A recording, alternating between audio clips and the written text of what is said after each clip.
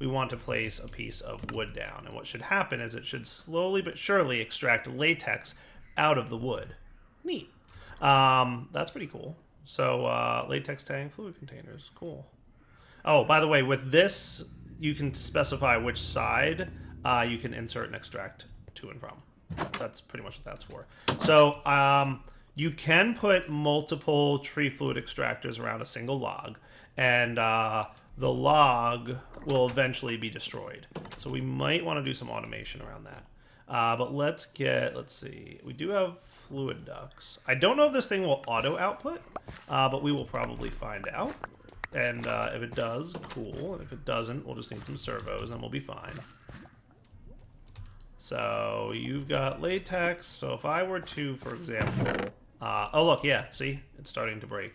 So you can see the wood is starting to be hurt a little bit. All right, so that's cool. So what if we did that and we got ourselves a servo? And I'm kind of future thinking here for this. I'd like to be prepared. So a servo is going, even if we got like the cheapest one, just the iron one, just needs redstone and glass, which we should be able to come up with a couple of these. Let's get, well, that's enough for now. Cool. So we will stick this dude on here. We will set you to always extract. And look, we're getting latex. Nice. That's cool. We'll see how long that lasts. So it's really just iron and smoothstone. That's about it. And a little bit of redstone. That is totally something that I can deal with, making a few of those. So if we made another one of those, which should be totally be doable. Wait, that's latex. We want the tree fluid extractor, one of these. So multiple of these extractors can work on the same block, and that is kind of cool. So if I put you there, you will start extracting latex as well, but it'll also break the block more quickly. So if we did something like this, boom, now we've got both machines working on that block. Cool. Okay, that seems reasonable. I'm thinking we might want like 2 more. Does that sound like a good idea? Just to, like, you know, balance it out. So I'll just grab all 5 of these, because why not? I just need a little bit more smooth stone and we should be good to go. So basically 2 more.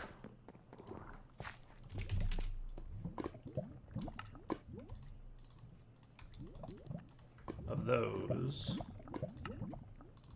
2 more of those. And we're good to go. Okay. And we will do... And this may wind up being moved at some point. I'm mostly just testing this mechanic. Then what we could set up, if we wanted to, is just like a block placer. Either a mechanical user or any kind of block placer that places wood in the center spot here for us. Cool. I wouldn't mind taking a quick peek. I guess the best place to access this from, just to see how the progress is going, is underneath. So yeah, you can see it's breaking a little bit more quickly now, because we've got 4 of these things working on it. Cool. Alright, so that's step 1. Step 2, we'll need the latex processor, which I'm assuming this machine will need RF. So what I'm thinking is we might move that like maybe underground, especially because it doesn't need power. And we can just pipe the latex directly into a latex processor, which is going to need a machine thingy, so that shouldn't be too bad. Block of redstone, one of these, and 2 of these, and 1 of these. And it should be cool. Nice. Alright, so this guy, pretty sure is going to require power. Let's decide how we want to design this room with this change in mind. We will just stick this in a corner for now. Wow, look at all this complicatedness. All right, so energy comes in. I guess this is on or off. Cool. This is the recipes. Cool. So this is your energy. This is like you can put batteries in to charge up the machines. This is all right. So it needs water. All right, that's good to know. It needs latex, which you can put in with cans apparently. And this would be the output, I presume, and these might be upgrade slots. And you can also assign each of these, slots to be pretty much like, which side you can pipe in and out of. That's kind of cool, actually. That looks good. All right, so if you need water, let's maybe throw this in the basement. Because we do have water down here. And like kind of an infinite amount type thing going on. Let's get a few more fluid ducts. That's just copper, right? Yeah, copper and glass.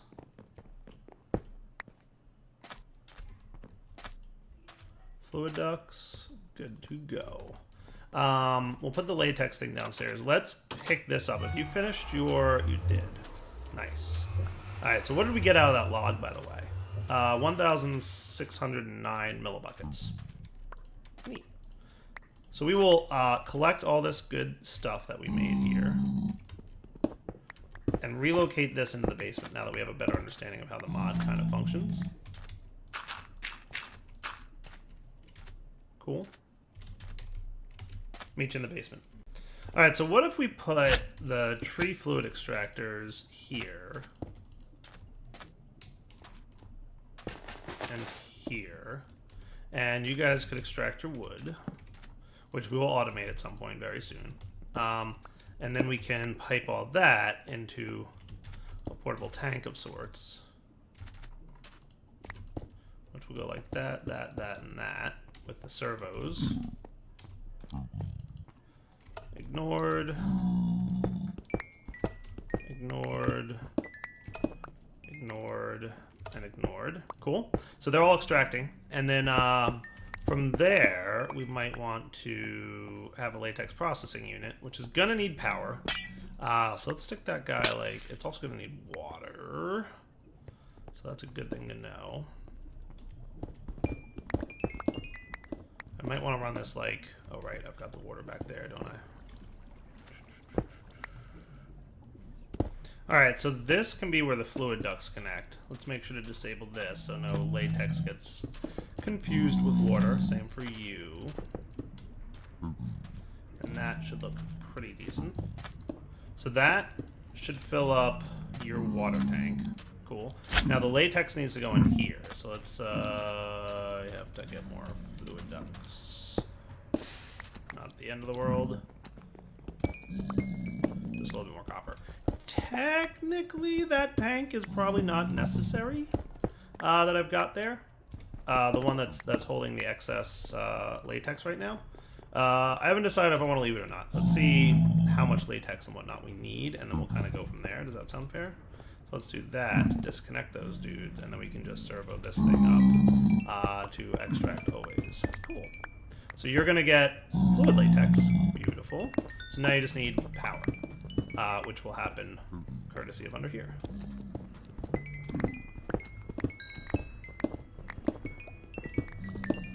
So power is probably... So, like, the power from the cell is here, remember? This is the one coming out of the cell. So we'll just run this dude underground.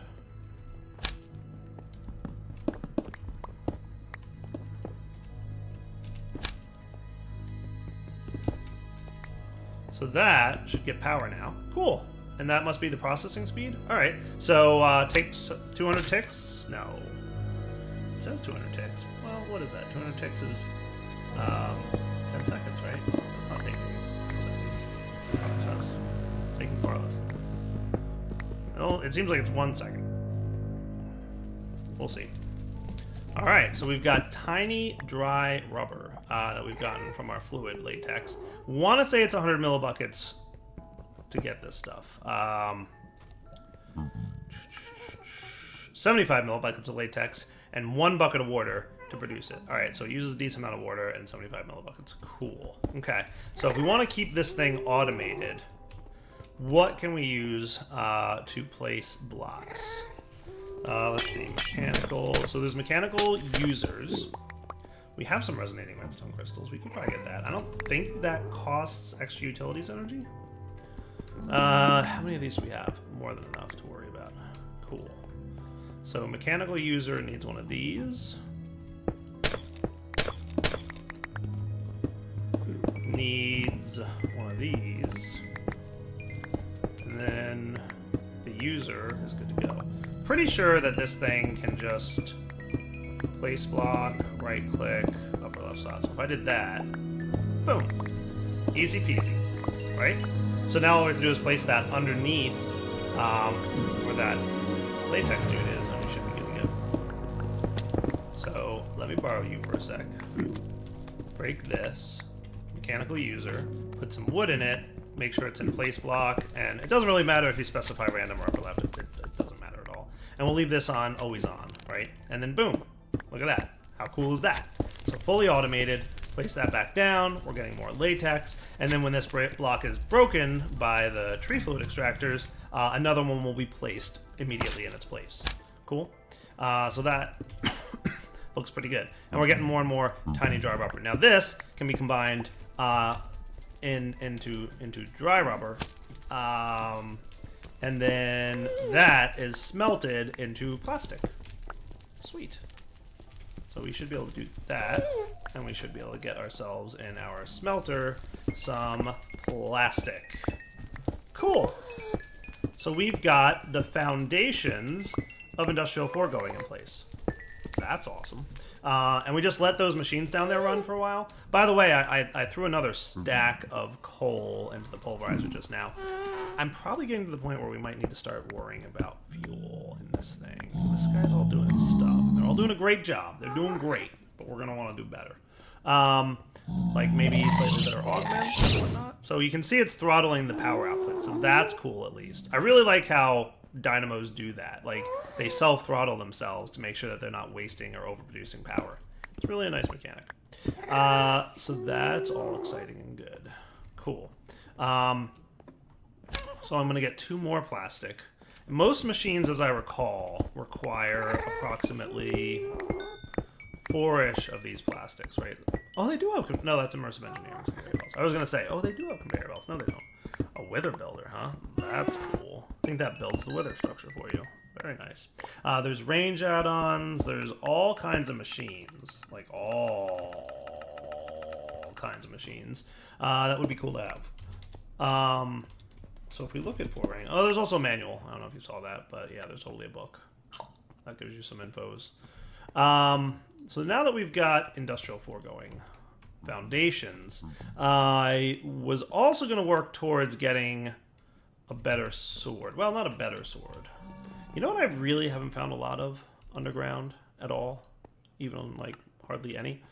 Is lapis. I've been, like, sorely disappointed in the amount of lapis that I've found, which is kind of a bummer. Because I really wanted to use that to get some better stuff on my sword. Oh well. What I wanted to work on next was the Mob Crusher, and I'm pretty sure when provided with power, it will kill any enemy in front of it as if a player would. It will collect the dropped items and it will transform the experience orbs into essence, which then, as assuming that this works exactly like it did in MFR, which I'm pretty sure it does, we can use that essence to power a mob. See, there's lots of stuff here, as you can see. Mob Duplicator. Yeah. The Mob Duplicator, when provided with Essence and any entity in a Mob Imprisonment tool, will spawn the mob around it. Cool. So, kind of my plan is to set up like a dark room, like Extra Utilities Cursed Earth mob farm, using the grinder and using a Mob Duplicator. We can spawn like Enderman or any other mobs that we need to get more resources from, like blazes. And that would be cool. So, in order to really get that going, though, we need to start getting the mob essence. And the Cursed Earth is something that I was trying to get towards the end of last episode. What I think I'm going to do, off camera real quick, is go visit the Nether again. And let's head up the Nether. I'm just going to pull this stuff away. Foregoing might need to be added to the filter list. I'm assuming foregoing stuff is going to land in there. I don't think I filtered it to here. Yeah, so let's do that. And we'll be back in a few minutes after I get the stuff I need from the Nether to create a Cursed Earth mob spawner. Let me tell you, Journey Map definitely makes it a little bit easier to track down these guys. You see them on the map, you go hunt them down. See, there's one over in that general direction we can see on the map. So hopefully he's easy to find. I finally got one. A Drop of Evil. Nice. All right, cool. Heading back to the base. For a 10% drop rate, I literally had to kill like 30 of those skeletons before I got one. But hey, for as many skeletons as I had to kill to get my drop of evil, I didn't get a single weather skeleton skull. How awesome is that? I mean, granted, I don't have fortune on my sword yet, but dude, come on. A little bit of luck. That's all I'm asking for. Not that I need wither skeleton skulls. Yet. Alright, I'm putting the meat creeps to work. I'm gonna clear out a little bit of an area here. Hopefully you don't break my Ender Lily. But if you do, it's alright. I just harvested him, so not the end of the world. Good job, meat creeps. It's fun watching a meat creeps work. It's even more fun having multiple of them do the same task, because they just do a great job of that. Like, you know, they're not like specifically programmed to like load balance or anything, but just by the luck of the draw, they seem to do a good job. So that is cool. Look at that. Nice. All right. Got ourselves a pretty well cleared out area. Oh, he did harvest him. Nice. Wasn't sure if he would. We'll probably need to move that thing anyway. Like, maybe we just go put it by the other farming area? Because I did literally just, like, right before I started recording the segment, I harvested the ender pearl off him. So, we are not losing any progress by doing this. For now, you can live there. Cool. Alright, so, we should probably look at making a nice little area within which to have a dark room. I kind of feel like that's where I want to go next. Would be like a cool dark room. Now, let's do some things. Let's first get ourselves the mob grinder, and we will build a room around the mob grinder. Does that sound cool? So from Industrial 4 going, we're going to want the mob crusher. That's what it's called. So we're going to need an iron sword. We're going to need some plastic. We're going to need some books. We're going to need some gold gears. I can do most of this, no problem. Let's put away these things that we don't necessarily need at the moment. I'm going to hang on to the dirt because I might want to fill in some areas with dirt there. We're going to need some gold. We're going to need some redstone. We're going to need a couple books, which, by the way, I stole from a library when I was in the village a few episodes back. And that might be close to having a mob crusher. So one of you going to need a stick.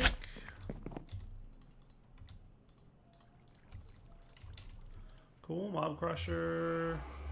This. And then for a mob crusher, we're going to need one of these. Oh, right. We're going to need a little bit more redstone. That should be cool. 2 gold gears. And a mob crusher. Nice. All right. So this guy, once we place him, we can see the effective range that he can operate in. And I haven't entirely decided how I want this to work out. Yeah. So let's like just pop him here. I'm going to put him 1 level up so that we can see you are facing the wrong way. These guys tend to face away from where you place them. So I think there's a button on the UI here. Show working area. That's what I was looking for. Okay, cool. So that's what the working area looks like. Neat. Now I wonder if I can throw a range upgrade in him. Because there are upgrade slots. In MFR, you could not range upgrade that machine. However, I don't know if that's true about this. So a range upgrade, tier 1 needs lapis. Tier 2 needs coal. Tier 3 needs quartz. So let's do a tier 2. So just 4 coal, 2 plastic, and any glass. So I can just use my red stained glass because I don't know what I'm going to use that for. Otherwise, a couple plastic. There you are. And some coal. And I don't know if this will work. No idea. But it's worth a shot. Because if you can increase the range at which this machine operates, that would kind of be cool. So can range upgrades go in here? The answer is no! Alright, good to know. Cool. So we know the answer to that question now. So without the ability to insert range upgrades, which is no big deal. No big deal at all. Looks like you're going to want to go on kind of the floor. Because he doesn't kill things below him, it would look like. He kills things above him, but not below. So like, if there was a baby zombie in this room, he wouldn't kill him.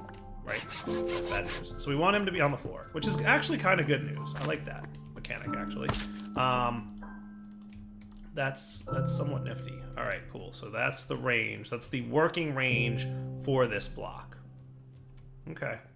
So with that in mind, there's two things we could do. We could either make the room exactly that size, or we can make the room a little bit bigger and use conveyor belts from Dark Utilities. I don't see them there. These guys, vector plates, basically the same thing, to push mobs into that respective area where they would get killed. That would kind of be cool. So that means we could have like a slightly larger dark room.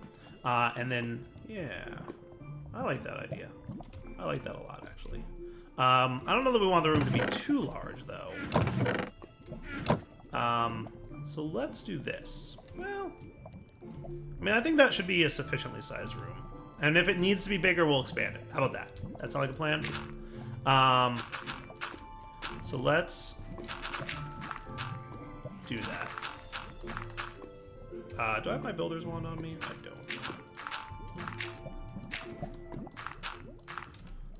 Now, at some point, I will probably make this thing a little bit nicer looking. But for now, I want to get the basics down, and then we will kind of... And I know, the historical Dire is going to make it look nice eventually comment is probably something you guys have heard before. And I do eventually make it look nice. It just usually takes longer than most people would like. But that's okay. Right now, I don't have the resources to really... I don't even have, like, the power probably to run this thing. I have no idea how much power it takes. We shall see. So if this was a dark room...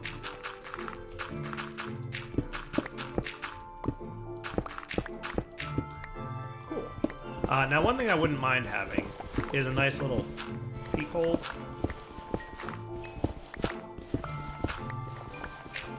That I can look in and see what's going on inside that room.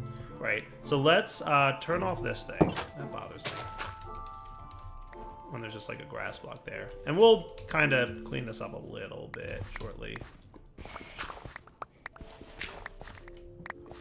Yeah. That's like a foundational room. We'll get that better. Let's get some dark glass. Let's get some more sand. Well, let's see what we got. Probably need a little sand. Don't tell Palmar. Back in a sec. Alright, taking a quick nap, passing the night. Let's get some of this and some of this. That should be plenty of this fancy thickened glass from Extra Utilities. Hang on, exact. I want you still. Darkened glass. Well, we can look it up this way. Is made. We get 2, so that should give us 10. So we should have just enough ink sacs to make this a thing.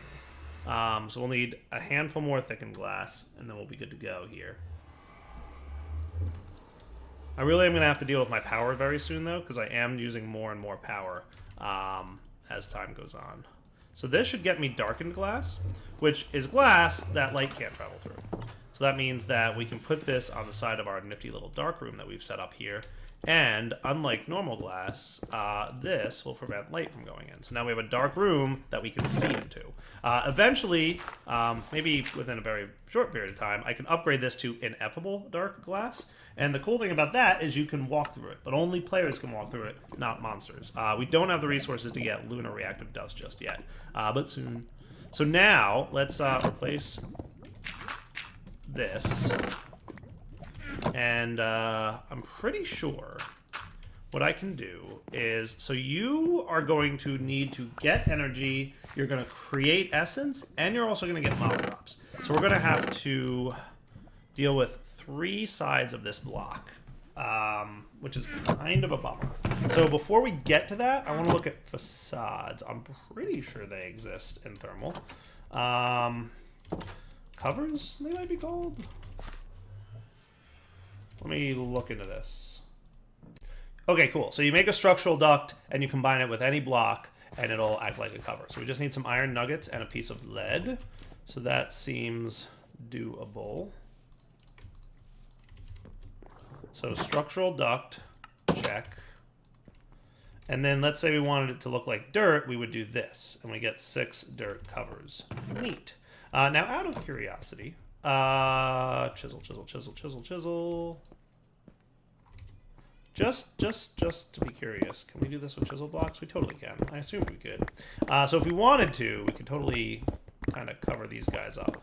We might get to doing that a little bit later, but let's do this because I want to make sure that these block light. And that's going to be an important thing for us, is if they can block light.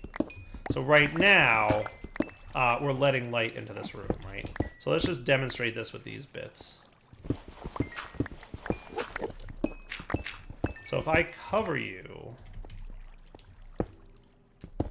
you don't seem to be blocking light.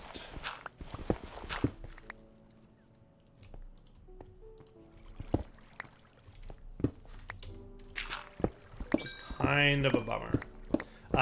If we want to block light here, we're going to have to do this, and that will probably block light.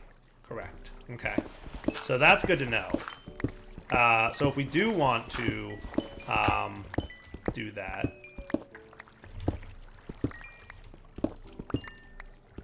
then we're going to need to basically, I'm going to need to run, what I'm going to want to do is have basically fluid on one side extracting, items on the other, and power into the bottom.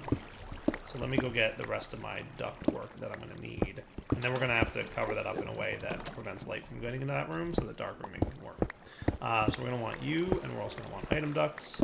We might want a few more item ducts, which just needs some tin and some hardened glass. We might have some hardened glass. We have 1. It's enough for now. So item duct. And then we're definitely going to need more leadstone energy conduits.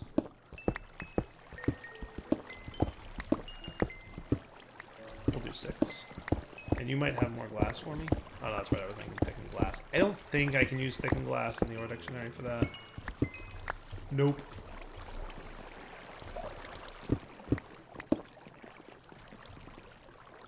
Pulverizer, there we go, redstone furnace.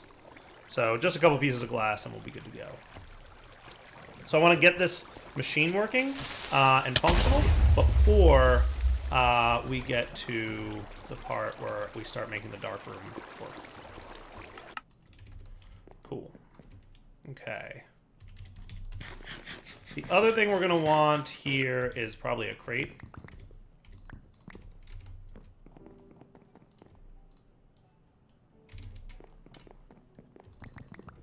Thought I could have gotten an 8 there, but my bad.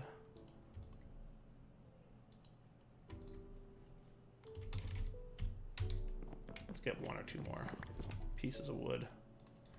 And with Industrial 4 going, we can automate a lot of stuff, which should be cool.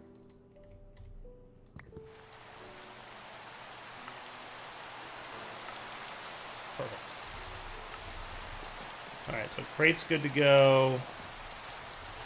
Let's go outside here. I don't think crates block light either. So what we'll probably want to do then, it would be kind of nice. I'm going to do this. And I'm going to do the fluid on this side and the power on this side. And we'll do the item ducting here. Now, I'm pretty sure this won't auto-extract, so we're going to need some servos in a minute. But the power can go in, and that can kind of run... I'm going to try and find my way.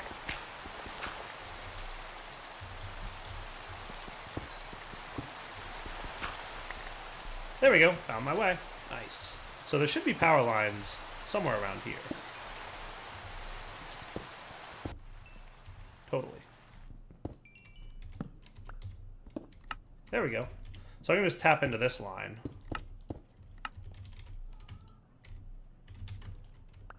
Good.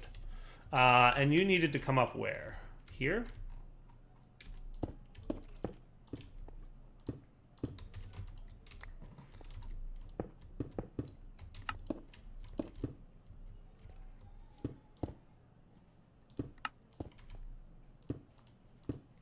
There we go. So that should get power to that guy, which is cool.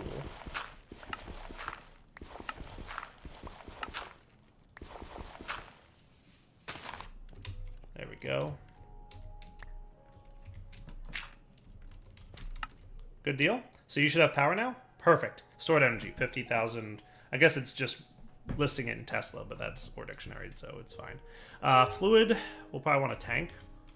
So I'm thinking fluid. The tank of mob essence can sit next to the crate of item drops that we're going to get. So let's get our tank. I'm pretty sure we have an extra one laying around. And servos. We have a couple of those as well. And we should be good with this now. So what we'll do is... I don't know if the tank is going to be a light blocker. Because I kind of need to put a solid block right here. Yeah, it would be cool if I could put the tank there, but then light's gonna get into the room, which is kind of a bummer. So I guess let's put the tank here.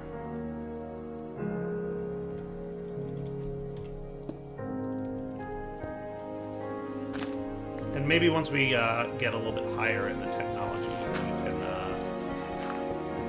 make this room a little bit nicer looking.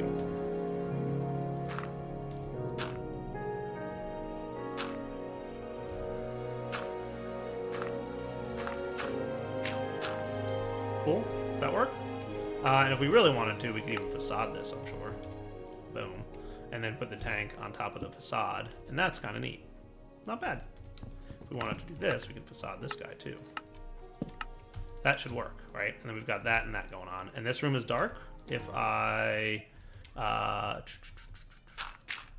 it's a little bit light bleeding in because of the underneath bit. Back in a sec, let me cover that up. So what if we took a slightly different approach, and we did this? Signalum plated item duct. Cool, because you'll still get power now, and then items can pipe out the bottom here. And with that, the only thing we have to worry about is the fluids, which we could, if we wanted to, pipe out the back. So I'm running into too many lighting issues here. So if we wanted to do this... so that should be signalum plated lighting duct. Cool. Okay, so these are now both solid dirt blocks, right? So then we can have an item duct here, right? And the signalum plated item duct, just to make sure that we have this already, can become you, so you'll pipe that out. And you can pipe into, let's say, a crate that sits right here. And then for the fluids, we can just have a fluid duct and the tank like that with a servo like that. And then we don't have to worry about all that covers and whatnot, because now the access is below and behind. So we don't have to worry about, keeping the room dark. So that should be cool. All right, one other thing I want to do, and that would be have an on-off switch in this room.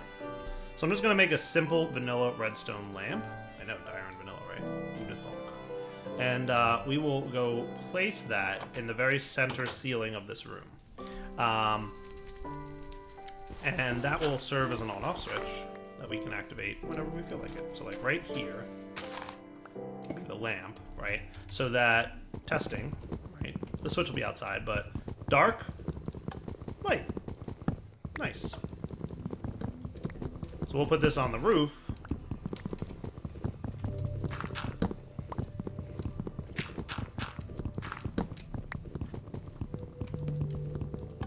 Now it prevents mobs from spawning in there, basically. So let's go ahead and turn this into a Cursed Earth mob farm, and then we're going to wrap up the episode. Cool. So I'm just going to need that bit of Cursed Earth production, which is the drop of evil we got from the Ender Doohickey. There it is, withered. Skeleton dropped this item.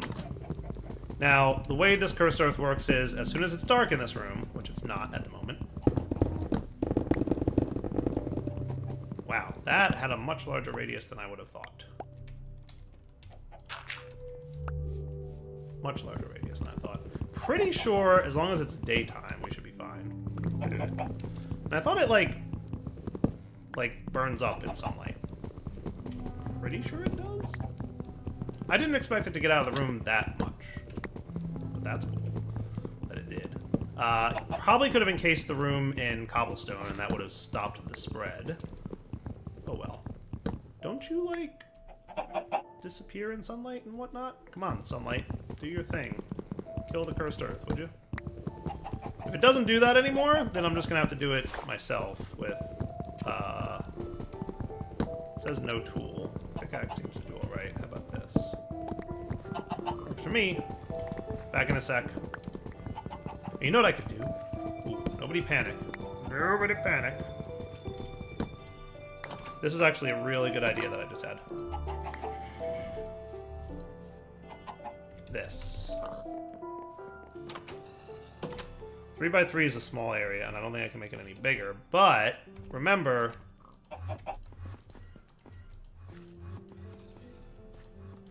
it gives us this. How cool is that? So by doing this, we get the Cursed Earth, which we can then use later to make another Cursed Earth mob spawner if we want. Because this stuff will spread in darkness. So that would be cool. I don't know why you're doing a bad job. I just want to make sure that you're all taken care of here.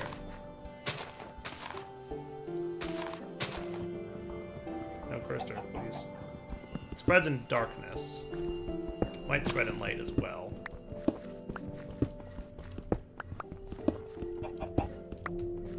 But we do this, and now we have a bunch of Cursed Earth that we can use later on if we need. By the way, mobs that are spawned on Cursed Earth are nasty, so do yourself a favor and try not to derp this up at night, because you will get killed by them. They have, like, increased speed and increased damage and all kinds of other increasedness. That is terrible and awful. So I'm just trying to warden this all off. Out of block. Really? I'm out of dirt already? Wow. Alright. Back in a second. Alright. Lots and lots of Cursed Earth now. I think I've got like 6 stacks of the stuff. But that's cool and exciting. Nice. And I think I've cleared it all out. So let's turn off the dark light. Or turn off the light. Make it a dark room. Wow, I completely missed clicking that lever, didn't I? There we go. Now it's dark in there. So mobs should spawn pretty quickly and immediately get killed. There we go. Nice. By the stuff. And we've got mob drops. Nice. That should, in theory, be getting extracted and sent into here. Perfect. Ooh, nice. Hear it happening in there? Beautiful. And we're getting mob essence, which is cool. All right, definitely wrapping up point. We are well past that point. But we now have automated mob farming. I don't know how much this uses in terms of RF, but we will probably very, very soon need to start talking about getting more power than we currently have. But for now, it's wrapping up point. So Direwolf20 signing off. Hope you guys enjoyed the episode. Take it easy. Hello everyone, this is Direwolf20 and welcome to episode 14 of Direwolf20's Age of Engineering series. Just took a nap, slept through the night. Ow, getting shot at by bad guys. Ow, baby zombies. Ow, I hate baby zombies, they're the worst. And skeletons are the second worst. Hey, last episode we set up some cool stuff, didn't we?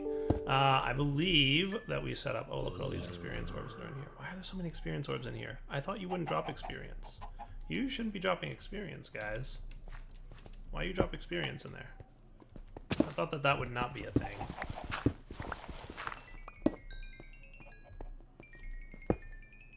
Not that I'm complaining about free experience, but like, hey guys, not cool. Gonna have to figure that out. Some kind of experience collector would be nice. I also surrounded this area in cobblestone because I found that Cursed Earth can spread underneath blocks. So by putting a border of cobblestone around it, it should protect Cursed Earth from spreading outside. Because it was. So I fixed that. Hooray! So mobs are spawning. They are generating experience. That's weird. That's weird. But we've got, you know... Oh, you know what's probably happening? Because our fluid essence is full. That's why that's happening. We are full on mob essence. Well, wouldn't you know? I bet if we upgrade that tank to an Invar version, that won't happen too much. Hey, Invar, hardened upgrade. So we're going to need some Invar and some bronze gears. That shouldn't be too bad. A little bit of redstone. Joink. I have to fix that. I upgraded the pack to the latest version, and I have to change some things. So bronze, 1 copper, 3 tin is a bronze, and probably a piece of iron. Is there anything else I need for that? I think that's pretty much it. Induction smelt. Go! Copper and tin, induction smelter. Hello? Bronze ingot from Thermal Foundation. Oh, I guess we could do that recipe. Oh wait, it's 3 copper and 1 tin, isn't it? Sorry, I derped that recipe up, but hey, that works. So U to U to U, and then U to U, and that's good. So if we upgrade this tank, we should stop seeing... Hey, look, it picked it all up. Cool. All right, today I learned a new thing. The Mob Crusher picks up experience orbs to fill up its fluid essence. So if the internal fluid essence is full, that's kind of neat. I was unaware that it worked that way. Super spiffy.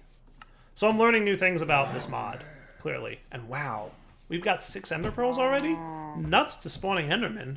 We're like, our cup runneth over. We've got Ender Pearls for days. All right, that's not necessarily true, but wow, look at all the solidified experience too. That's cool. And we've got Blizz Rods. That's cool. So Blizzes are spawning in there and dying. That is super cool, because we can use Blizz Rods for some really good stuff. Specifically, who knows what? Some things and whatnot. I like it. Alright, so surprisingly our whole base is running just fine on this compression dynamo of refined fuel. I have been throwing coal in there every now and then to get pulverized, just a stack now and again to refill the internal buffer, but it's actually, we're not using all that much power, it seems, which is super nice. But we don't really have a lot going on either right now, and we will probably have some more going on soon. So let's do this. Do we want to set up an Enderman spawner? Or do we want to do something else? It's a good question. If we want to do an Enderman spawner, that would be a good way to get Ender Pearls, but there's other things we can do. Let's come back in a minute once I decide. All right, guys. So I came up with a plan of something I'd like to do. Let's go on a little adventure, shall we? You can see I've got a bunch of junk in my inventory. Mostly like, I found a bunch of wheat. Why? We'll find out in a minute. First, though, I would like to go and visit that island, which I see up there. So there's a few things we're going to need to do. I would like to get my mob duplicator up and running. And the reason I decided to do that is there's probably a large number of mob drops I wouldn't mind getting a bunch of.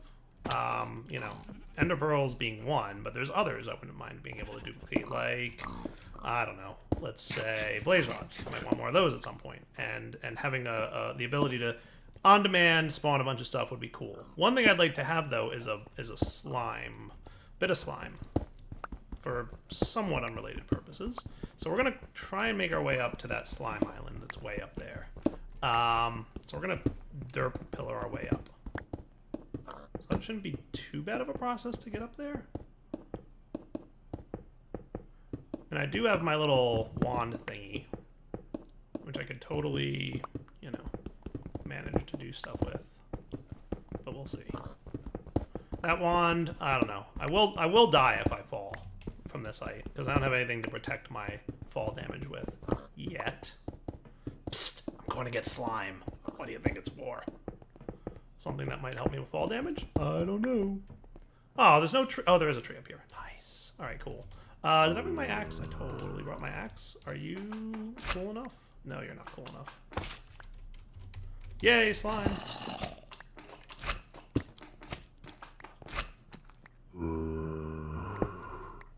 Saplings. Saplings for days. And hey, purple slime. That's good stuff. I'm gonna collect it. I think I'm gonna collect it off. And back down the derp pillar we go. Alright, making our way back to the base.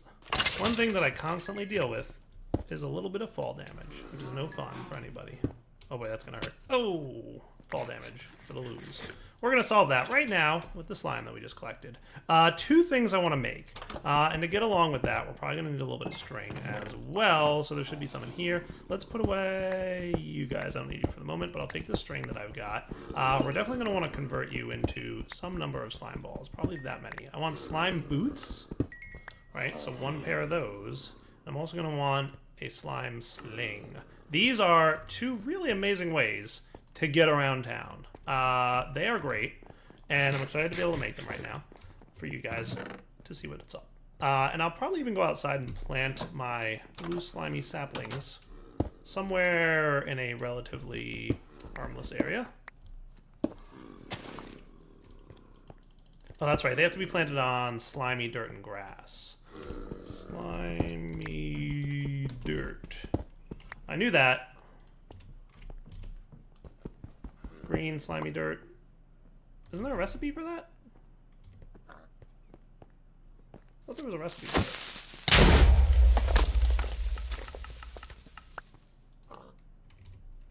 There might be some on top of that pillar. We'll investigate that in a bit. Hey, let's try out our slime sling, shall we? So wearing these boots protect you from fall damage, which is awesome. And hold right click and release, boing, to bounce around the world. That's awesome. It is a lot of fun, and it is a great way to get around town. I'm going to see if I can get some slimy dirt. Joing. I can't really quite get that high with it, but I'm going to dirt pillar my way back up and get some dirt from up there, and then we'll be back. I could have sworn there was a slimy dirt recipe, but maybe not. Here we go. We'll get some of this purple slimy dirt. It should be fine. I think I can plant. I totally can. Nice. So I can plant these saplings on this purple slimy dirt, which we are currently getting. Nice. All right. So just a bit should be plenty. I don't think I have an excavator on me, do I? I do. Hooray. That's even better.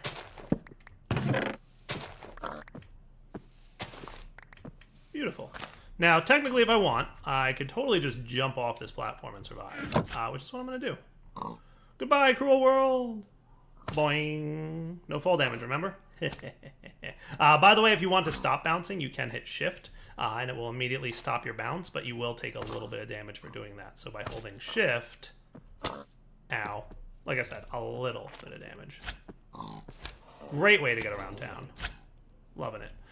So that's going to help me get over to my village, where I need to be, very shortly. So let's plant these saplings that I got, so we can have a little bit more green slime easily accessible to us. The next thing I need to do is get some emeralds. So we're going to replace you, my good sir, with some green slimy dirt. And we'll put another green slimy dirt, like, right over here. Cool. And hey, another ender pearl. Woot. Loving it. Curious how many ender pearls I have collected in my recent time with this thing running the whole way it's been running. Oh, 10 ender pearls? That's amazing. Love it. Loving everything about it. At some point, I'll set up some kind of auto deletion filtery thing for things like bows and whatnot. Let me also make sure that we are chunk loading this area. We are not. That to chunk load it? Claim chunks, loaded chunks. Yeah, okay, that's cool. Yeah, we're good. We're good, we're good, we're good. So that's all chunk loaded now, and that's good. So that means we'll have that thing running when I'm not nearby. Almost nighttime, so I want to sleep through the night before I head for the village, where I'm going to bring some rotten flesh and some wheat in hopes of finding myself some emeralds. Be right back. All right, now that we've slept through the night, and it is freshly morning, let's head in this general direction. So we basically want to head that way. Your best bet is to face the opposite direction and bounce yourself up. Not into a tree. That's going to be the hardest part, is getting over the foliage here, but we'll see what we can manage to do. If I can get on top of the trees, we should be cool. So generally this way would be nice. Boing. All the boinging.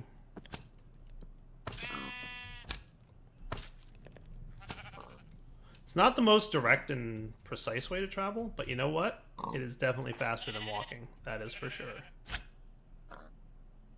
So where am I in relation to my village? I'm here. The village continues to be that direction.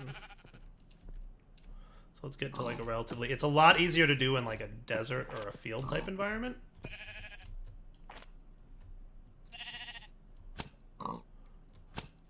No, I remember them definitely being off in this direction, right? pretty much due north of where I'm at. Nope, continuing off in that direction. Okay. Yeah, through all this dense foliage, it's not the best travel mechanic. We will have to come up with something better sooner than later. Hey, there they are. Nice. I can probably run the rest of the way. So what I'm looking for is emeralds. Because I want more ender pearls. Hey, Wolf. What's up, dude? My brothers. More ender pearls and more blaze rods and more anything else that we want. And in order to get that, we're going to want... FYI, this is why I'm going to get emeralds. We're going to need the mob duplicator, which requires 2 emeralds. So let's trade up a bunch of emeralds from any villagers we can find. I can hear them saying, "Meh," so they must be around here somewhere. Meh. Back in a few minutes once I find a decent villager. You will give me a void. No, that's not what I want at all. Yeah, this is the actually additions villager. I want somebody who will trade me like wheat and whatnot. String? Okay, that's cool.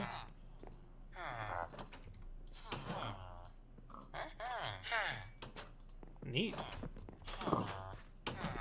Different string, wool, leather. I do probably have some leather at home. Wow, a lot of you guys want to trade string. That's like the one thing I didn't bring too. I brought a little bit, but more string? Come on. Settle down with your string demands. How about we just talk wheat and zombie flesh? Because I know some of you guys are going to trade that. Alright, back in a minute once I've found a decent villager.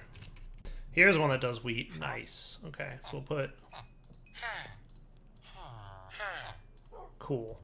So that was good. Any of you guys want to trade zombie flesh by chance? Potatoes? Alright, I'll do a potato. The farmer's a good tradesman. I like him. Like him a lot. Ooh, carrots now. You open up a lot of stuff, huh? Pumpkins. Neat. I did, by the way, bring this so that I could watering can some of their crops and have a better time trading with them. Thought that was a smart move. Alright, approaching our home. Hooray! So what I'm going to do is drop off some of these emeralds, and let's try and make the thing we want to make. So let's turn off that waypoint. And the thing we want to make... You can go away, you can all go away. That's good? Yeah. So we're going to want to keep 2 emeralds. Do we have room in the whitelist of the gems chest for emeralds?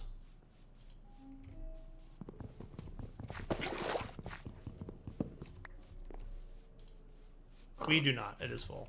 So you know what? You can go into miscellaneous junction now until we get a better and more organized sorting system. Mob drops might have some magma cream. Not. Guess not. Magma cream. Do we have any? Looking like a no. But that's okay. We can use them. So for the mob duplicator, we're gonna want some plastic and netherwork, which I know we have. Emerald, we just got machine. That's iron and wood. So 9 and 4 iron. So I'm pretty sure if I throw a blaze rod into a pulverizer, we will get a better output. Instead of 2, we got 4 with the potential to get sulfur, so that's neat.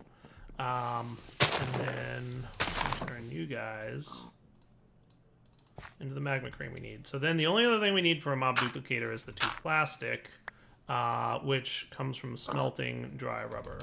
And we should have a decent amount of that available down here. Right?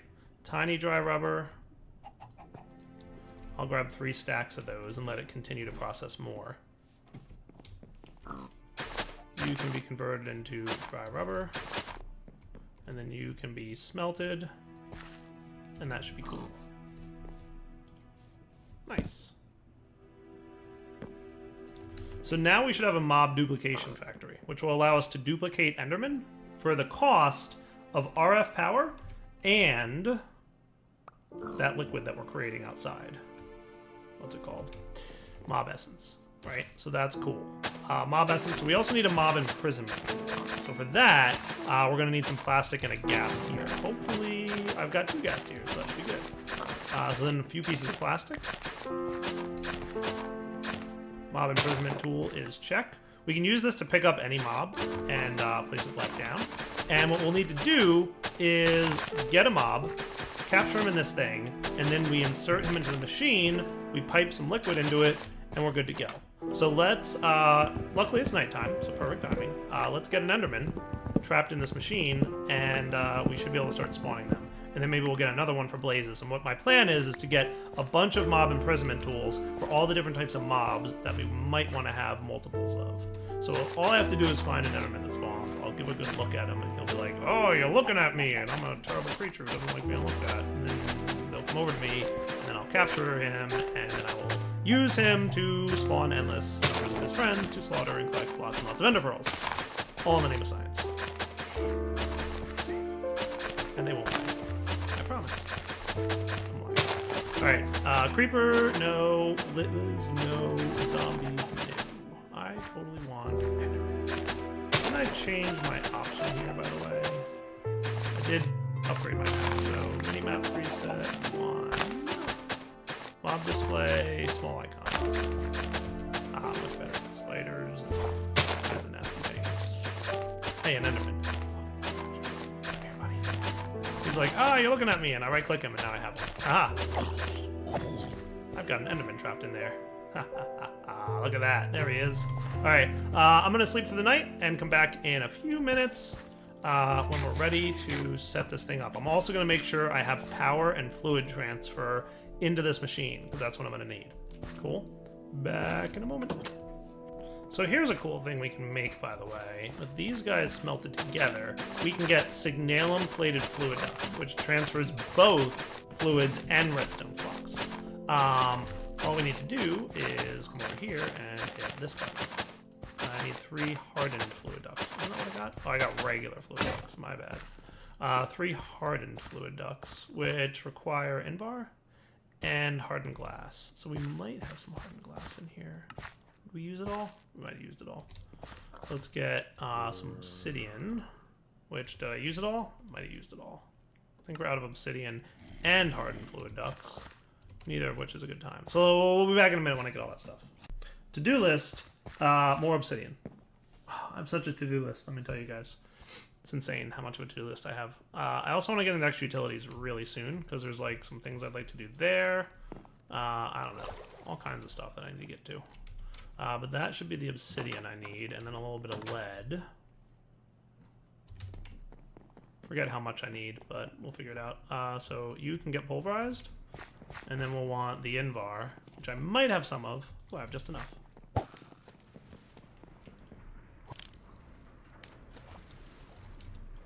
An induction smelter, you and you.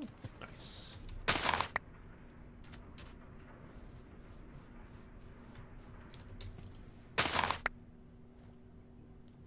Perfect.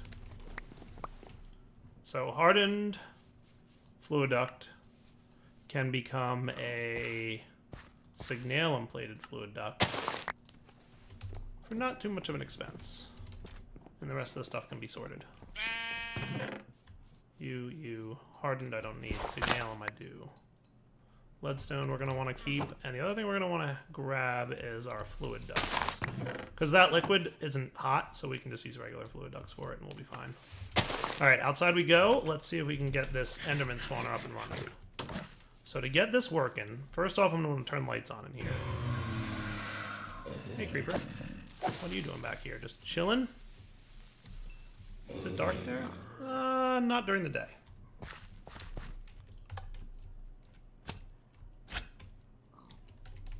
Lots of people are commenting that I should put torches around my base. And my response to that is, what? So here's the thing I want to check real quick. Mob duplicator. What's your functioning radius? Show working area? That's a really big working area. That is 1, 2, 3, 4 blocks out. That is bigger than I want you to be, Mr. Dude. Working area guy. That's one thing that always bothered me about MFR, and is now bothering me about just where we're going. The radius at which this machine works is larger than the radius at which the Mob Crusher works, and these two are pretty much meant to work together. Unless you think Slaughter Factory, but that's for that's for like animals. Liquid media, yeah. So if I show working area on you, you're going to working area outside this room that I have encased. And that's not cool. So that means I either have to double encase the walls to prevent him from spawning outside this area. He's going to go into the ground, 1 block down. So I could just put, like, blocks right around, right? So what we're going to do is basically remove some cursed earth here.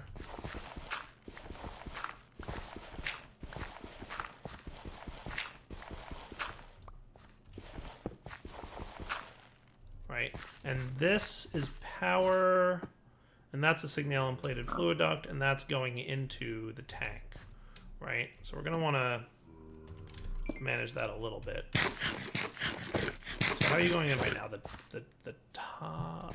Okay. So what I'm thinking we might want to do is, so that's a fluid duct that's being piped out.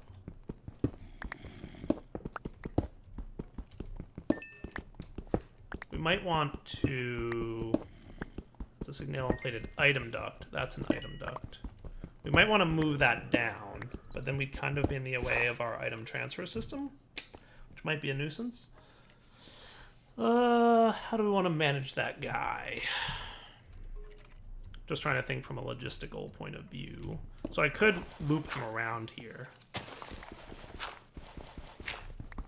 Because ultimately I would want to have this guy be the tank, and then we could route the fluids that way. That would probably be the smart way to do it. You are a signalum, you're a regular item duct, and you're an item duct. So if I got more item ducts, I'd be able to do this no problem.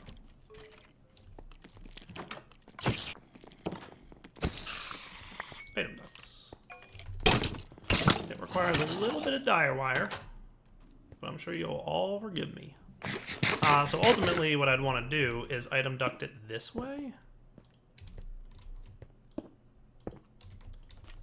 So I can remove you and you.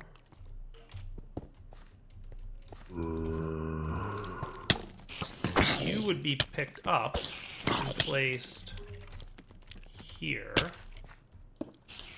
so that the fluid goes into the top of this thing.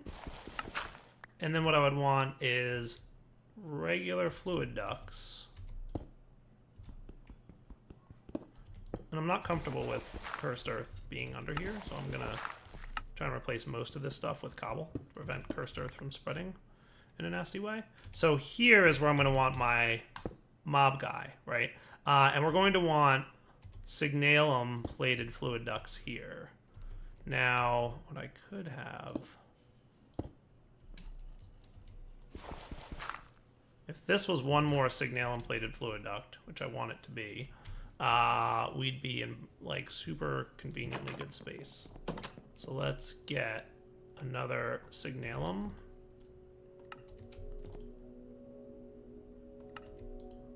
I had an extra electrum, didn't I? Where'd my extra electrum go? Did I use it? Oh well, we'll just make a new one. No big deal. Oh, here it went. Why is electrum going in there? I'm gonna have to investigate that. Because you shouldn't be going in there. Unless I put it in there by mistake, and that would be my derp. Hardened fluid ducts. I think I've got a few of... Good. So you can just be made into that.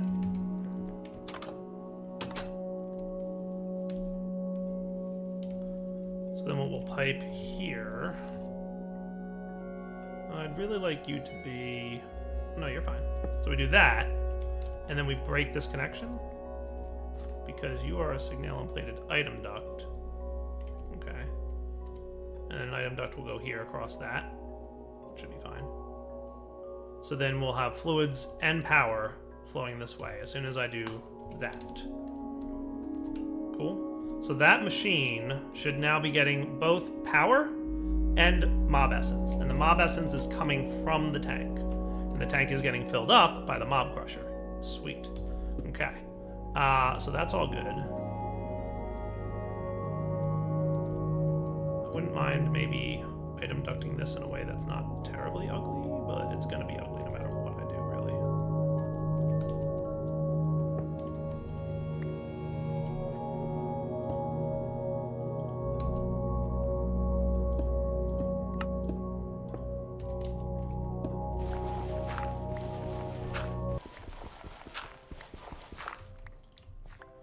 that, and that. Cleans it up halfway decently.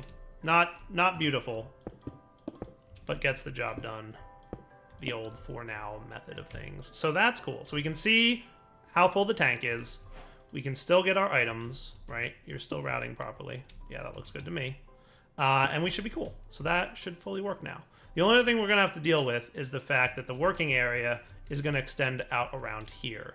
So if we really want to be super smart and careful about it and prevent mobs from spawning outside this area, what we'll probably want to do is something like this.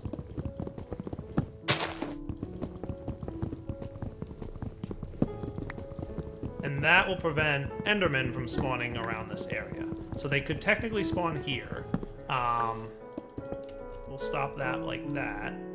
And then the only other thing we're going to need is to put... So right now, is he allowed to run? Always active, active on redstone signal, active without redstone. So I'm going to put active on redstone signal. We will get the lever for this guy.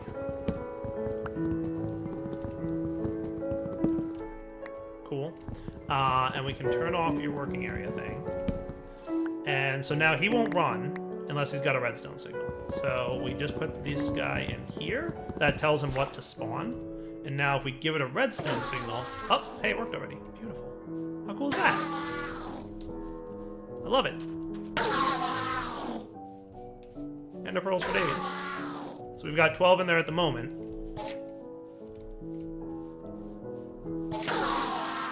Nice. That is amazing. And remember, that lever controls the Enderman. 14 Ender pearls. Beautiful!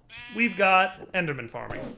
And we can easily just swap out that mob item thingy in there. And, oh, look at you guys escaping. You shouldn't be able to get out, theoretically. I do feel like there's, like, an awful lot of these guys chilling out here, though. Don't you guys feel like there's an awful lot of these guys chilling out here? I mean, granted, it's becoming nighttime.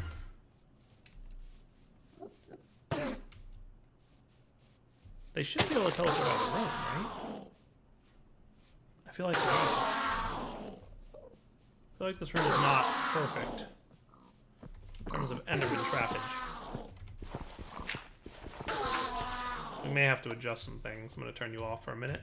So that's using a bunch of the mob essence, by the way, but we should have gotten a decent amount. Oh, wow. Look at all the ender pearls we got. So that used up a good amount of what was in the tank, which is fine. If we turn the lights back off in there,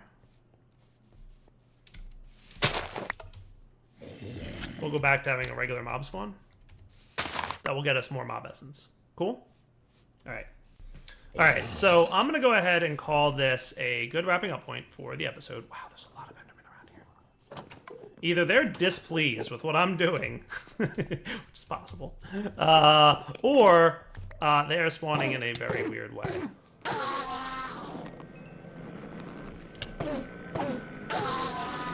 They might be spawning outside the bounds of that room, which would not be super ideal for me. So I might need to expand that room just a little bit to deal with the potential... And it might be a height issue. Maybe if I brought the height of the room up a little bit, it would be okay. But, I don't know. I'm going to work on it between episodes and see what I can figure out. But for now, at least we have, like, a decent amount of ender pearls. Look at that. That is beautiful. I will take it. So for now, I'll just let, like, regular dark room spawn in here and get more mob essence. If we are in a dire need for more ender pearls, no pun intended, I know dire. But if we need that, then, yeah, look at all these guys just, like, hey, I'm going to teleport around and be an enderman. If we need to get more ender pearls, I can flip that switch and it'll spawn in.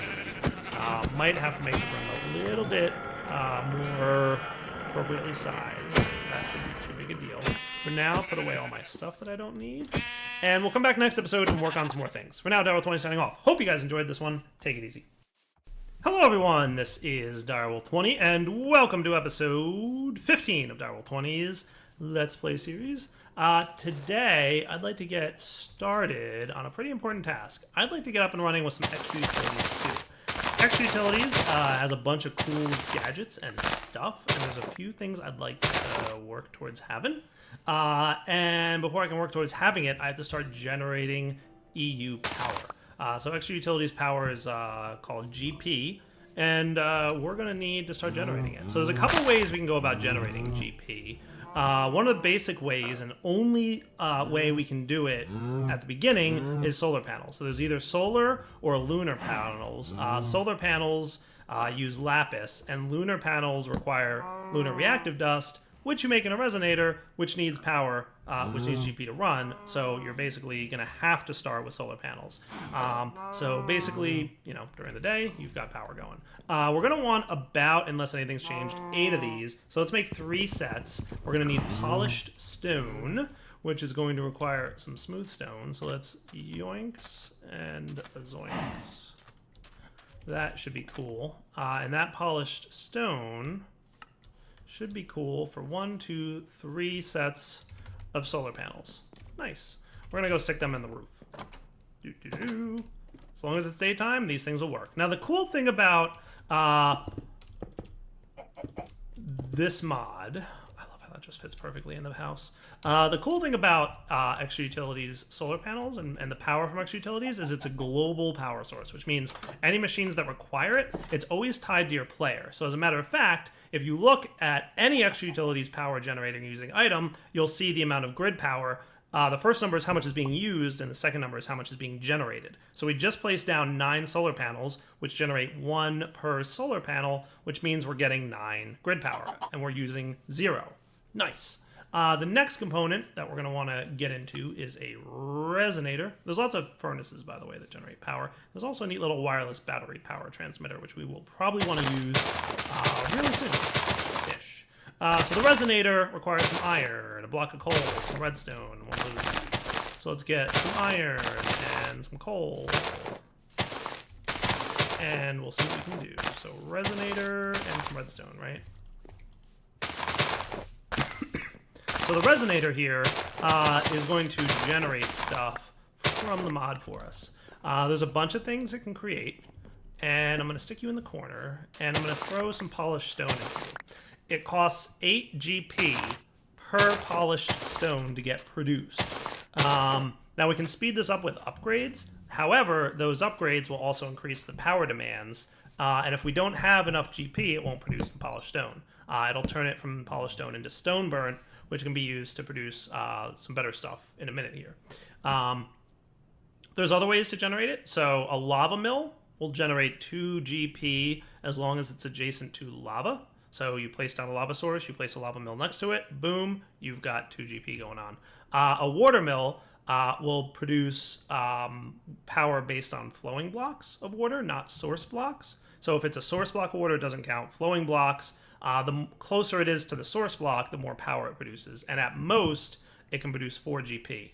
We'll see how that works, because that's pretty much, by far and away, the best way to generate GP. There's also the windmill, which will generate power based on, you know, how windy it is outside, and you can see the current power given there. And then the fire mill will place that over fire, you get 2 GP. The only other mill that's like kind of worth is getting the dragon egg mill. You place a dragon egg on top of it, and I think you get like 500 GP or something stupid like that. It's a nice way to generate GP, but it's definitely requiring a dragon egg, which we don't have right now. So the best way, by far and away, of the early tier power sources, almost to the point where I think Tenma should really rebalance the wind and the lava and the fire mills around it, or rebalance the water mill to nerf it. I don't know. But one way or another, the water mill is like superior by far. So we're going to be making a bunch of these. So we're going to need some redstone gears and some resonating redstone crystals. By the way, you find these when you break redstone ore in the world, but you can also craft them with 4 redstone and a piece of ender. This ender shard can be made by breaking an ender pearl with the glass cutter, and you wind up getting 8 ender shards, which is cool. So if you start running low on resonating redstone crystals, which we probably will, we just need that glass cutter, which, did I ever make a glass cutter? I forget. I play so much Minecraft that I forget if I ever made a glass cutter. But it's really easy to make, so it's not that big a deal. We just need 3 iron and a stick. So 3 iron and a stick. Might have some sticks? I totally do. Cool. So glass cutter is easy. Boom. And then we grab an ender pearl, of which we have many now. Hooray. And we can carve it up. Cool. And then it's 4 redstone, and one of these dudes gets you one of those. And I like how the texture changes on the Ender Shard to represent how many of them you have. Isn't that cool? Super cool. All right, so if we want a few more of these, we could do something like that. And boom, we've got more of them. Neat. We're also going to need some redstone torches, so it's a good thing I got my sticks. So any other of these recipes, and I'm going to go ahead and get a bunch more stone burnt, if I may. We'll just let that cook, because it takes a while. Any of the water mill recipes, or any of the other mills, right? Water mill, wind mill, fire mill, lava mill, all require stone burnt, which needed the power system up and running before we could make it, which is why we needed to do solar first. Now we have stone burnt, we can make water mills. So let's take a look at how water mills will serve our needs. So we're going to need a few of these. So let's get 16 sound good for now? Needs a decent amount of these dudes. Right? So that'll be 4, and then that'll allow me to get 2 water mills. Cool. And in total, that should give me 8 more GP, which is pretty neat. And we'll need a few more stone burnt. Not too big a deal. To get the next set. So a bucket will help me here. And we have to decide where we want this setup to live. You know what else I might want to make is an elevator. Now that we have ender pearls. Do we have sheep? Like, I know we have string. I traded a bunch of string for ender pearls. But do we have sheep? That's a good question. Well, we've got a little bit of this stuff. Let's go bring our shears outside. I know there's sheep somewhere out there. We can go bouncing around. I'll put the glass cutter away for now. I don't think I really need him. Is it daytime? It is. There's sheep in this direction, right? Yeah. One thing that slime sling does not help with is water.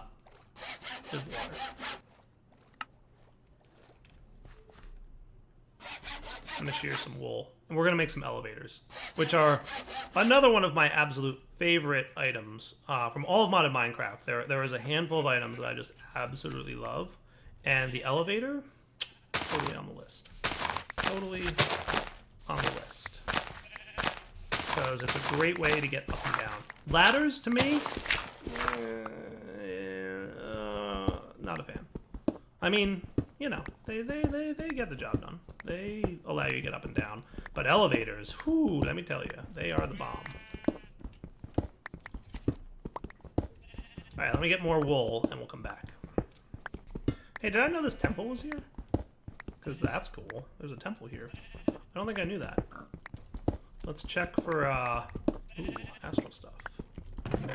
Ooh, nice. 2 constellations. One, Visio, and Dissidia. Nice, that's cool. I'll take your loots. Don't mind if I do.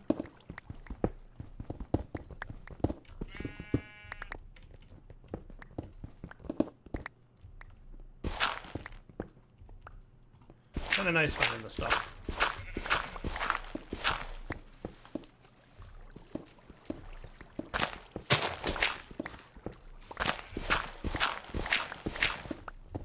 Okay, that looks good.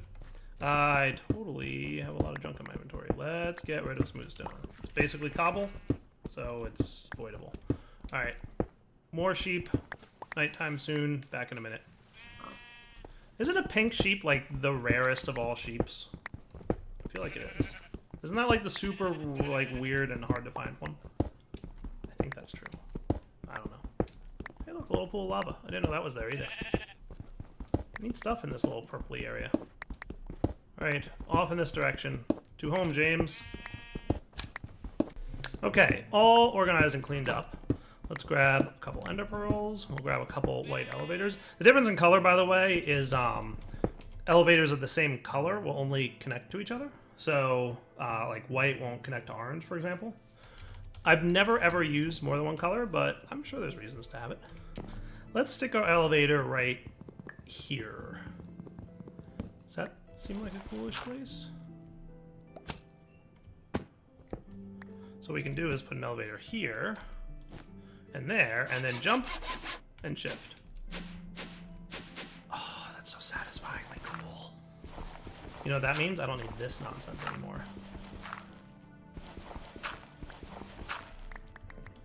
How great is that? Huh? How great is that? Amazing. It also works through at least one, I believe, right? Yep, block. Maybe more than one? Oh yeah, look at that. Works through more than one. So, pretty beautiful. Loving it. All right, good. That's cool. So that's like a nice and easy way to get up and down to the basement now that we no longer need to deal with that nonsense. And we can put this away, and hey, look at that. Planks. Replacing that one right there. Cool. Oh, you know what else I have to do? Since I found these cool little constellation-y things, which I definitely want to get back into Astral Sorcery. Don't worry, I'm getting back to that at some point. Just want to do a little technological upgrading. So let's put that in our Astral Tome. So if we open this up, we should be able to put these guys in here. If we check constellations, we now have more constellations. Hooray! Everybody's a winner. Nice. All right, now that we have an elevator, let's figure out where I want to place these water mills. That seems like a good idea. And I'm also going to smelt a bit more cobble. So let's go to our redstone furnace and throw a stack of cobble in there that you can smelt for me. Might want to upgrade their speed a little bit at some point, but we'll see. So maybe... Doesn't really matter where I do this. But let's get you and you ready to start hammering up the walls. That was supposed to be cobble, by the way. Cobble's always on my 5th slot, unless I've done something. Cool. What's up, Liz? So living with this cave under me is not what I would call an ideal situation, but it's not the end of the world either.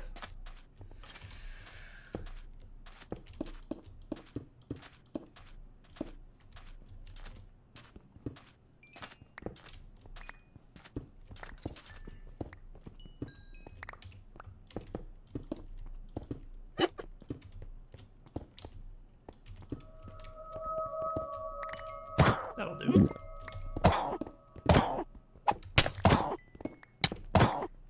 So if we wanted to, we could set up like a fancy little area down here.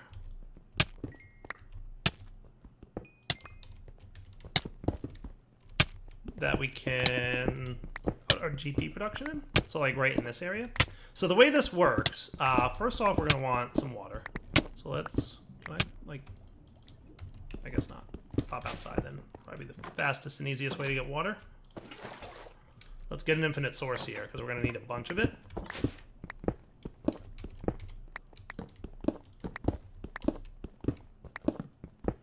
That works. Alright, so for this to work, we basically put this down. And you can see on the mouse over how much it's generating, so no power used or generated. So the way this works is... depending on, so like a source, for example, won't work. That does nothing. If you're 1 block away from a source, you're generating 4 power to the block. Okay. If you are 2 blocks away from a source, you're generating 3 power. And if you're 1, 2, 3 blocks away from a source, you're generating 3 power. And then you're generating 2 power, and you get the point, right? So the most ideal layout is to be 1 block away from a source. So a really good layout would be to place a source block, and I'm going to go ahead and set up an infinite source before I forget that that's something I want to do.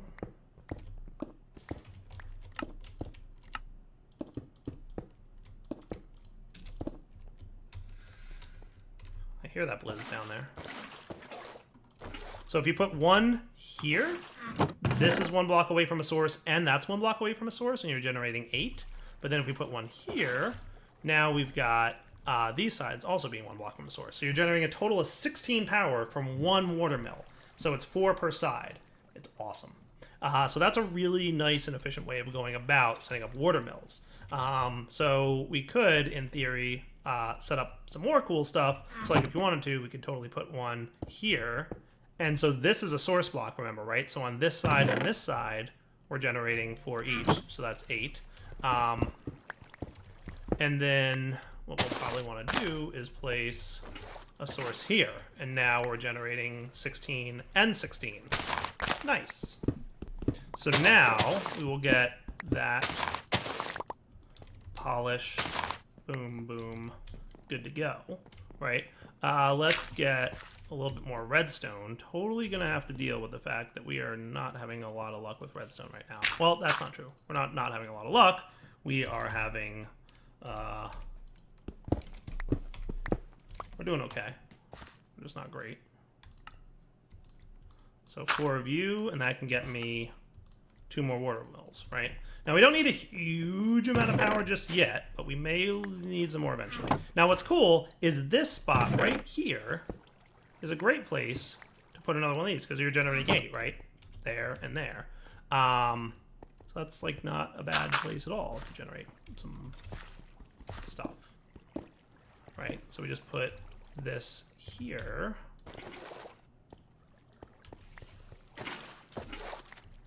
And now you're generating 16, right? Not bad.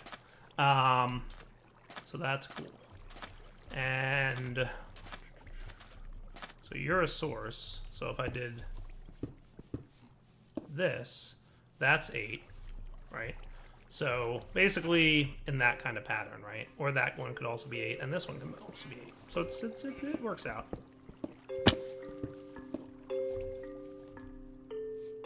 Good. We should have another water here. So we'll expand this and make it a little bit more efficient as we get around to it. But for now, we're generating a decent amount of power. There's much more efficiency we can have here, by the way, in terms of space. But for now, we're generating, 64 grid power during the night, plus 9 during the day, right? So daytime is when the solars run. So 64 plus 9. Cool? 73 grid power. Beautiful. So we can speed this up if we want, but there's other cool things we can do with grid power that we'll probably be checking out almost immediately. One of the things I'd like to do with it, let's sort this stuff all away. So that all looks good, and we'll put the wool away too. What I'd like to look at doing is using the grid power to make ineffable glass. So dark ineffable glass is 8 dark glass around a moonstone. Will get me 8 dark ineffable glass, which is great. And just needs 8 lunar reactive dust around a diamond to get that. So let's grab a diamond and 8 lapis. And what we'll do is, as soon as this one's done, we'll do that. And I'll come back in a minute when the lunar reactive dust is done. It uses 16 GP per lunar reactive dust, by the way, so definitely more. So FYI, if we want to speed up this process, we could get speed upgrades. And to do this, we're going to need to convert some weighted pressure plates. Let's see, are you almost done? You're almost done. We convert these into upgrade bases. Cool. So this guy should be done in like a second. That's cool. Right. Weighted pressure plate light. That's what I made, isn't it? Okay, cool. You were just being a little derpy. So I got 6 of these lunar reactive dusts, so that's cool. So this will speed it up, but also increase cost when we speed it up. So upgrade base plus gold ingot plus block of redstone equals this. We toss it in there. It now costs 16 GP to convert, but it's faster. Cool. So let's put this guy together. And if we throw these in, it's 48 GP, but look how much faster it is. It's a much faster operation. So more GP cost, faster operation. That's what speed upgrades do. Totally worth doing if you're in a rush, like I usually am. So like this one, for example, is going to cost 24 GP, but look how much faster it is to convert. Like that's way faster than it was before. So now we combine these guys. Now if we had some dark glass laying around, that would be cool, right? Fortunately we don't. Luckily there's a thing we can do to help us out. So let's pop over to here. Oh, you're full. Look at all that experience. Lights on. So the glass cutter, one of the cool little unknown, I don't know about unknown, but rarely utilized thing, you can use it to break glass without it being destroyed. So it's like Silk Touch, but only for glass. Look at all the experience I'm getting. kind of nice, actually. The only problem is that this would be a little bit of a lag generating machine. All those experience orbs can and totally will generate lots of lag if you let them. So dark glass around that guy will make dark ineffable glass. Sounds cool to me. Do we have any more dark glass? Because if we do, I'd like to use 2 of them elsewhere. I think we have 1. Silly dark glass. We have thickened glass. We make it in 6.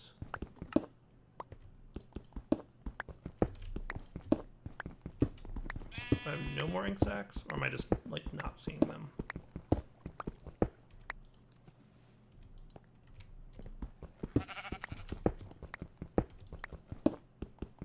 I guess I don't have ink sacs, so I'm not gonna worry about it. I just wanted to like be even about it. So you need 9 pieces of glass for the door that I have, like the quote-unquote door that I'm about to have. But we do this, where that can't be seen. And that looks pretty cool. Right? Not terrible. So I can walk right through it. Dark ineffable glass is great because you can walk right through it. So no more having to break that wall. I can now walk in and out of my room. Pretty sweet. If I wanted to be super efficient about it, that would be dark ineffable glass, but it would cost me another diamond and another 8 lapis. 2 resources which I really don't have that much of right now. So I'm going to save myself the trouble and just let it look ugly from inside. Because you can't tell from the outside that it's ugly, right? And you quickly converted a bunch more stone burnt. How nice is that? So we can get lots more water mills if we need, but I'm actually kind of low on redstone, so I'm gonna not, if that's all right with you guys. I feel like that should be okay. Cool. So that's all done. We'll put that away. Pretty sure extra utilities filters into my chest with important stuff, whatnot. It should go into here, right? This is the extra utilities chest. Yeah, glass cutter wound up in there. So we're cool. Great. So things and stuff, right? Looking good. Back in a minute. So one of the best things you can get with wireless or with GP is a nifty block called the wireless RF battery, which is neat. What I like about this block is it is a pretty simple and straightforward way of getting some really low level but wireless RF transfer. So what do I mean by that? So let's take a look. Now this does require some GP, I'm pretty sure, but basically you hook this guy up to some power transfer, right? So anywhere you want to put it, right? Boom, put it right there. You can see it's filling up with RF. Holds about 3200 RF right in there. Boom. Grid power, power drain is 4. So it uses 4 power, I think, for that thing to exist. And these guys can be placed on a wall, and they will wirelessly transfer power to any machines nearby that need it. So you right-click, and you'll see which tiles it's serving. Basically, these are the machines that it's powering. It's pretty cool. It has a range of about 4 blocks. So if we put this higher up on the wall, we'll see it seems to be all right still. It's around 4-ish blocks. So we'll try and move this further away here. No nearby tiles. There you go. So that's about the range of it, right? The other thing is it can only transfer 80 RF a tick, which is great at lower levels of power and is not so great at higher levels of power. But now that we have that, and considering we were talking earlier about needing more obsidian, it might be a cool time to get ourselves an ender tank. Blaze rods, huh? I could totally hook myself up with some blaze rods. I have an idea on how to do that too. Boom. I mean, we have some, but we could probably use more at some point. And plastic. We're going to go visit the nether in a minute here. This is going to be like a quick run through to get this up and running. Plastic, plastic, plastic, plastic. Where do you live, plastic? I don't actually know where plastic is chilling at. I know we've got some.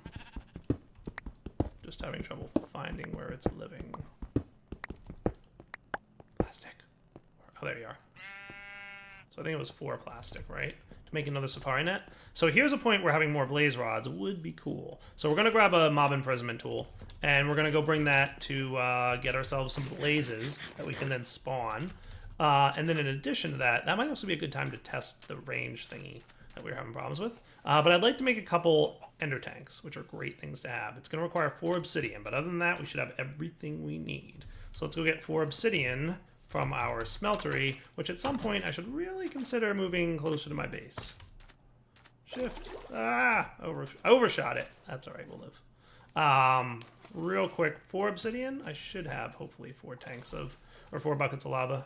1, 2, 1, 2.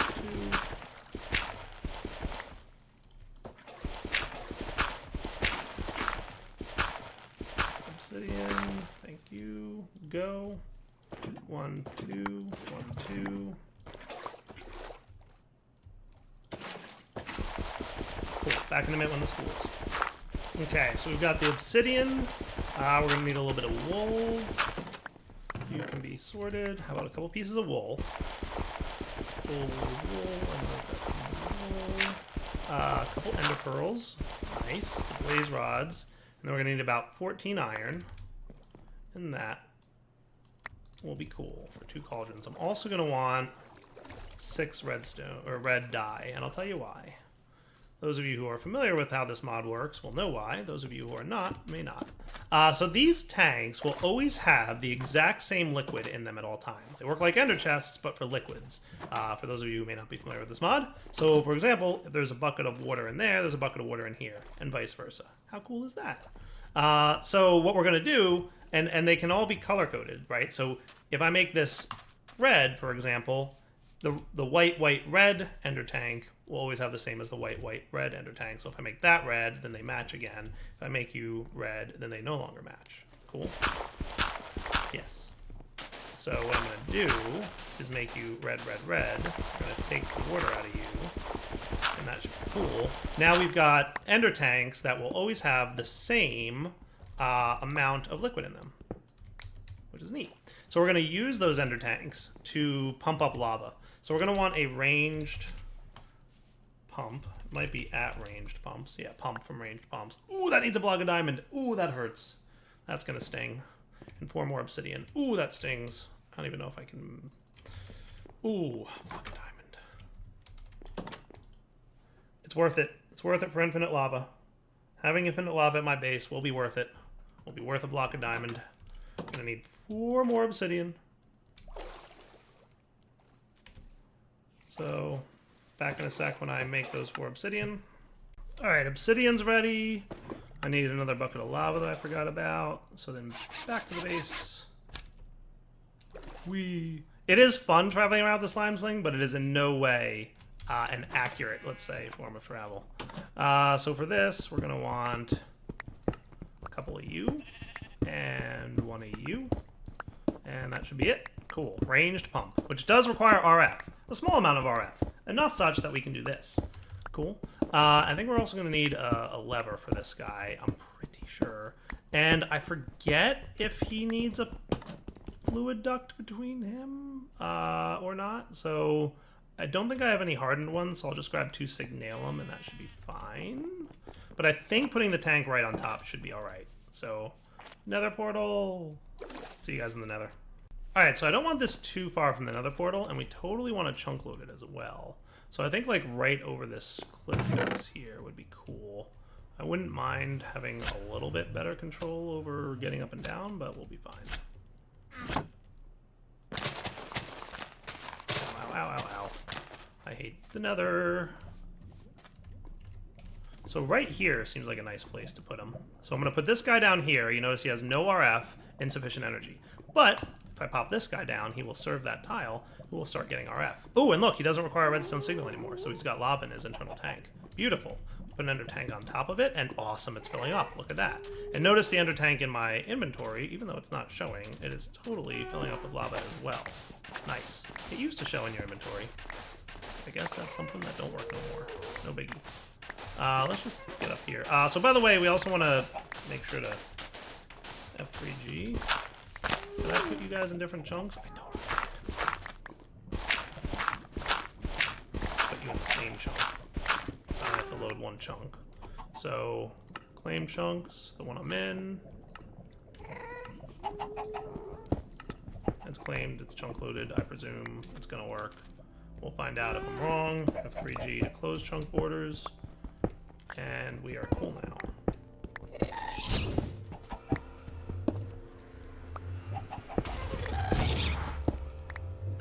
Oh yeah, return to sender.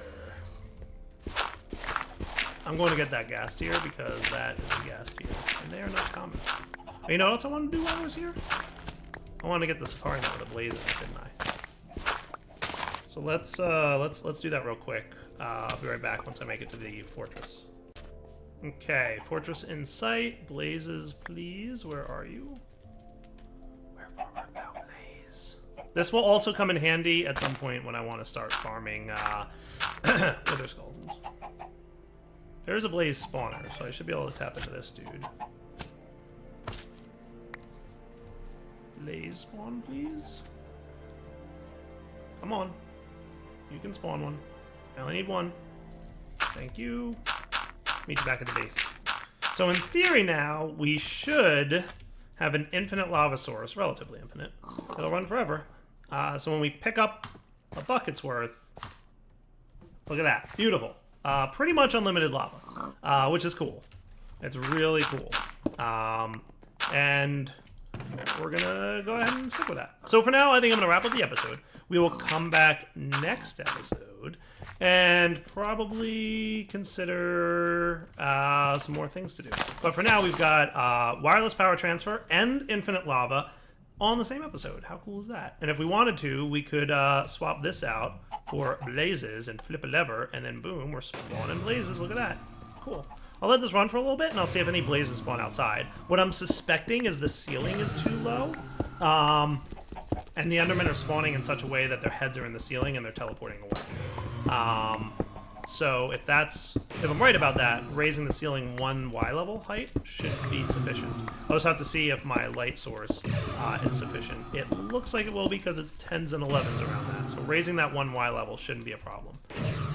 But hey, what's up, Blaze Rods for days?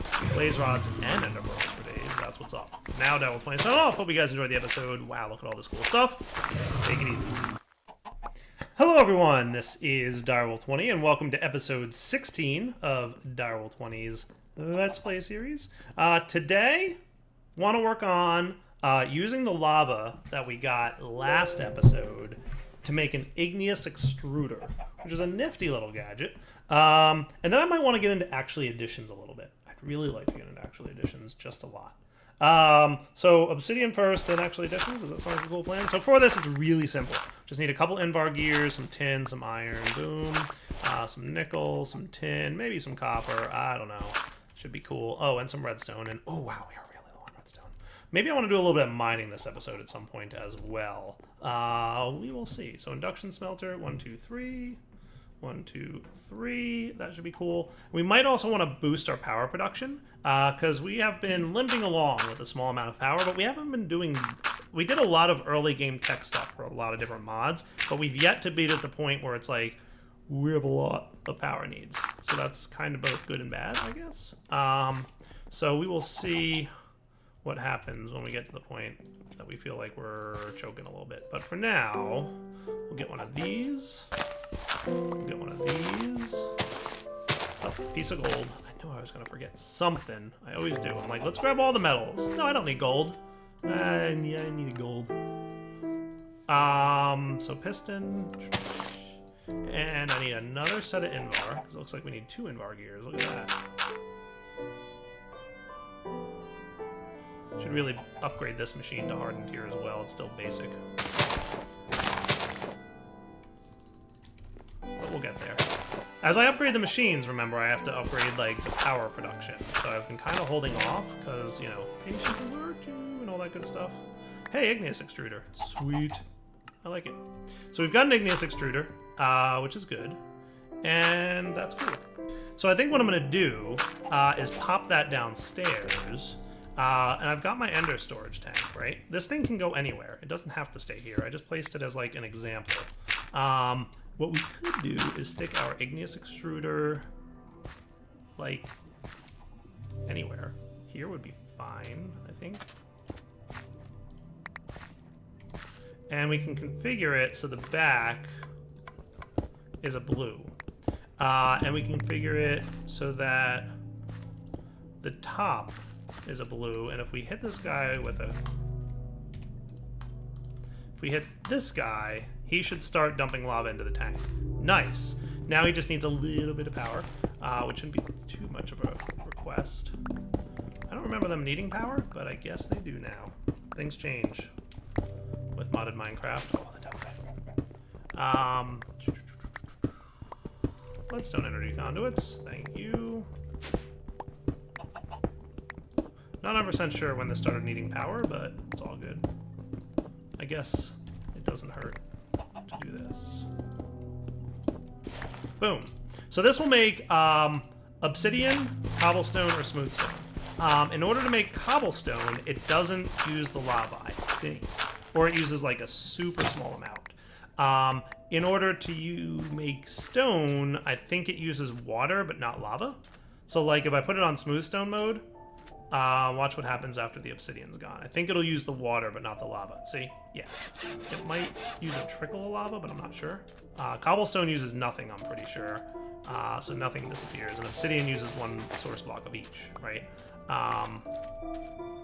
So that's pretty cool. It's a nifty block. So what I'm going to do is just let it sit there, and it'll produce a stack of obsidian. And then it'll stop running, because it'll have no more internal buffer. And at that point, we will have a stack of obsidian available to us at all times. How great is that? The next thing I'd like to do is maybe... I don't know if you've got the ability to do the thing I want you to do yet. Ew, Mr. Meeklings. Never mind. I might need to update that mod. Okay, quick update to the Meeklings mod later. And I think the feature that I'm looking for might be in there now. Let's see if I'm right. Hi, I'm Mr. Meeklings. Oh yeah, new things. New buttons to click. That's cool. Ew, I'm Mr. Meeklings. Look at me. Ew, I'm Mr. Meeklings. Look at me. Ew, I'm Mr. Meeklings. Hi, I'm Mr. Meeklings. Yeah, the new sound effects are in too. I'm gonna be honest, I'm not sure how much I love them. That's me doing the voices with a bunch of voice modulation stuff. I mean, they sound goodish, I guess, but not great. I might get like a more professional style voice artist to work on them. But that said, it has the feature I want. So what I'd like to do is go to Aroma's mining dimension, if I may. To do that, we're going to need a mining multi-tool, which is pretty cheap to make. And this will get us access to a mining dimension, if I remember how this works. Ooh, look at all those things I need. Do I need that? Leads to dimension 6, mining world. But the portal frame also is a thing, and I think I just right-click this on the portal frame? I don't know. So basically what we want is some flint and steel, which might have flint around here somewhere. Is flint in here? Yeah, it is, flint. And iron. And we'll want a stone pickaxe. And then I can make this tool. Might need a little bit of smooth stone. So that should be cool. Hey, neat, we've got the mining multi-tool. Now we're gonna need portal frames. If I'm not mistaken, we're going to need enough. So that's stone bricks as well. Did I smelt up more cobble? I feel like I did. I feel like I threw cobble into this furnace a while back. I feel like I already took it out though. So we'll smelt up more. So this is, so we're gonna want, how many of these? We want to build this like another portal. So it's gonna wanna look like, and I'm not gonna put it here. I think it looks like this.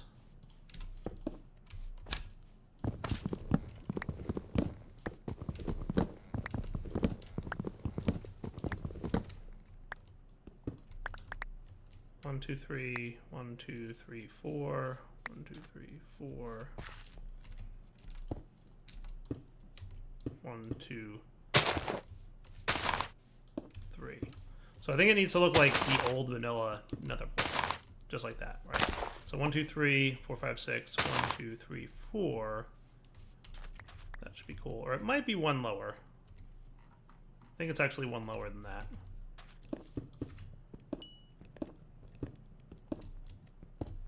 Yeah, I think that's what it needs to be. Actually, I think it's this. That's the structure. So 1, 2, 3, 4, 5, 6, 7, 8, 9, 10. So that should be cool. So let's try building this. So I think what I'd do is combine this with this, and we get the 10 portal frames that we need. That used up some durability. Where do I want to build this is a question that I don't exactly have an answer to. Should I build it next to my nether portal? I mean, it's not too far away from my base, and it's easily accessible. Or I could build it, like, in my basement if I wanted to.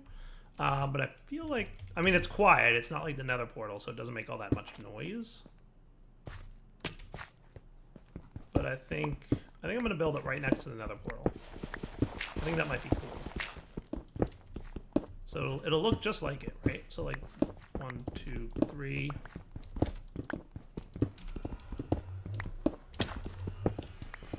I don't think it needs corners, but we're about to find out because you right-click there, and hey, cool. To go through the portal, you have to sneak in it. Okay. Sneak. And this brings us to the mining world. Aroma's mining dimension. It's pretty much a dimension... Oh, hello. I wound up underground. I don't know if that's ever happened to me before. That is cool. What wide level am I at? 78. Wow. I'm actually, like, quite cool that happened.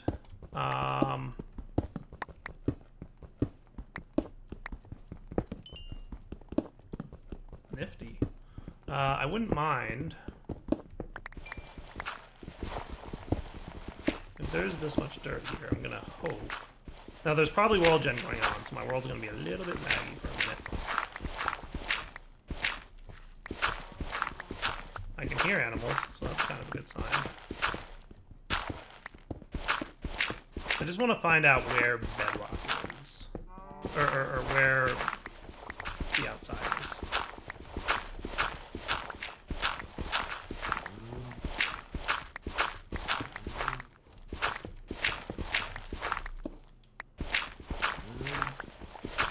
Goodness gracious. There we go. Hello, finally the outside world.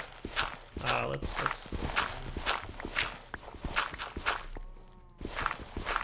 do this.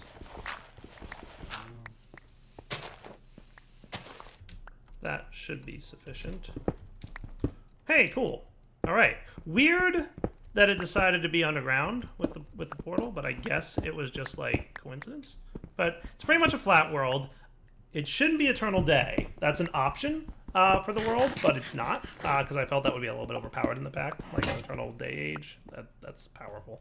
But it's a flat world. It's a nice place to hang out, and it should be cool. Now, the other thing that I want to do, yoinks, is come down here with my friends, the meat creeps.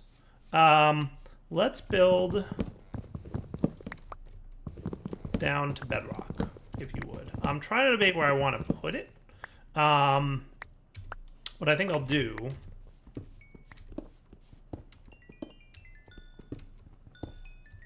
is something like this, so that when you come out of the portal here, they'll start digging down to bedrock right about here. So one of the new features of meat creeps is I'm going to put them on this block, and I'm going to see how this works. Dig down to bedrock using stairs. Which direction should I go? I don't know. Never mind. I don't really know. That is the direction of west. Okay. Oh, I'm Mr. Meat Creeps. Look at me. West. Oh, can do.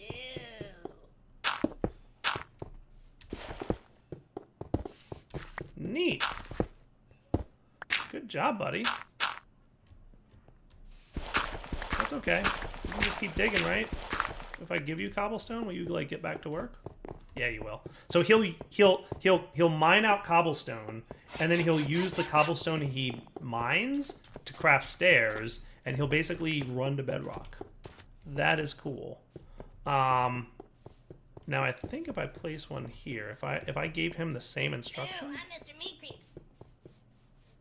dig down to bedrock. You know what? Never mind. I'll just let one do it.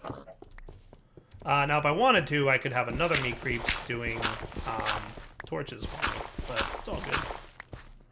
Nice. All right, so he'll run down to bedrock for me, and again, he will collect the cobblestone that he mines and turn it into stairs. And that's pretty neat, huh? Good, Mr. Meat Creeps. Good. I like that a lot. That is a cool feature. Lots of little things Mr. Meat Creeps can help us out with, let me tell you. So he'll continue to mine down there. Let's come back when he gets to bedrock. Look at Mr. Meat Creeps. He's doing a great job down here. Good job, Mr. Meat Creeps. I got him. I didn't think I was going to get him, but I got him. So when not traveling with slime thingies, those boots can be tricky. Do you need more cobble or something, buddy? Or are you stuck? What's up? Did you? Okay, there you go. Good job, Meat Creeps. So he will do things like not get stuck in lava. Like if he runs into lava, he'll like fill it in. He's pretty smart about digging his tunnel out. I like Mr. Meat Creeps. Not only because, you know, he was partially my brainchild, but you know, he does a good job. He works hard. For all of us. I've been going down, so I find that I'm hitting my head. So I might ask McJady to ask him to like bump this up a little bit, but that's fine. Cool. All right, back in a few when he's done working. Oh yeah, look at him. He's a little bit on fire, but he's trying his best to deal with the lava situation that he's run into. Curious to see how he'll handle it. How well, I guess, he'll handle it. So it looks like he did a pretty good job here. I'm not gonna lie. I am pleased with Mr. Meat Creep's progress. That looks pretty cool. Ooh, Draconium. So he hit down to like Y level 5, which is a nice Y level to be at. That's not bad. I can mine here. Oh, hello. Lava. Can't mine here that well. Draconium. Don't need you on me, and I don't think I need that on me either. Well, unfortunately, he seems to have found his way, just based on where I had in mind to. Quite a bit of lava, but that's okay. I mean, that's to be expected when you hit this Y level, but no big deal. I mean, we can chill around Y level 11. We'll still get a decent amount of diamonds and whatnot. Should be fine. So hey, nice new little mining place. Let me do some mining off camera. Does that sound fair? I might want to, before I go mining off camera, I mean, I kind of want to mine off camera real quick because I happen to be here, but I also would like to get some upgrades, but we'll see. For now, I guess I'll mine a little bit, and then we'll head back to the base, and I want to get some better mining equipment because there's some upgrades I can get now that I've got more resources. I really came down here for redstone. Cool. Okay. Well, I got enough redstone probably for now. So let's, ooh, gold. Don't mind if I do. Yeah, let's head back to the base. So in theory, this is all cool. I should probably light up some of the way.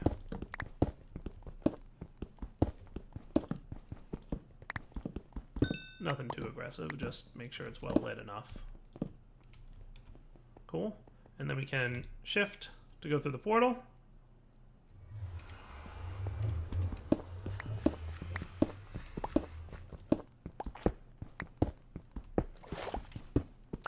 And we're home. All right, let me prepare a little bit, clean up my inventory, do a few things, and we'll be back in a minute for the next segment. Good, clean. All right, guys, so one of the tasks that I'm going to want to do here is probably eventually work towards making a drill from Actually Additions. And like the dire derp that I am, because you know how it is, I discovered that I need more diamonds than I currently have. So what I'm going to do instead is upgrade my Dank Null to a next tier. The Dank Null Mark II. In order to make that, though, we're going to need some light blue glass panes. So we're going to need some light blue dye. So we're going to need some lapis and some glass. Now, can I dye you?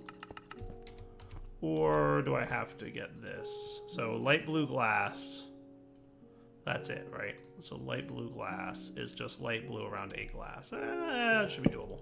Shouldn't be a problem. So let's get the 8 glass that we're gonna need. We're gonna basically want 1 lapis and 1 bone meal, which I might have some of laying around somewhere. Combine these 2 guys. Light blue stained glass. Panes. We're gonna want 4 of these to upgrade this guy, and boom, we've got a Dank Null, a Mark II. Now, he did lose what was inside him, I guess, so that's kind of a bummer. I think that's fixed in the next version. Not 100% sure. But what I'm gonna do is put you guys, so I guess granite can also go in there. Is there anything else? I'm gonna start collecting it. Diorite, andesite, probably for sure. Gravel. That ought to do. So I'm gonna put these guys all in here. That's cool. Oh, nice, I can do that.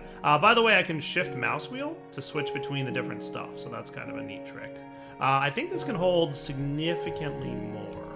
I don't think it tells you what it can hold, but it's definitely more. Does it tell you on the information tab? 18 slots and 4 stacks in each slot. So that's pretty cool. So there's more stacks, and it can hold 4 stacks of items, so that's pretty nifty. All right, cool. I'm gonna probably mine off camera for a few minutes. So I will be inserting things into the Dank Null as needed. And I probably don't need any more of this light blue stuff. So I'm gonna get rid of all of it by just throwing the water over here when nobody's looking. Shh, don't look. Close your eyes. I'm not throwing any water. I'm not. Boom, boom, boom. All gone. Cool. Bring up inventory space. Oh, you know what else I forgot? Food. I cooked up more rice bread, and then I left it in the furnace. Oh boy, that was a big overshoot. I miss being able to teleport through walls. We're gonna have to look into that at some point.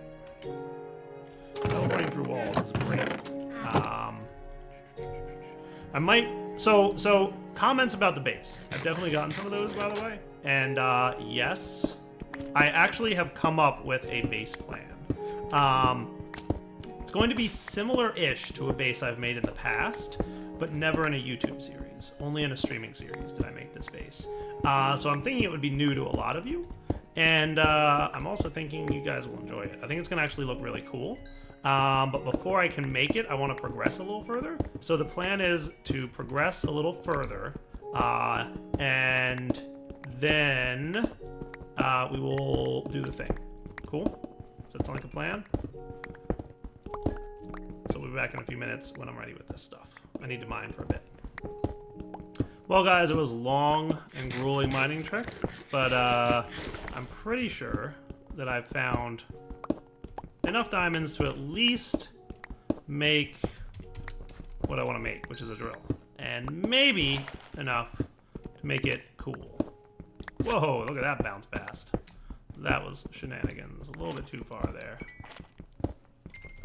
It's all good. We'll loop around the base. Whew. Tell you, that thing, whew. It's a jumper. All right, so let me throw down all my good stuff that I got here, so you guys can all get sorted, and you guys can all get sorted, and you guys can all get sorted, and that looks pretty good. I should grab, I want to say it's 7. I really need to move my smeltery. Like, I shouldn't be bouncing halfway across the map just to work on my smeltery components, but yeah, you know, Dire's a little bit slow about things. In fairness, we will probably not need the drill after we've created, or we will not need the hammer after we've gotten the drill. So there's that. Whoosh. Stop. That's cool. Loving it. And how'd you do? This thing did great. 512 cobblestone. What I could do if I wanted to is just like that. And since cobblestone is what's selected, I can just use it to place cobblestone around my base. And it'll pick it up and just void any excess. So that kind of saves me an inventory slot. It's actually really cool. I'm starting to like the Dank Null quite a bit, actually. It's really neat. So with that said, I think we could do a little bit of actually additions time. And I guess the first thing we're going to want to do, I think we're going to pretty soon need more power. We'll look at doing that next. But really, to get started with the actually additions mod, we're going to need the atomic reconstructor. And for that, we're going to need some black quartz, some sticks, and some iron. So let's get some of that. Black quartz, check. We've got some diamonds, which we're going to need soon. We're going to need some iron. That's going to be cool. And some sticks. We'll need some wood. And the other thing we're going to need is redstone. Cool. So we should be good to make a casing and an atomic reconstructor, which is cool. The other thing we're going to want is a redstone torch. That will come in handy in a moment. As for where we're going to put this, I could stick it right here in the wall. Wouldn't that be neat? I feel like that would maybe be neat. I'd kind of like another actually additions machine or a thermal expansion machine to sit there. So there's a couple things that we can do with actually additions. We're gonna want a larger area, so maybe like down here in our basement could be the actually additions room for the time being, and eventually we will wind up having more cool stuff to do with it. So maybe like right here could be our actually additions laser, and that could be cool. Nice. So let's hit it with a redstone button. So that puts it on pulse mode instead of redstone signal mode. So in pulse mode, it needs a redstone pulse to fire, and in the default mode, it is fire it unless you're receiving a redstone signal. So I prefer pulse mode. That should be cool, and that should be good. Okay. So in theory, I should be able to work this thing now. Now, how did you do by way of power? How much of that did you drain? We're doing okay in the energy cell, but we're probably going to need more power at some point. But for now, we're good. So we should be able to make an atomic reconstructor, which is cool. So let's make ourselves a drill. Now, I'm pretty sure I found a drill core, which is huge. It saves me a bunch of iron. In order to proceed, we're going to need 3 Inuri crystal blocks, 2 advanced coils, and 3 diamantine. And then an advanced coil is that. So it's basically a basic coil, which needs Restonia crystals. Which Restonia crystals, which we'll find out in a moment here, come from the atomic reconstructor with redstone. So we're going to want redstone. We might even need a little bit more iron than we currently have. And I know I found a drill core somewhere. I did. Ooh, I even found diamantine crystals. That's actually really helpful that I found those diamantine crystals. I'm glad that I noticed that I had those. And there's a book, by the way, for actual additions, if you so need. So I guess ultimately what we're going to need is we're going to need 3 blocks of iron. So Inuri crystals, so let's go look through this, right? So diamantine is atomic reconstructor with redstone, with diamonds, right? So diamonds become diamantine. You can do it individual items at a time as well. Inuri is iron, void crystal is coal, and redstone is Restonia, and lapis is Palus. And there's also an emerald. And there's a few other things you can do with it. But for now, let's do like 32 of these. You can do it in a whole item stack at a time. Nice. And then the 3 blocks of iron. Beautiful. So we're also going to want a couple gold because we're going to need some nuggets. And what we should be able to do now is make a drill.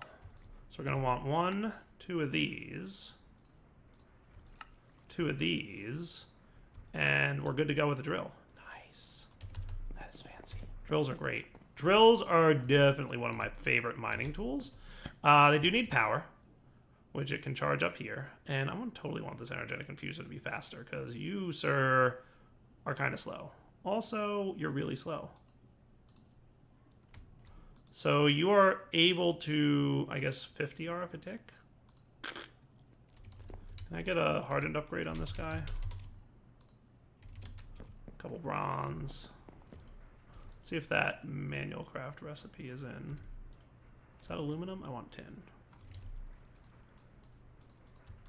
Okay, cool. That works. I'm going to still want this, by the way, for the time being. But the other thing we're going to need is Invar. We're going to need nickel. A couple iron.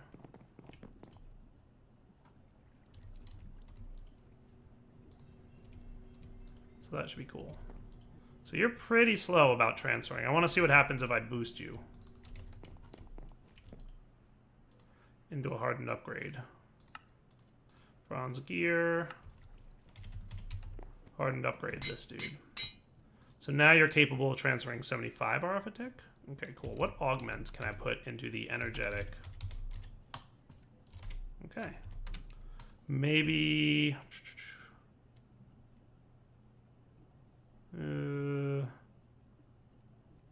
maybe... Which one of these could I probably use? Increase maximum power processing speed? Maybe? I think there's an augment specifically for this guy, isn't there? Let me look into this. So it's this guy. So we need silver plates, electrum gears, redstone conductance coil. Needs a little bit of electrum. So it's the, where did it go? Flux linkage concentrator. I'm going to take this out of here, because, wow, you are still really slow. Flux linkage concentrator, huh? So redstone conductance coil. So ultimately we're going to need 5 electrum. So 3 of you and 3 of you to get the electrum we need. And then we're going to need silver plates, which we can get from Immersive, I think. Did we make one of those plate making machines ever? No. I could make one. Because there's plates from thermal. We need the compactor press. Just a bit of bronze, piston, tin. Let's do it.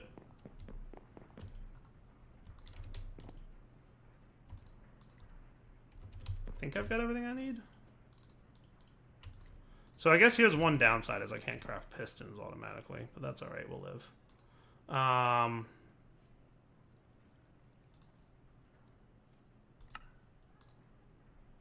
So we're going to want the press.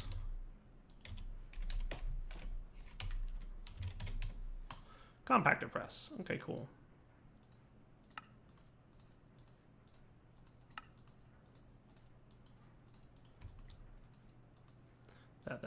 That. Oh, I'm missing a piece of gold. Oh, he's with the gold. Direwolf. Gold fail.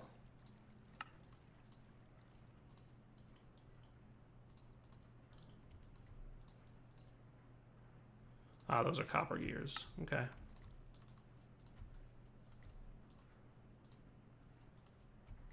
So just the piston then? Yeah. That's what I was afraid of. But not a big deal.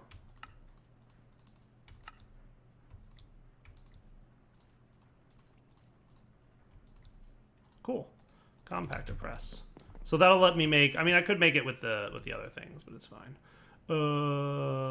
Leadstone conduiting.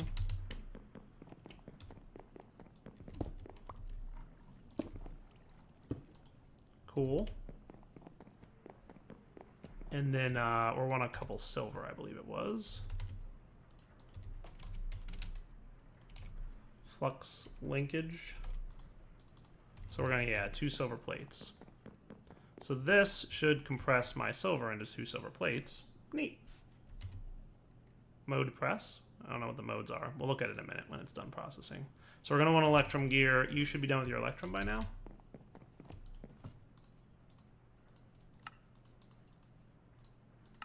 Conductance coil. So the only thing we need is a lead ingot.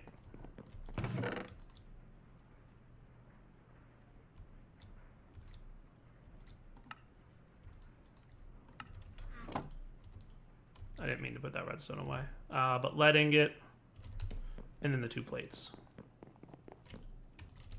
So we'll see how fast this is. Hopefully I can put him in the hardened upgrade machine. I can, so that's cool. So now if I do that... Oh, there you go. 4,000 RF a tick. Okay, that's a little bit faster. Neat. All right, cool. So that's cool. Now there's definitely some drill upgrades we're going to want to get. They may have to wait till next episode, because I just checked and we're at the time limit. However, there's upgrades.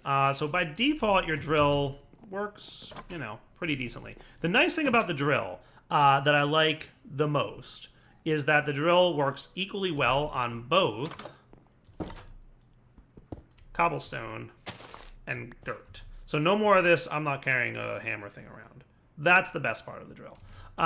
There's also upgrades you can get that pretty much do a bunch of cool stuff. So there's speed upgrades that basically make them speed faster. There's a Silk Touch upgrade, which is also a nice thing to have. There's Fortune. So this gives it Fortune 1.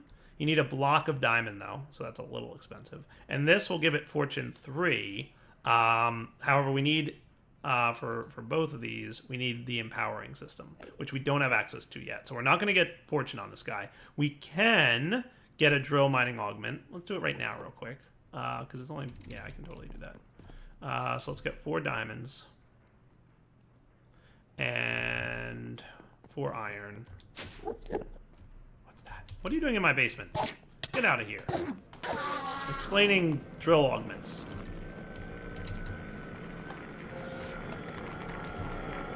Coming into my house. For reals, Enderman? So one of these, and we can get the mining augment like this thing. And the way it works is you shift right click to install augments. You can only have 5 at a time of all the different types. But what's cool about this is it mines in a 3x3 pattern. It's basically a hammer. And based on the fact that that had a number 3 on it and there's an augment with a number 5 on it, guess what this one does? You guessed correctly, it mines in a 5x5 pattern. So once we get this, which also requires empowering, we can drill in a 5x5 pattern that works on both cobble or any stone type materials equally as well as dirt type materials, and we can have Fortune 3 on it. How cool will be all that? Drill block pacing augment, I think lets you place blocks, but man, you don't really need that. So we'll probably get like, usually what I do is 1 speed augment, both fortune augments for all the time, and then when I'm mining in my mining caves, I'm going to do the drill mining augments 3 and 5. And you do need to have the lower tier in and for the upgraded tier to work. So 5 won't work by itself, you have to have 3 and 5 together. So for the empowering system, which we're going to have to get into next episode, we're going to need some empowerers, which require a bunch of quartz. But other than that, it's not too bad. But we're going to wrap up the episode here. So for now, Direwolf20 signing off. Hope you guys enjoyed the episode. We will come back next time to play a tad bit more with actually additions, and we'll probably get an empowerer setup going. So for now, take it easy. Hello everyone, this is Direwolf20, and welcome to episode 17 of Direwolf20's Let's Play series. Just got back from a little mining excavation in the end, where I did some excavationing and such, of mining and whatnot. Yeah, we had a good time. Got a bunch of junk, things and stuff for the most part. I think 1 of you and 7 of you ought to be enough to repair my stuff. Though I'm getting to the point pretty quickly where I'm not going to need my hammer and my pick that much longer, so I might be getting rid of them soon. So maybe we'll hold off on repairing. We'll see. Today's episode, I'd like to focus on actually additions some more. One of the things I want to work on is the empowerer setup. So we need an empowerer to get empowered items. And we'll take a look at how to get those items in a minute here. But the main recipe for an empowerer is going to require a display stand. And then we're also going to have to put 4 display stands around the empowerer for a total of 5 display stands. Cool. Now we're also going to need some aesthetic and aesthetic green quartz. So aesthetic quartz comes from a block of quartz. So we're going to need 15 of these, and then we're also going to need 15 of these, which is just chiseled quartz slab thing. So long story short, we're going to need 30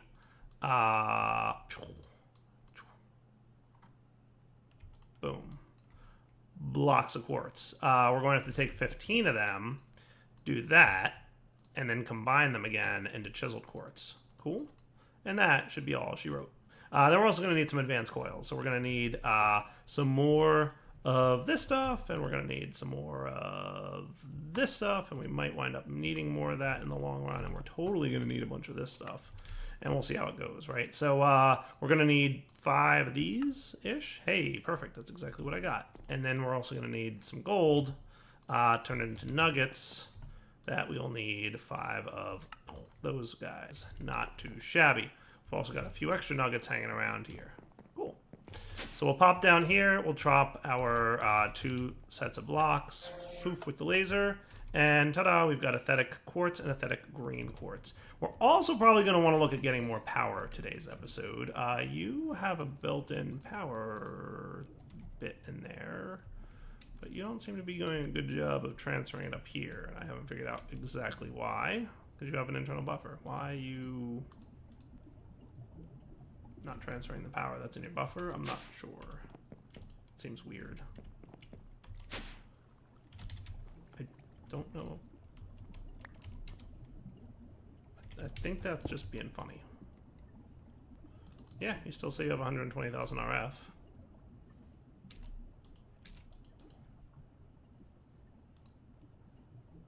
And you're accepting power at the bottom, so you should be filling that up, honestly. I don't see why you're not.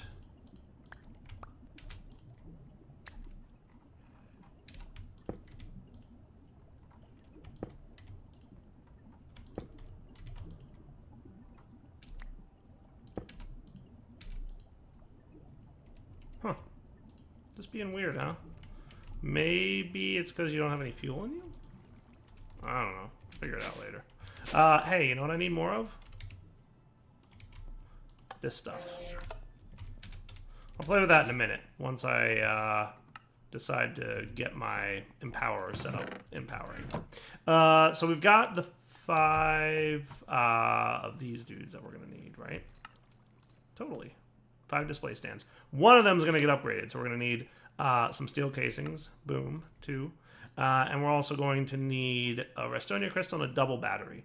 We need some Inori crystals around a single battery. So we need 10 iron, 1 Restonia, and a couple more of these dudes. So let's get 10 iron converted.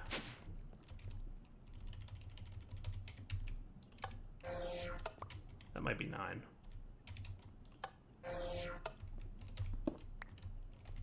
Cool. Okay, upstairs we'll craft this right here. So you, the double battery, needs a single battery. So we're gonna want 1, 2 of you guys. And we'll probably need another piece of gold.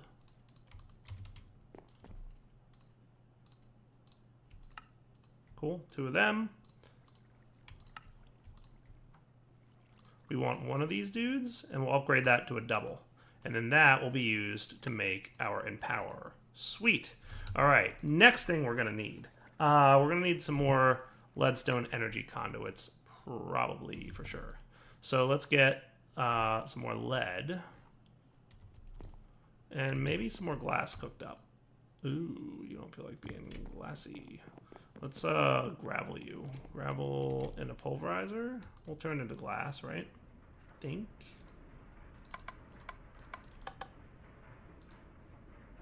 It turns into flint. Alright, so maybe it's not gravel that I want. Maybe cobble will go directly to sand. Where's my friend the pulverizer? Ah, alright, cobble directly to sand. Okay.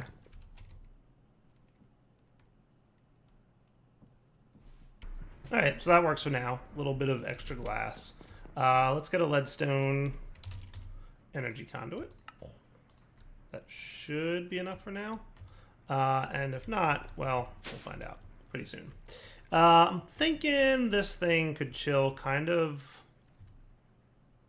like right around here-ish. So like the center of this room could be where my Empower goes.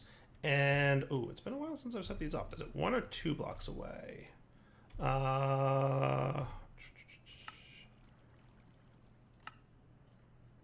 there a thing that shows me the setup? So 1, 2, and then the block. Cool. So 1, 2, and then the block. 1, 2, and then the block. 1, 2, and then the block. 1, 2, and then the block. Cool. Yeah, that looks right to me. And then underneath this, we're going to want to run power. And probably at some point items. Cool. So we'll run power. At some point we'll automate this and run items in there too. But for now we'll probably just, you know, go with the manual process and that'll be fine. I know, dire and manual. It sounds almost wrong, I guess would be the right word to use there. But believe it or not, it's probably the best way to go for now. Because we actually, as much as I've been doing a lot of like stuff, we don't have all that much by way of resources. Which is funny, if you think about it. Cool, so then we connect you guys all to power. Alright, so let's just run this dude to the power line that I'm pretty sure I have behind my walls somewhere here. Oh, so close. A little bit more lead and then we'll be cool.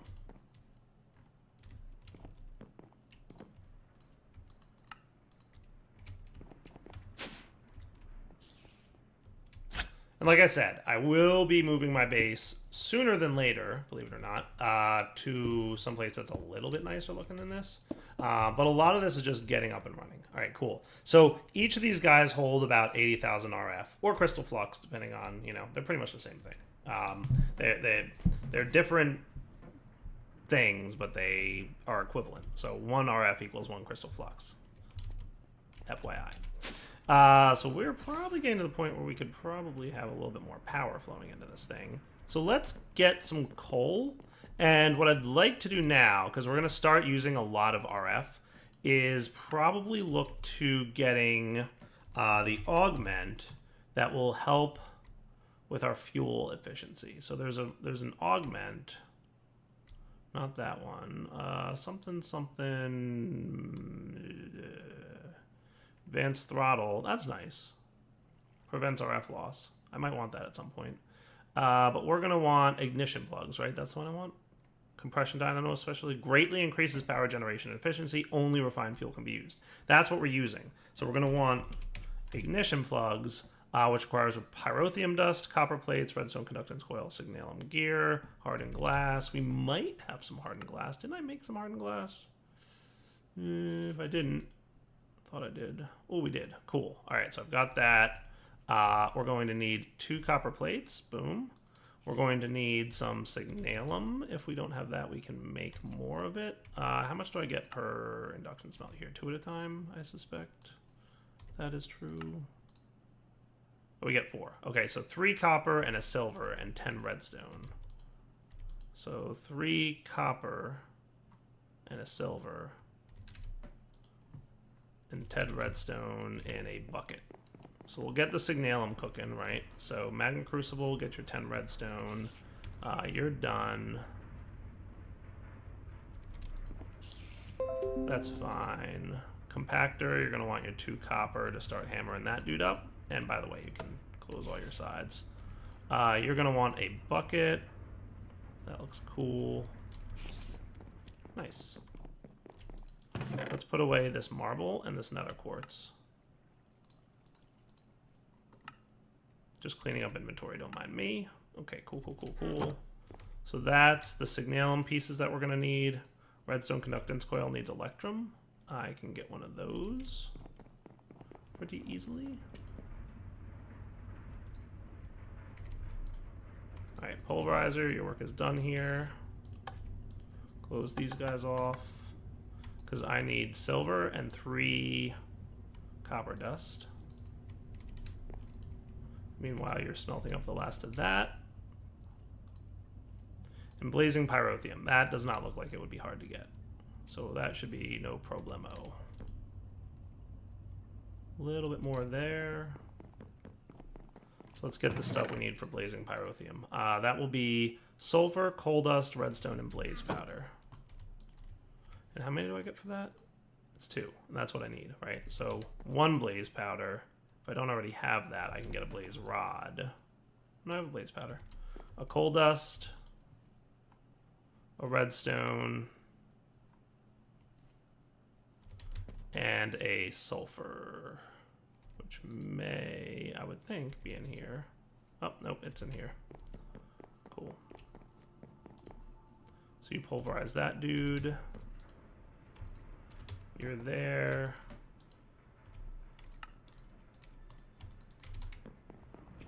Furnace that up. Hey, furnace. Oh, right. You need to go in the induction smelter with 2 sand?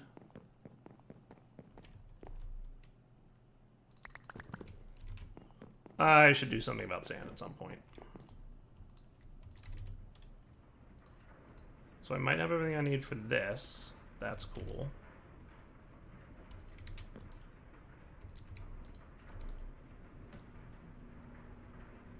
We'll maybe make a cobbleworks at some point. Luckily, this is a quick process. Cool. So these guys should be good to go now.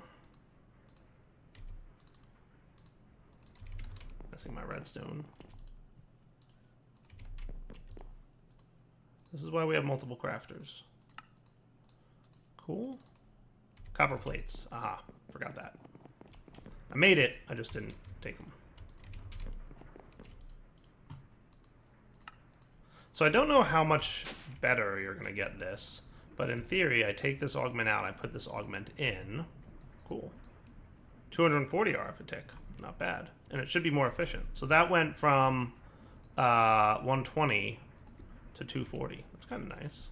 So if we toss these guys in here, so this should apparently greatly increase the amount of power we get. So that's kind of cool. You're a little bit low on lava. You shouldn't be. We'll deal with you in a little bit. We'll go check on him. Something's funny. If you're low on lava, you shouldn't really be. So these guys, fractioning still, cool. So you're getting naphtha. These are all kind of slow machines still, because I never upgraded them. But we will once we get more established with power gen. For now, I'd like to see this guy start running and behaving again. Really not sure why he's not transferring power into the cell, because he looks like he has an internal buffer. I'm going to see what happens when we get this refined fuel. There we go. Interesting. It looks like he needs to have fuel in him for power to transfer out of the dynamo and into the buffer. That's a thing. But cool. 240 RF. Not bad at all. Nice. Alright, so that's up and running. We've got better power situation. So let's get drill upgrades. I wouldn't mind getting Fortune 1, but that's going to require a diamond block. Do we have that? If I got this, it would lead to me getting more diamonds, but I need 2 more diamonds before I can get that. Is there a sneaky, interesting way to get diamonds? Let me look. All right, did looking, decided I'm going to focus more on the 5 drill mining augment. It'll allow me to dig through tunnels more, hopefully find more diamonds, and I'll rely on the old dire pick to get me more diamonds when we go mining. So to make this guy, we need to empower some Inuri crystal. So there's 2 approaches we can either take. We can either do Inuri crystal in the center with the items around the sides, gets me the empowered Inuri crystal, or we can get an empowered Inuri block, which is the same number of outside items, but a block of Inuri crystal in the center. So pretty much you almost always want to do the block method over the individual item method, unless it's something like diamonds where you don't have enough. So we're going to need a button, a snowball, a gray dye, and a cobblestone. Do we have snowballs? We do. Cool. So that, we're also going to want a button, which is easy enough. We're going to want a gray dye, which is going to require black dye and bone meal. You know what? Might work.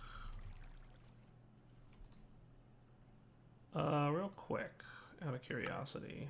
Gray dye from Minecraft. It's not cycling, so I'm going to assume it's not going to accept a alternate there. And then we'll also want cobblestone. Boom. So all I need is a squid real quick. Alright, it's daytime. I can go, hey, squid. You're what I need. Come here, guys. Beautiful. I'll get this one too since I'm here. Much better. And hey, my slime trees grew. Okay. So this squid ink, I'm going to put 3 of them away.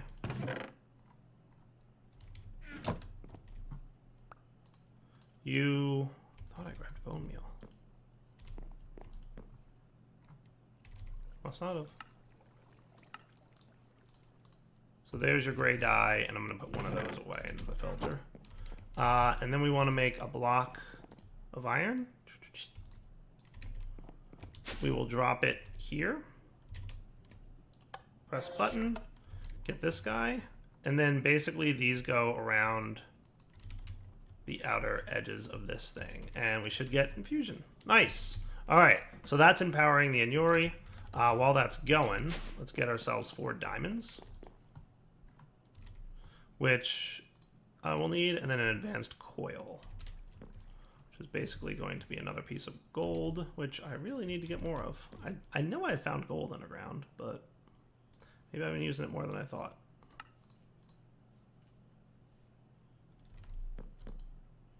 And you can go away. So you need that. Our diamonds will convert to diamantine crystals. Cool. You're done. So just right click with empty hand to get item out. You can go in here to get that. And then we have our drill mining augment. Nice. That is awesome. That is super awesome. So now I can put this and this together and we'll mine in a 5x5 pattern, which is cool.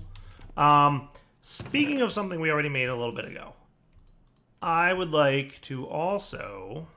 I'm going to put away a few things that I'm probably going to need in about a second, so I'm not sure why I'm putting them away, but it's all good.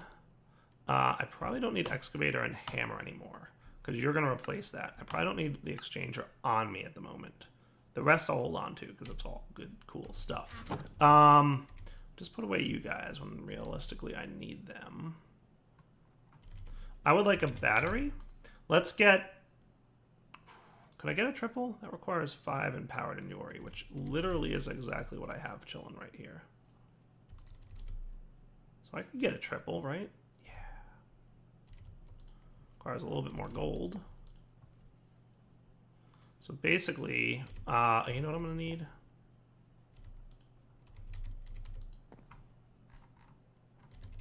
$10 more Inuri crystal.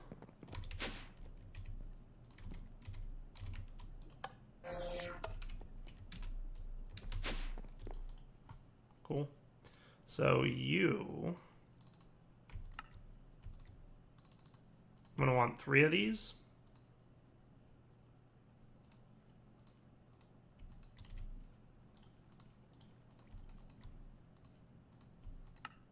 Three of these.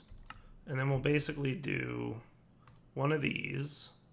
That's a single. It holds 200,000. This is a double. It holds 350. And then that is a triple, which holds 600. If I want a quadruple, it'll be another 5 empowered, which I just don't feel like doing right now. And that'll hold 1 million. So let's see how this battery does. He needs to be charged. Going at a rate of 4,000 RF a tick. Not too bad. Pretty sweet. And done. Nice. So we can shift right click that. When it's glowing, it'll automatically charge anything in my inventory. So this holds 250,000. And this will hold a little bit more. Beautiful. All right, gonna sort this stuff. And I think we are in good shape. Gold isn't going somewhere funny, is it? I'm gonna have to track my gold next time I get some, which is gonna be now, because we're gonna go experiment with this. So I will still use this to break anything that I want fortune out of, specifically like diamonds and redstone. But this will replace my hammer for now, and then eventually we will get something that will be really cool. Hello, creeper. Bam. See you later. All right, so let's go check out our mining cave and try out this fancy new drill, which can mine in a 5x5 pattern. It'll use up a lot of power, by the way. So it's going to be a good thing that we installed that dynamo upgrade thing. So down here-ish is where I've been mining.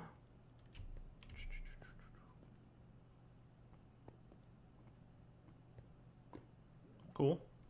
So this is kind of where I started mining. It's not the best mining cave in the world, but it'll do. We're sitting around Y level 9. So maybe here is as good a place as any. So if I do this... Alright.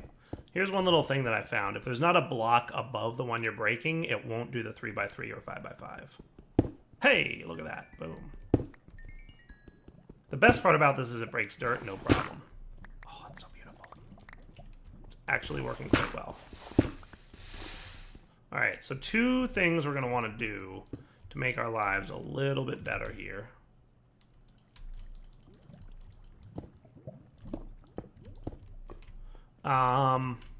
For mining purposes at least.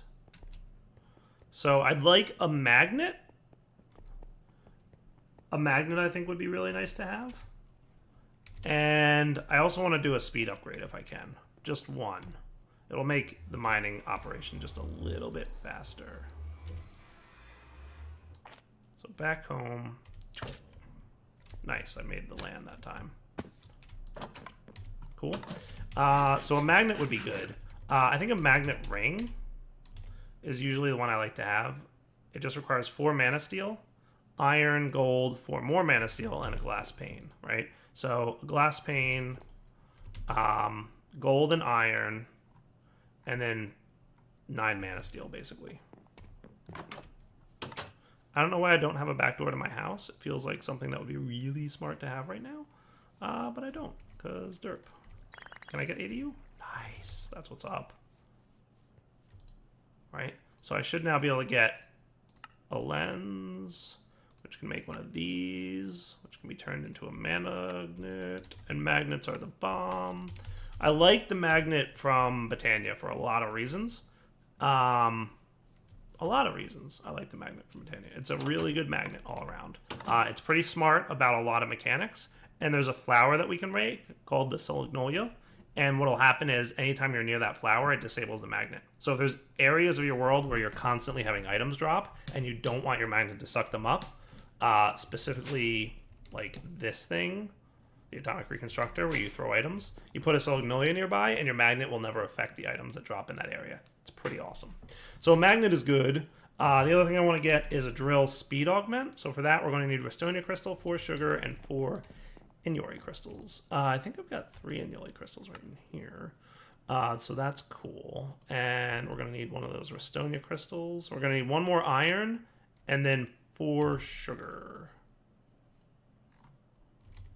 And that'll give us a speed upgrade. That's going to be pretty nice. It'll just make mining a little bit faster for us. Cool.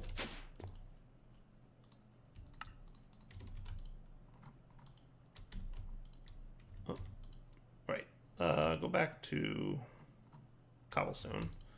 And so this guy can go in here, the speed augment, and that will just make the drill faster. Nice. How much power did we use, by the way, down there? Probably not much. Yeah, not too bad. Boom. Quick little refill. And I might as well drop off this dirt and redstone. Cool.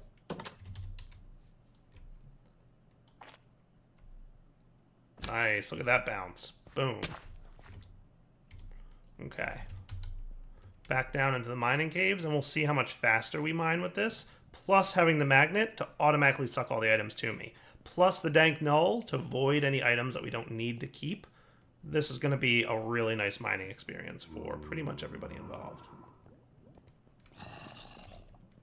So let's give this bad boy a try. Oh yeah, magnetized. Loving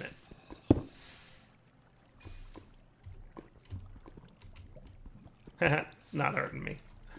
That's not supposed to, like, I'm not supposed to be able to stand in lava, but apparently I can. Nice. Oh, that is beautiful. Goodbye, world. You are wrecked. All the magnetization. All the voiding. I have the power. And I love it. And look, boom, boom. I just got a bunch of iron. Yeah, we'll clear you up. Nice. And hey, anytime I want to, like, make sure I get fortune from something, just do that. We don't have to get near it anymore. Oh, I love magnets. Should have made you sooner, Mr. Magnet. I could be fortuning my coal, but for now, I'm going to not worry too much about it. Like, I'm alright on coal. Next episode, I'm going to be like, I need more coal! Mark my words. Not that I need to fortune my gold, but, I don't want a big hole in this floor. Nice. Alright, I'm going to mine a little bit, and we'll be back. Also, handy reminder in case you guys forget about this. That's interesting.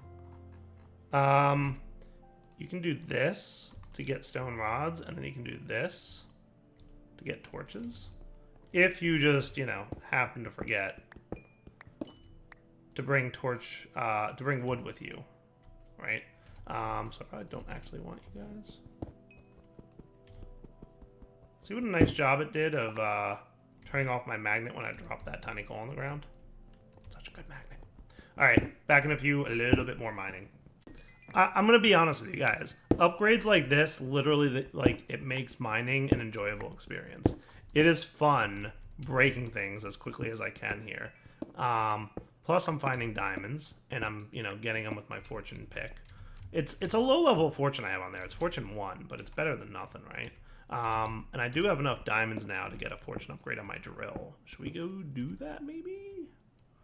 That's totally doable at this point, right? Yeah, I have the resources for this. I just need clay, and light blue dye. Seems totally reasonable to me. And then fortune 2 is easy. The first one's the hard one. Then we just need empowered Restonia and redstone crystals, which needs 4 more diamonds. All right, so well, we have literally exactly enough diamonds on us right now to get fortune 3 on our drill. And once that happens, we no longer have to carry a pick with us. Because when I break redstone like this, it will apply fortune to all the redstone that is broken. It's great. It's the greatest thing ever. All right, let's go back to our base and take care of it before we have to wrap up the episode. All right, taking a quick nap. I'm not sure how all the upgrades affect the drill and the RF required. But how is our RF doing down here? So you've got some refined fuel in you. You're doing your power output thing. Looks like everything's groovy. Do got to stop by the end and see what happened to my lava, but not super worried. Gonna drop off all these loots that we've got. Boom, boom, boom, boom. Just for reference, I've got 9 gold at the moment, so we should see an improvement in that. All right, drill upgrades. So we're gonna want pretty much all of you guys to be diamantine, right? All right, I burped. Didn't want to put those diamonds away just yet. That's fine. Right, so 13. So a block plus 4. So that requires 4 diamantine, and this one requires a block. And the rest is redstone, glowstone, and glowstone, restonia. We're going to need empowered restonia. We're going to need ender pearls and a block of quartz, which I want to say is 4, right? A block of quartz is 4? Yeah, it is. Cool. An empowered restonia we're going to need, right? So that is going to require redstone, brick, rose red, and nether brick. So rose red, redstone, brick, and nether brick. So nether brick is easy. Boom. We should have clay. If we don't, we have some literally right outside our door. Unless I have clay going into here. I do. Cool. So we're going to need clay for a few things. So you can come out of here, furnace up this dude.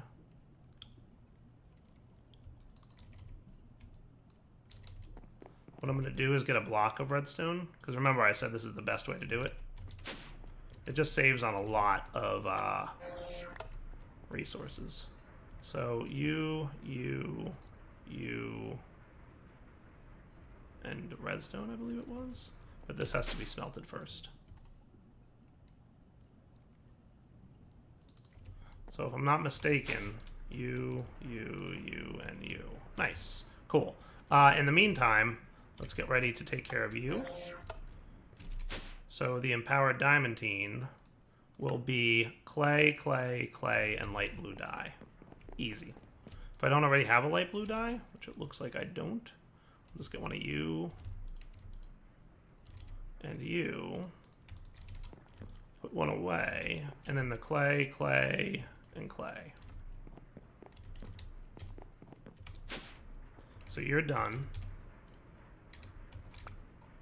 You go on. 1, 2, 3, 4. Boom. And that's cooking. Beautiful. It does use a decent amount of power to produce that stuff, but it's all good. So we're going to want, I believe, 4 of you, but it's all good. Actually, no, I did want 8. That's right. Anything else I really need for this? No, I think that's about it. Pretty much there. Ender casings. Is that empowered?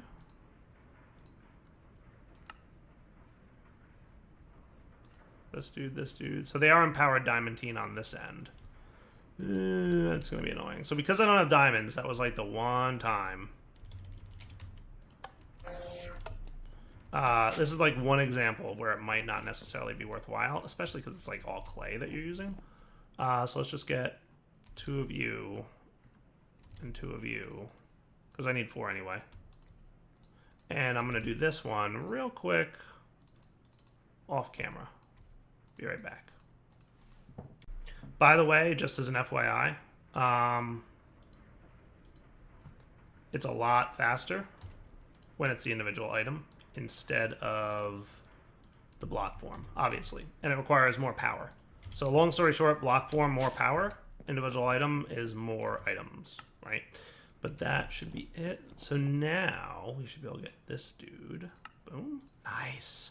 And this dude. We're going to need one of you. And then we want to convert you to empowered this. And boom. Look at that. So we no longer need our drill. Our pick. This guy can just go away. You're done. Fine. Adios. See you later. Nice knowing you. This guy is going to do fortune for us. Fortune 3 and speed and a 3 and 5 mining thing. By the way, if you want, I think you can still hold shift to break an individual block. Or what I usually do, because I always forget to hold shift and I wind up breaking half my house, just take them out when you're not mining. All right. I think it's wrapping up point for the episode. So what we're going to do is wrap up here. We'll come back next time and have some more fun doing stuff. I'm going to mine between episodes, though. So I'll catch you guys next time. For now, take it easy.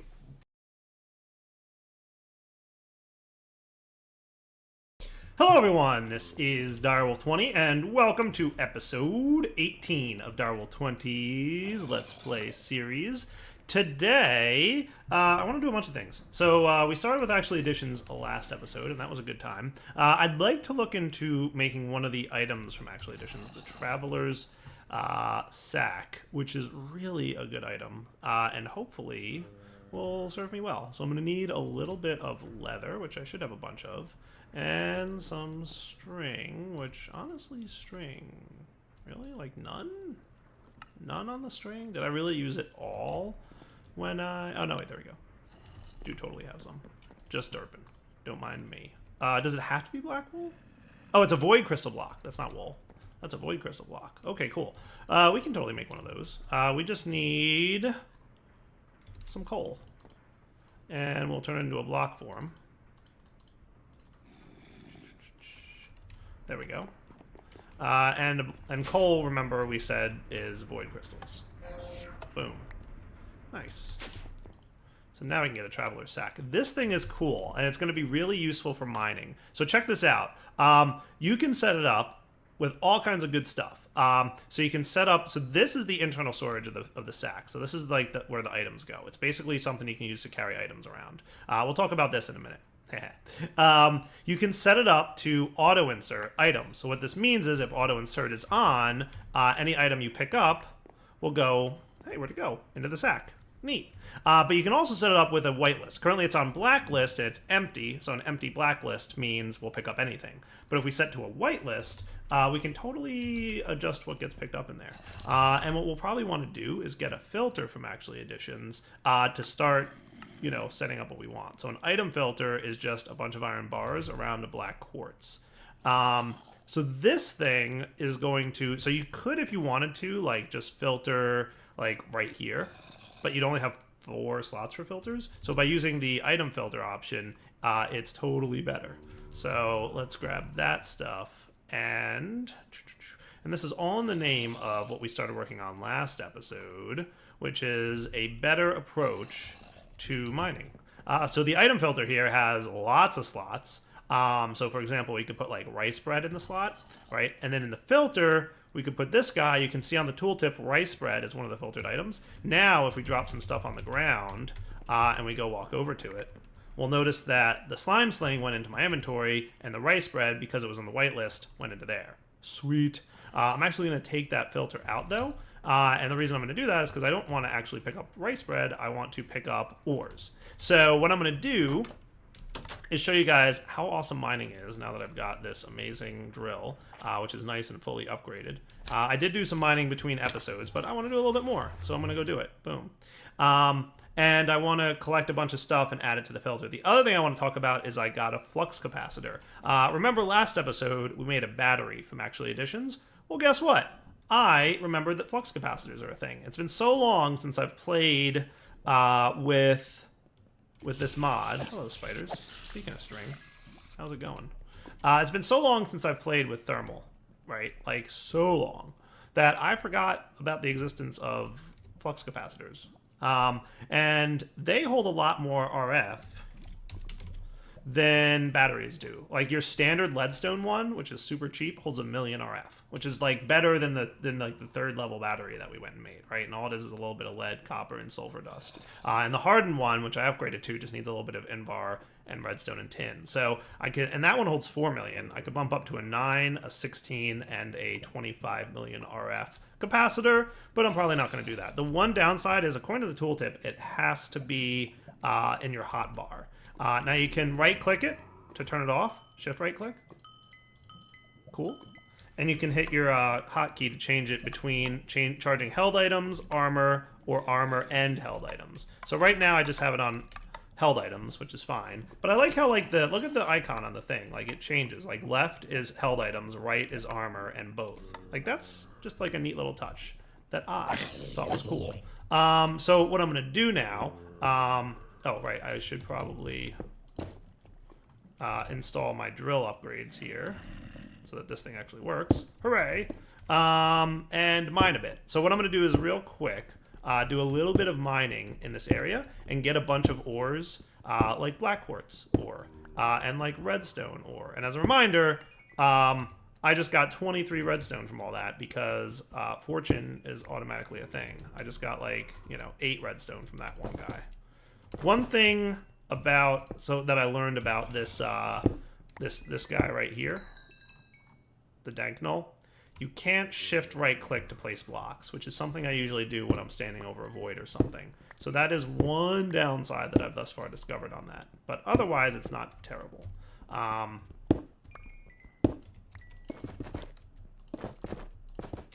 Cool.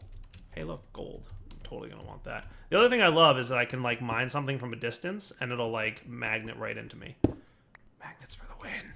All right, so let me get a few resources here, and I'm gonna start adding them all. Once I've got, like, a healthy amount, I'm gonna add them all to the filter.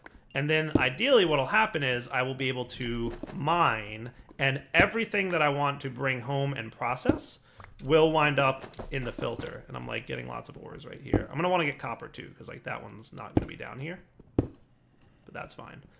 So, like, eventually we will have it such that all of the ores will magnet right into my bag, right? So let's open up our item filter. We'll put black quartz in there. Sure, resonating crystals can go in there. Redstone, coal, resonating ore, gold.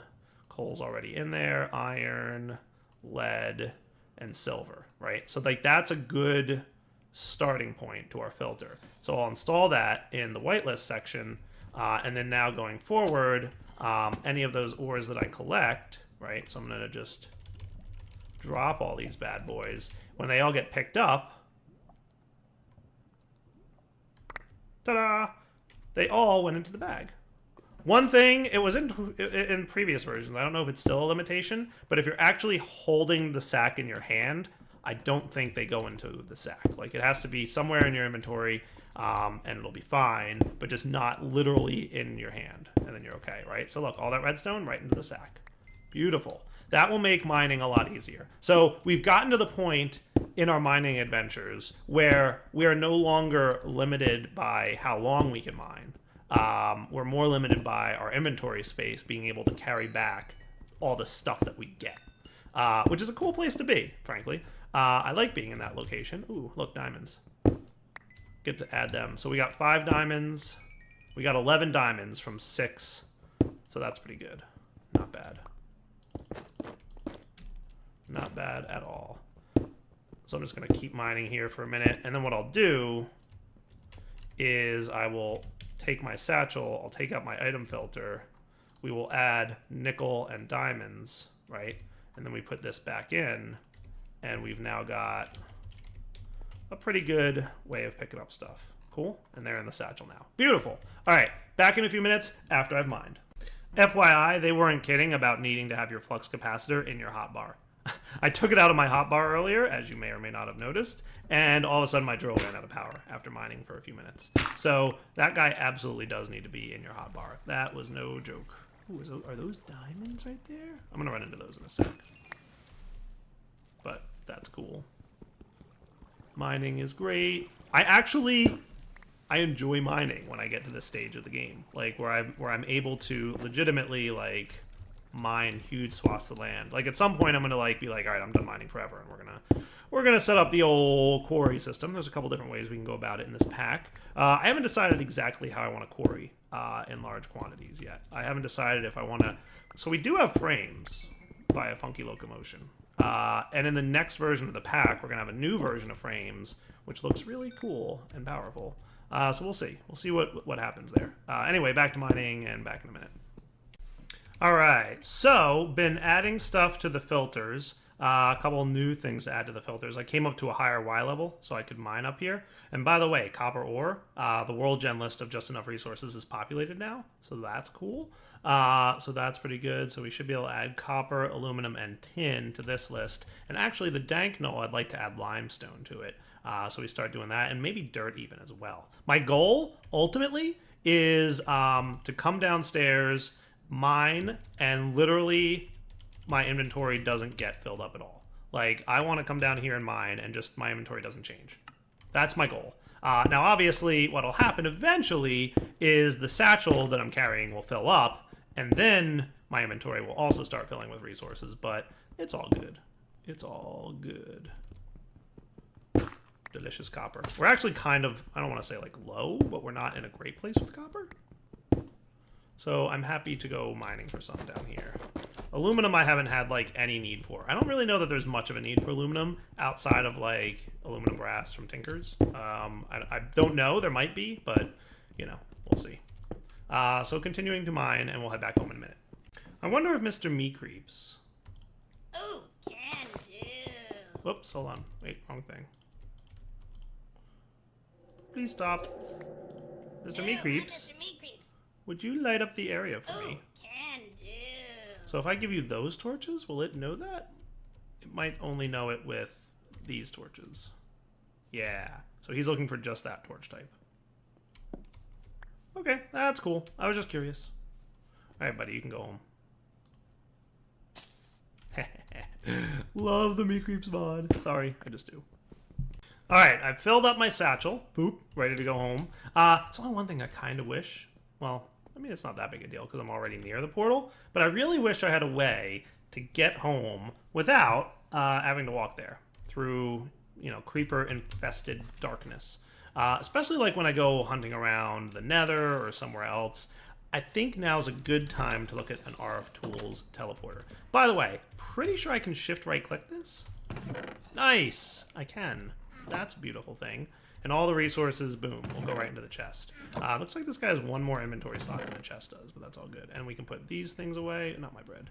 These things can all go away. Marble? Should I put marble in here? I feel like I should. Boom. Now it's done. Loving it. Loving, loving, loving mining with this new setup. I guess the other thing I'm going to want to do... Wow, you're kind of low on power. Do the thing. Coal? Coal. I should have lots of coal. Oh, you're still pulverizing coal? Chunk loading I imagine to be a little bit funky in this version. I know a few people have mentioned that. Loaded chunks 0. Didn't that say... Okay, cool. I thought I had that working before, but maybe something derped. Maybe that would explain why this thing was out too. Well, we'll keep an eye on it. Either way, it's no big deal. We will let this continue to run. But that explains why that guy's low on power. Not that big a deal, though. Alright, stuff. It's nighttime. I should probably make it not nighttime. Let's get working on RF Tools. Teleporting. Because that, now that we have a lot of ender pearls, is a pretty trivial thing to set up. And probably pretty cool to do as well. So this is all disabled at the moment. So none of that's running right now, which is fine. I don't need it to be running. And I don't actually want it to be running because I want to conserve the power. And we're actually pretty full on inventory-ish type stuff. So let's look at RF Tools. So there's two things that we're going to want. Matter Receiver. This guy is going to be the block that we can teleport to. So wherever we put this in our base, we will teleport to it when we make the handheld teleporter. That's pretty much what I want to work on right now. So we're going to need, basically it's lapis, but it's ore dictionary with blue dye. Iron and gold nuggets, redstone, iron, and ender pearls out of this. Lapis, redstone I got already, some gold nuggets I think we needed a few of. Alright, let's do it. Boom, boom, boom. Doot, doot, doot. Cool. Easy enough. We're also going to want some leadstone, which I may or may not have some of already, or did I use it all up? I've got 4. We may want a few more of these. 6, 3, and leadstone. Nice. All right, flux capacitor's all charged. You're filling up, it looks like, so that's kind of good. Gonna probably want to really soon start getting into the idea of more power gen. Because this guy, while he's doing a great job, could probably do better than that. We might want a couple more of these and then eventually get into some more power gen options. So where should we set up this guy? So we don't really have... I might set him up right in the center of this room. Right, before I forget, take these guys out. Otherwise, we make a giant mess. So this might not be a terrible place, right? Now, he does need power, and we might want to give him a name. So we'll call him Direbase. Public means anybody on the server can access it, but since I'm in a single-player world, this doesn't mean anything. But private means you can add whitelist people. So if you want to make it so that anybody can teleport to your base, if you're playing on a server, you can make it public. If you want to make it only certain people can, make it private. Cool. And then we just need a little bit of power.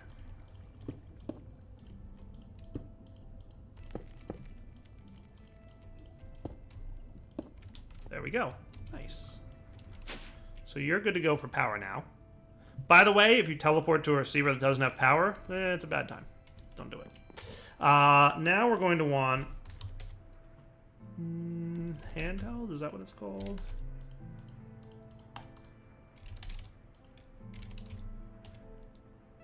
Charged porter? I don't remember the name of it. Hey, there it is. Charged porter. That's what we want. Easy peasy.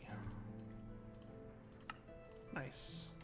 So this guy, which by the way will totally fill up nights, and we just shift right click, charge porter set to 1. Beautiful.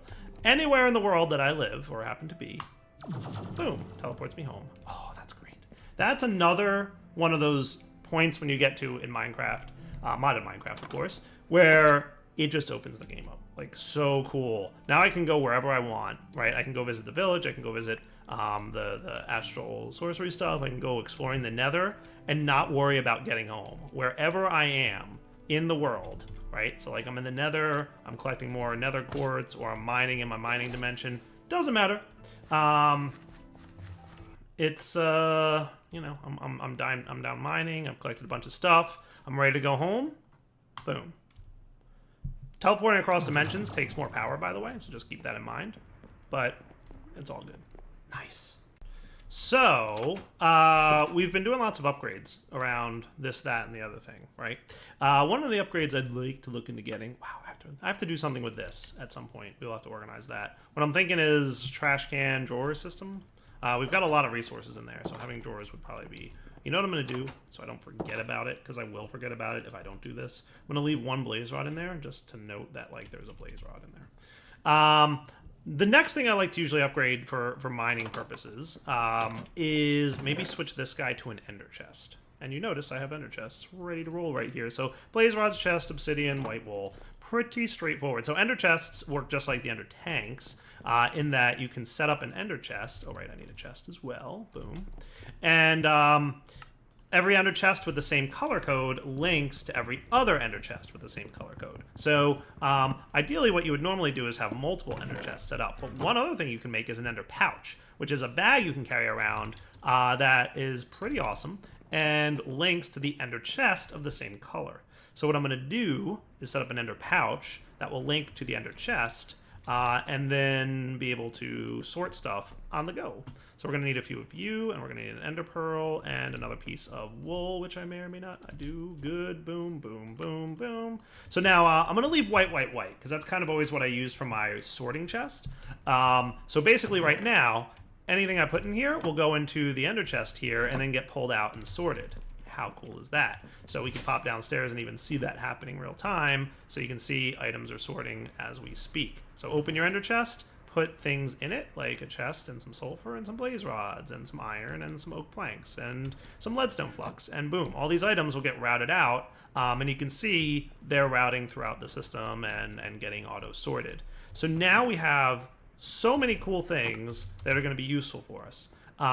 Basically, we have a method of from anywhere in the world, this works across dimensions and everywhere else, you can sort stuff into your sorting system using the ender pouch. So if there's anything you don't need to have right now, you can sort it.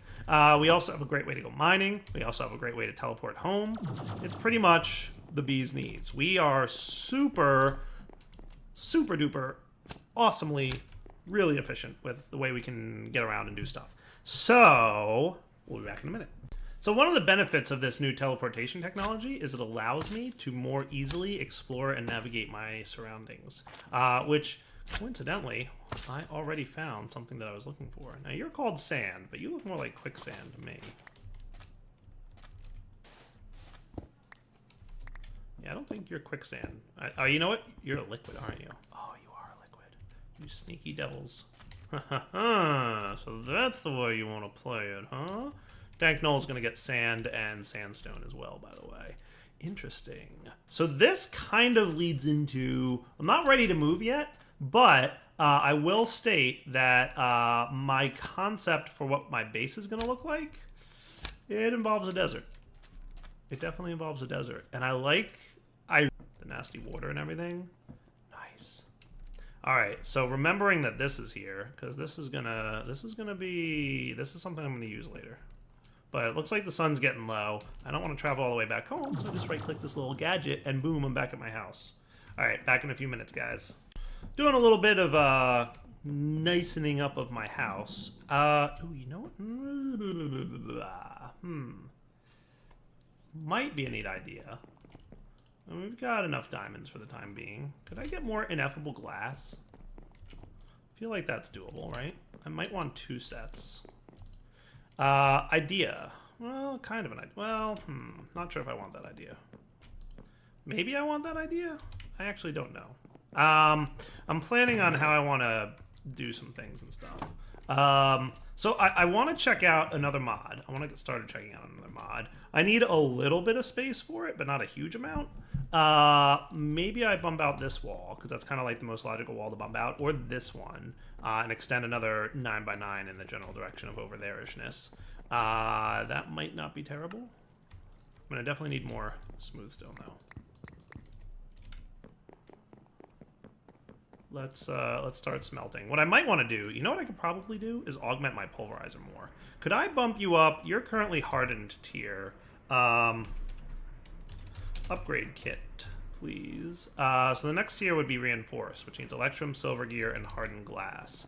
Let's upgrade him to the electrum tier, and then try and get some speed upgrades in him, and see how good we can get the furnace cooking. Do we already have... We do have 2 hardened glass. Cool. And I think it was in here. We've got some electrum and some signalum, but I don't really see nickel, another electrum ingot. So let's get these 2. So 4 electrum, and then we're going to want 4 silver. So that should be cool. So induction furnace. I know we've been talking about like not having enough power for things, and now I'm going to make upgrades that require more power. But, you know, it's direwolf. Welcome to my channel. Electrum upgrade kit. Cool. Boom. So now you can hold more power, 40 RF a tick. So that runs a little bit faster. You're supposed to be smelting, by the way. I upgraded. That's fine. I'll make another one. Because I was supposed to be smelting you. Derp. You go away. Nice, nice, nice. Let's get 4 more. So I'm going to want 2 of you, 2 of you, and 3 of you. And we're also going to want some more obsidian and like 2 lead and 2 obsidian, which I can totally get. I'm just going to snag a stack of obsidian down here. And we'll pulverize 2 of them. 1, 2. And then induction smelter, you guys. Not terrible. So we're going to upgrade our machines to the reinforced here, and then I want to throw some speed upgrades on these guys and see how good we can get them. So that's cool. There's your hardened glass that we're going to need. I think that gets me 2, right, per recipe? Nice. Ah, right. 1 iron. I got exactly what I needed, except for one thing.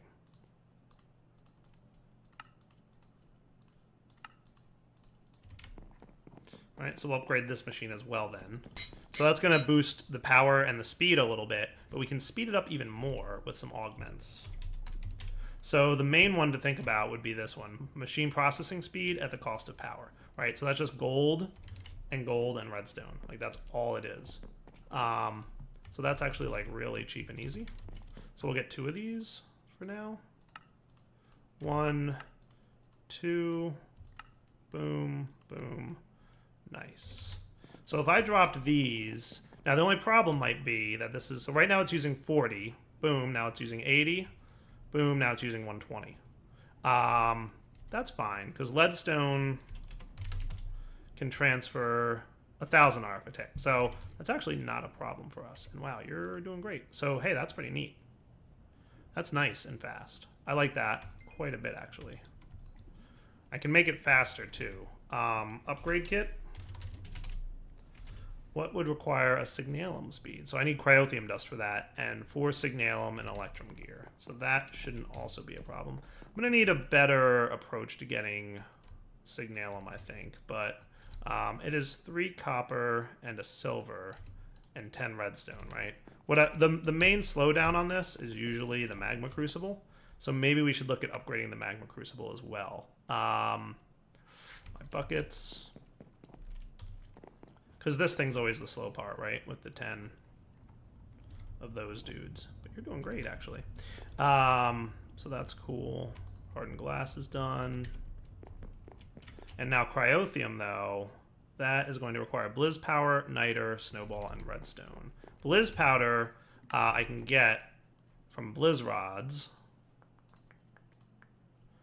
I can just pulverize them is probably the best way to go about it. Oh, and I get snowballs from that, too. So if I don't already have a plate, I do have one. So that should be enough. If I just pulverize you.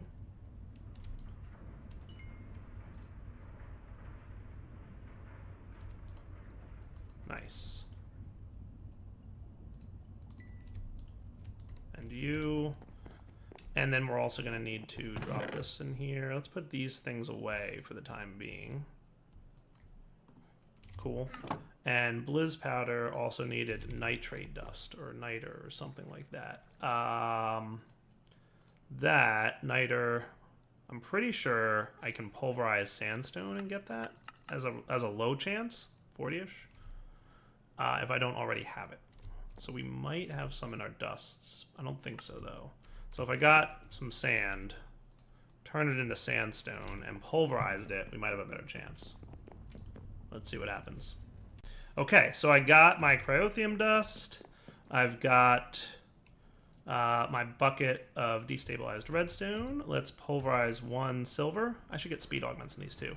Upgrading all these machines will make my processing of stuff a little bit faster. And that's really something I should look into doing pretty quickly.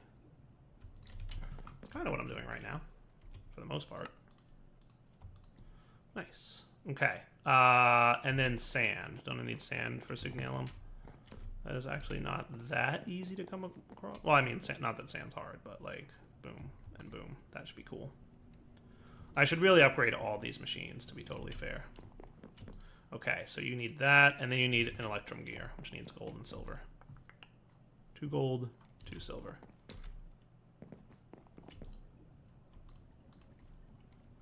Yeah. I might do some more upgrading off camera. Because I wouldn't mind getting, I think I have the resources, it shouldn't be a problem, it'll just take some time. I'd like to upgrade almost all these machines to signalum tier. I feel like that might be cool. Iron, right.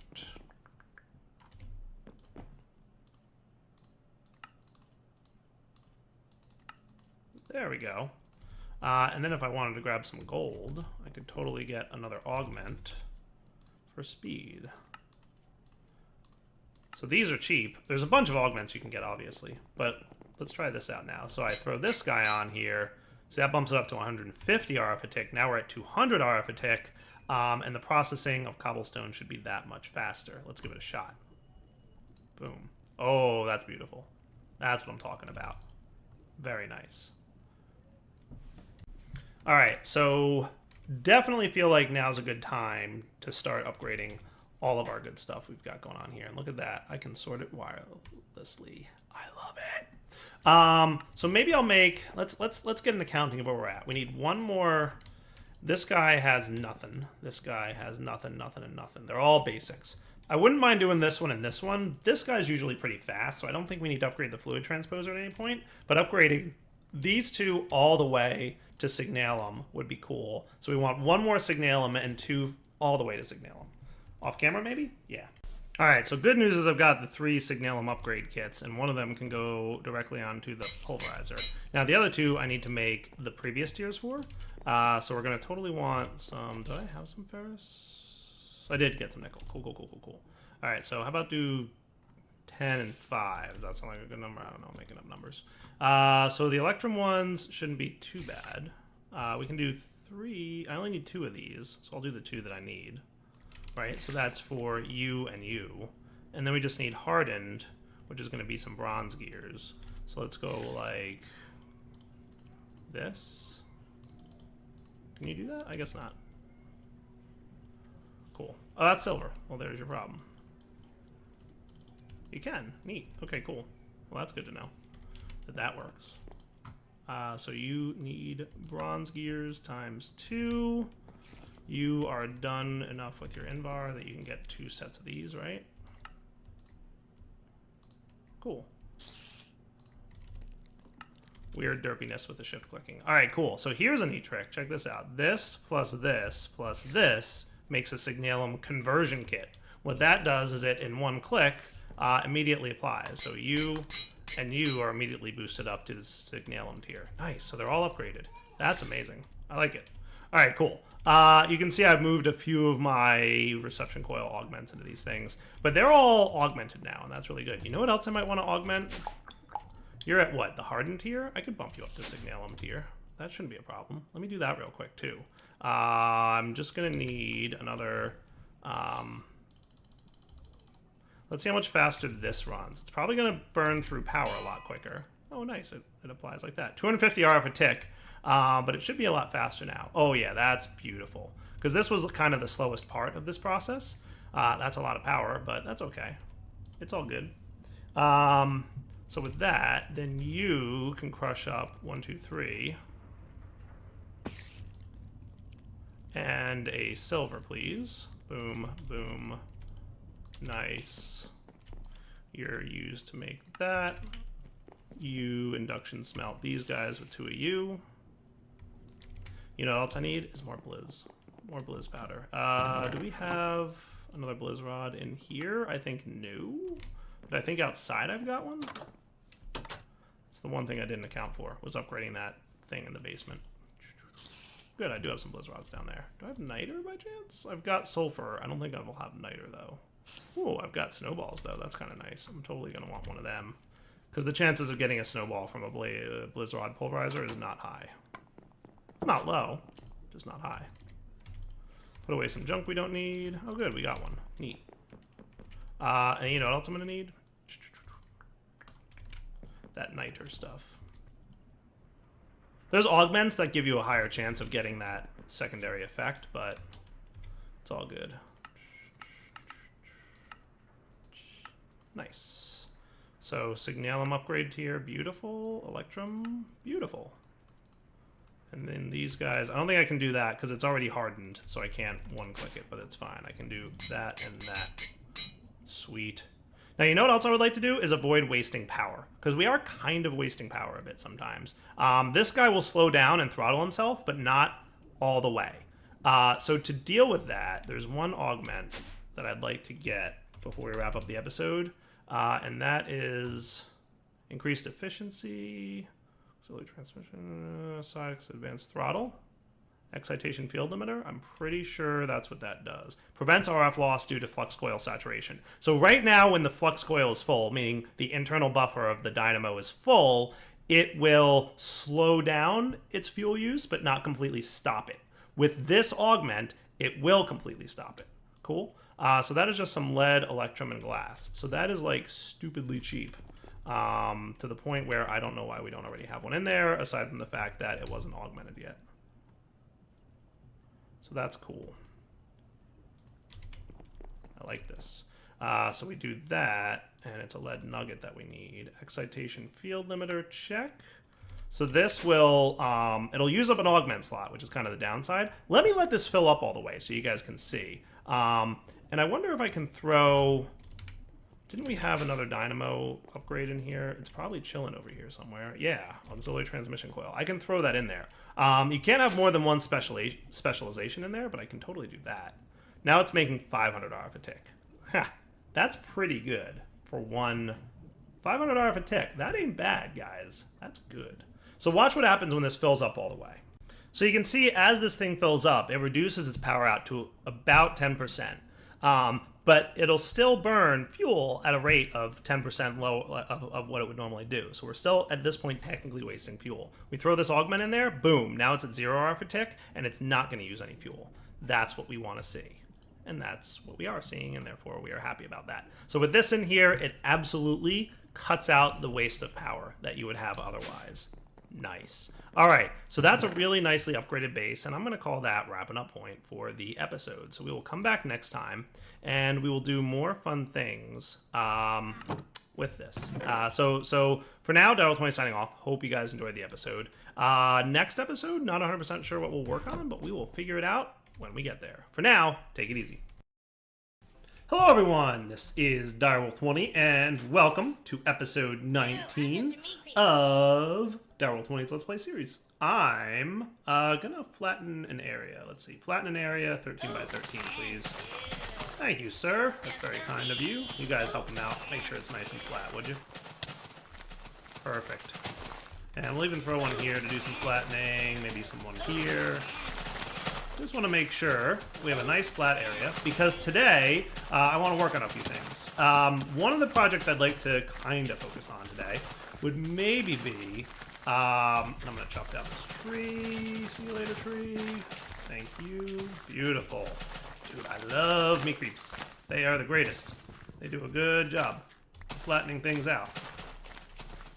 Look at how helpful they are. It's great. Go on, Mr. Meat Creeps. Do your job. Nice. And you should have some dirt in here somewhere. Nice. All right, cool. I might wind up, let's probably just like,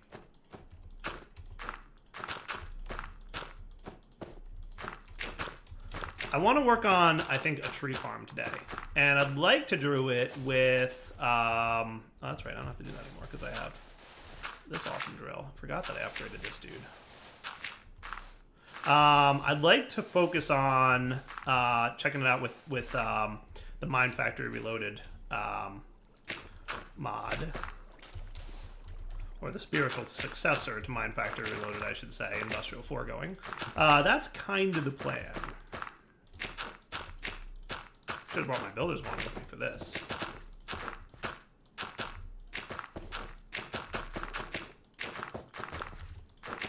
Nice. Yeah. So that's the reason I'm flattening out this terrain right here, is I kind of want Industrial Foregoing's tree farm to be here. I haven't decided if I also want it to farm some other resources. I think I'll start off with a tree farm, and then we'll kind of go from there. Hey, could you flatten this area as well? Shift right click, repeating the last action selected. Primo functionality right there. Loving that. It is cool. Trying to get the hang of the Dagged Null as well, to figure out if I like the way it places blocks or not. Like, it's not terrible. I like having that little meat creep. He's like a little perfect helper.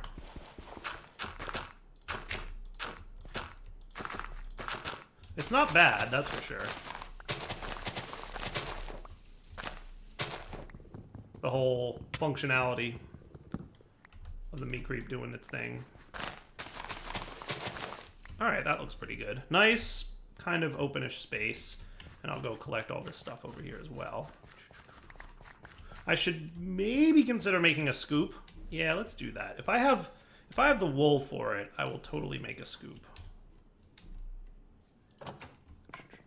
Let's put away some junk that we don't need for a minute. All this stuff I would call junk.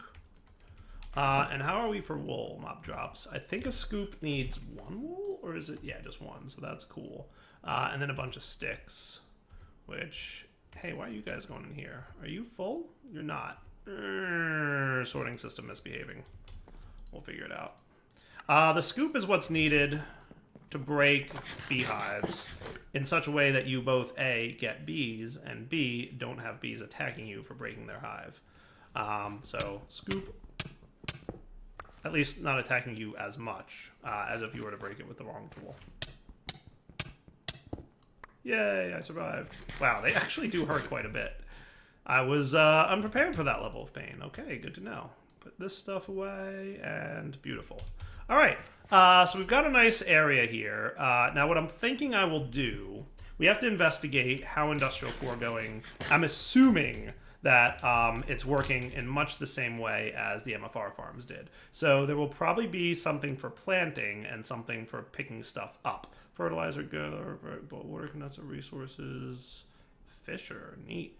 Animal rancher, mob slaughter factory, block breaker, tree fluid latex, sewage, sludge refinery. That might be cool. Lava fabricator, that's neat. Biofuel generator, laser drills, ore processors. Am I missing the thing that I'm looking for? Did I pass by it already? Energy field provider. Ooh, what's that? I don't know what that does.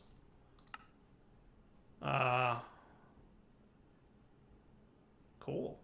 The energy field is an item. The what now?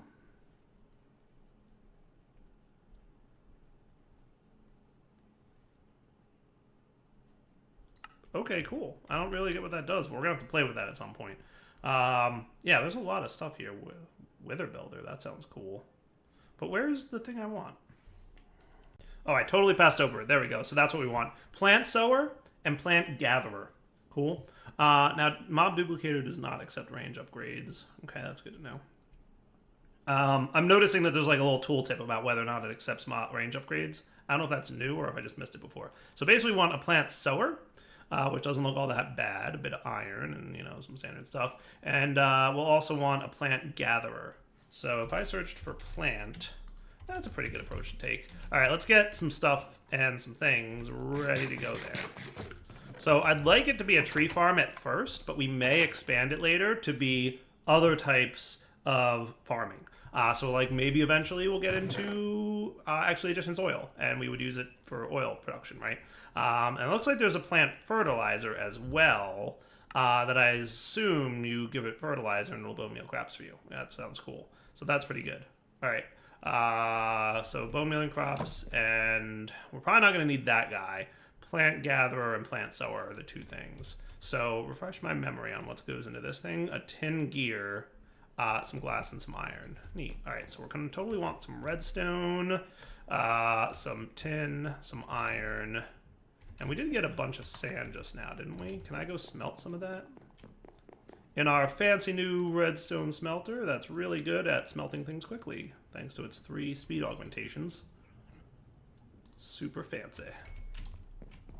So we're going to want 2 of these machines, which means we're going to need 2 gears. And I think in the latest version of the pack is when we updated it to use these kind of recipes here. So that's cool. We're going to want 2 of you. And then we're going to want some plastic, some iron gears. We're going to want 2 of you. We'll get the plant sower first. Let's do that one, right? So we're going to want a couple of pistons, which is going to require some cobble and some wood. Cool. Plant sower. And then we're just going to need the plastic and the flower pot. The plastic should be chilling in here, I hope. There should be some kind of plastic thing. If I don't have it in here, it might have landed over here. Oh, wow. Okay, yeah. We're going to start overflowing pretty quickly, aren't we?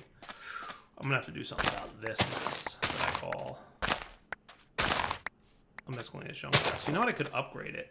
That might not be a terrible idea for right now. There's a lot of junk in there that I totally don't need. Like, why do I have so many bows? And why are they not middle-click sorting in a better manner? That's the question that I have. Well, let's just go get... What I'll do is I'll grab my... So down here, we should have... So I'll do this. And I'm pretty sure this will be a stack of plastic, if I'm not mistaken. So that goes into there. And then this goes into here, and we'll get a stack of plastic sheets. So that'll cook up, and that'll be better.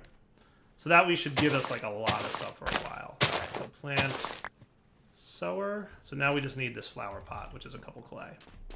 If I don't have bricks already, I can smelt them quickly. 3 clay.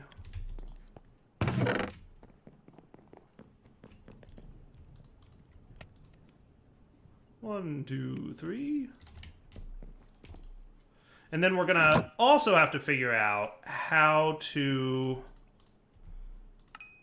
plant sower. Get power over there. Now I don't know how much RF this thing uses. Well, that's cool. You can see what side it is. That's nifty. What adds that functionality? Lock inventory, show working area. Does it tell me how much RF per ticket uses? Because we are going to be kind of far away. So what I'm thinking is maybe we could jump into using some of these dudes. Now I might have some leadstone stuff on me. Do I have any leadstone stuff? There's some. Nice. Okay. And we're going to want to kind of test how this is going to work. The other thing I want to do is upgrade this thing. So crates, we can upgrade from small to medium crates by making a medium crate, which is 4 void crystal blocks. So basically we want 4 of these. And we'll pop down here. And we should then be able to make a crate.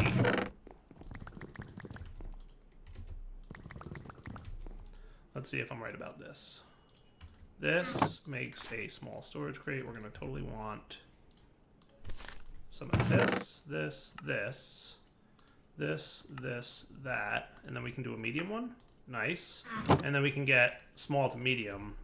And in theory, this should be cool. Now I think I can just, boom, and now we have a medium storage crate. And that gives us a whole nother page of storage. So anything that needs to get routed in there at this point should have no problem getting in. Nice. Okay, so that should all be good. Kind of keep an eye and make sure that everything's behaving itself, but we should eventually start seeing junk show up in this area. All right, let's take a nap. And let's get this planter up and running. Because I would like to have a tree farm. And that's our plan for the day. And then we'll look at range upgrades on this dude too. Cool. So let's go stick him in this general area over here, right? Like right, that sounds good, right? That doesn't sound terrible at least. So if we show the range, oh, look at you, you're 1 block. Okay, cool, that's good to know. So hide that. I need you to be 1 block lower. I guess that makes sense, and I'm kind of happy that that's the thing and how it works. So now show your working area, and that's right there. So let's get a few range upgrades, because I definitely want this thing to be a little bit better than a 3x3. So range. So it's probably under 4 going. What are these things called? Range add-ons. Cool. Let's get the tier 3. That's quartz. 4 is sandstone for the tier 4. 5 is glowstone. 6 is iron. So, like, I don't want this thing to be huge. So, I don't think I want it to be huge. Like, it doesn't necessarily need to be huge because it's going to be, like, a pretty decent bit of automation. So, it doesn't need to be a giant tree farm. So, range 3 is nether quartz. So, if I got a dozen nether quartz and some... Do I still have my plastic? Did my plastic get sorted? This is probably a good time to figure out where plastic gets sorted. Did I sort my plastic? Where does plastic get sorted to? Hang on, let me find out where it went. Oh, there it is. Cool. Yeah, we're going to want 4 of that. I can probably use these because I'm going to assume that they're order carried. And then a dozen quartz.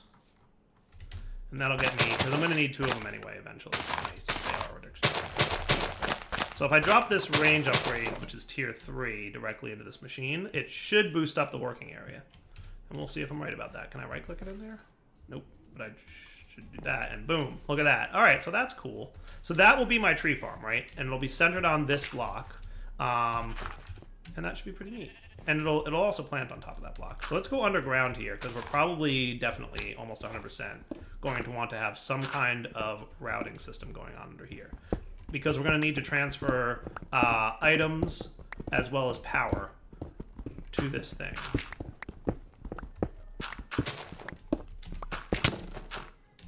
So let's assume that here, So there's going to be a block here that's going to be harvesting for us, right?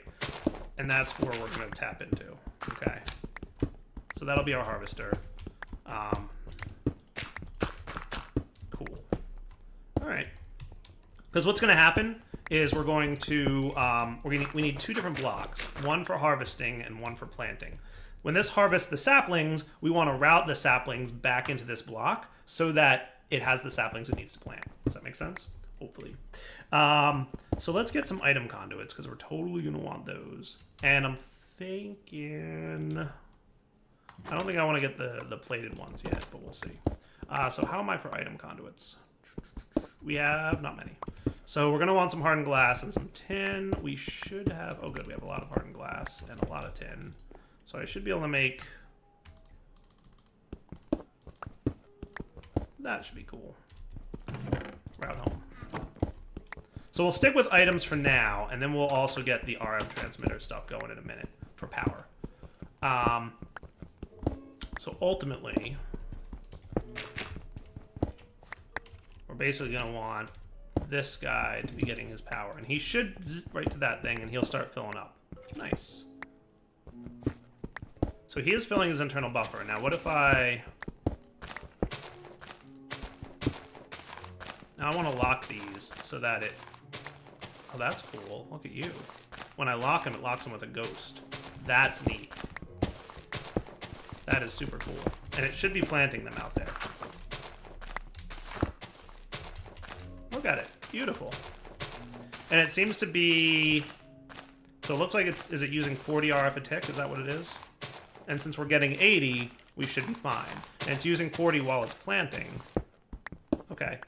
And now it's... I don't know what it's using. I don't know if that's like the current change in RF a tick. Like, is it using... What's it going to say once it fills up? All right, so that's cool. So I guess that's like the change in RF down there. So that's kind of neat, actually. All right. So now that we know that, let's get the thing that's going to harvest these trees. Okay. And you know what? I do have another stack of these guys here, so let's go ahead and drop them in. So by the way, these different slots represent the different quadrants that we have here. So like there's 1, 2, 3, 4, 5, 6, 7, 8, 9 slots here. These represent the different quadrants. So like the back corner, the back end, and then that corner and that side, so all around. So if you want, you can put different types of plants in this area. So if we want to do like wheat and potatoes and netherwort and whatever else we want, it would handle that. But for now, I'm just working on a tree farm. We will probably change this in a bit. So with that taken care of, now let's get the plant gatherer. That sounds good, right? Plant gatherer. So we're going to want 2 iron axes and an iron hoe and 2 gold gears. Okay, good to know. So some gold gears times 2 plant gatherer. I really need to fix that thing that gets this thing dropped in there. It drives me nuts. I'm going to have to figure out if there's a way to do it. I'm sure there is. Just have to figure out what it is. So you guys come into here. That looks cool. And plant gatherer then just needs the 2 axes. 1, 2, and a hoe. And now plant gatherer is ready to be crafted. Now, for now, do I have... You know what? I'm going to grab just a chest if I have one. I do. That's where the items are going to go for now. Now, I'm wondering... Because I think what's going to happen is... Yeah, I know what I'm going to have to do. So, I think the way this thing's going to work is I'm going to... Good. So that faces that direction. He just needs power now. Now, if I place this guy right behind, is he going to auto-eject? This is the question of the day. This is a temporary location for this thing to sit. You're going to start getting power. And what should happen is we're going to fill up some sludge. Because every time it harvests, it's going to sludge. But it should pretty quickly here. It goes down the rows if it works like the MFR one. So, show working area. Oh, wait. I have to... Let's do this. Hide working area. You can hide. Boom. I have to get the range upgrade in this guy. I forgot. Boom. So that's the current range upgrade. Not big enough. We drop this guy in there, and now he has a range upgrade that perfectly matches the plant placing block, right? So by doing the level... There we go. Nice. So he's clearing out a bunch of stuff. Not too terrible. Okay, so he's clearing out all the leaves first, and we're getting saplings. Cool. Beautiful. And then it replants. That's nice. Okay, very, very cool. Very cool. So you guys are locked. This is all working beautifully. All right, so you don't auto output to the chest. So how can I route this in an intelligible way? Because I don't think thermal dynamics. I don't think we have like the item ducts. Yeah, I don't think we have those yet still. I know they're being worked on, but I don't think we have them yet, which is kind of a bummer. So how can I intelligently route saplings first? Because there's no priority system of any kind on the filters, right? Like there's no way to say like you're a higher priority than another. I don't think that that's a thing yet. Right, so use metadata, whitelist. So the best we can do for now, unless there's another item transfer system we can use, kind of could. There's item transfer systems we can use, but I'm not sure how much I like them, if I'm being totally honest. For just the conceptualness of it. Like, I really want to do item ducts here, but it's not going to work if I can't say saplings go here first and here second, which is what I want. That's ultimately what I want to have happen. And we're getting sludge. The next question I have, by the way, is whether or not the machine stops working when the sludge is full, or if it just keeps working and voids excess sludge. So when this thing fills up, we're going to have to see what happens. All right, so we've got a basic tree farm going. You're not going to do anything for me, so you have to go away. What I'm going to need to figure out is how to item route the saplings into this guy that this guy is collecting. Cool? Because I don't want to say all saplings always go here and like blacklist on the chest, because I do want to collect saplings after that thing's full. So let me think for a few minutes. All right, so I could do it with the item interfaces from Integrated Dynamics, but I don't think we've integrated tunnels, but we haven't really gotten into that yet.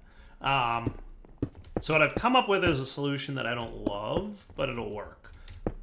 So basically we're gonna get saplings, wood, and apples for now. So let's set up a drawer system. So we're gonna want storage drawers. I want another controller that I can route into. So it's gonna be a diamond in a basic drawer. So let's get some of this, some of that. Hey, give me that diamond. Drawer controller needs 2 redstone comparators and some smooth stone. So I'm gonna want 2 of you. And do we have any smooth stone laying around? I would think we do. Cool. All right. So that, and then we're gonna want 1 of you, and we're gonna want 4 drawers.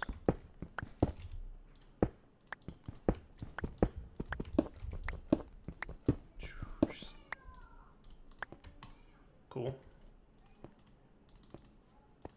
And 1 of these becomes a controller.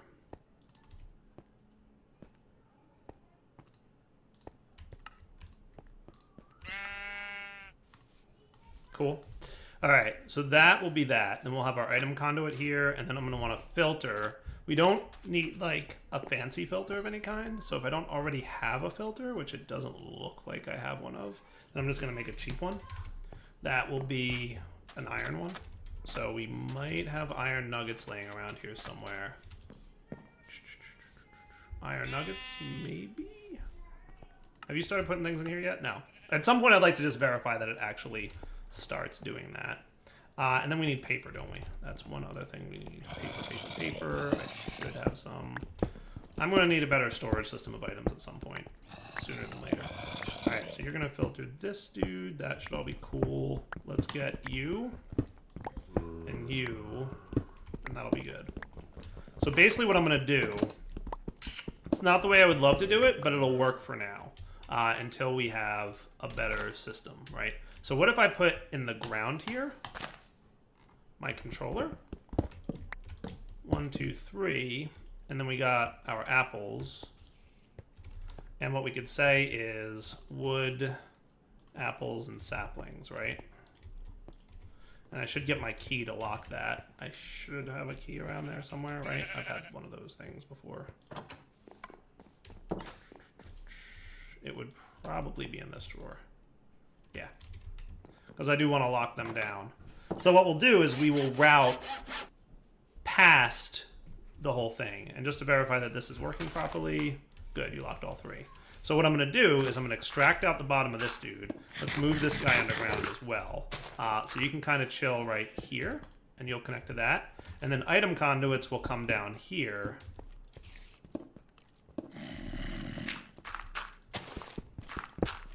Okay, like so. And you will be filtering here. Put our filter on that says you whitelist only saplings. Hello. What did you? Okay. What's this? This is my. Okay. Offhand. Neat. Today I'm learning what that. I didn't realize that was there. Okay. So filter whitelist saplings. Okay. So only saplings are allowed in there, and then.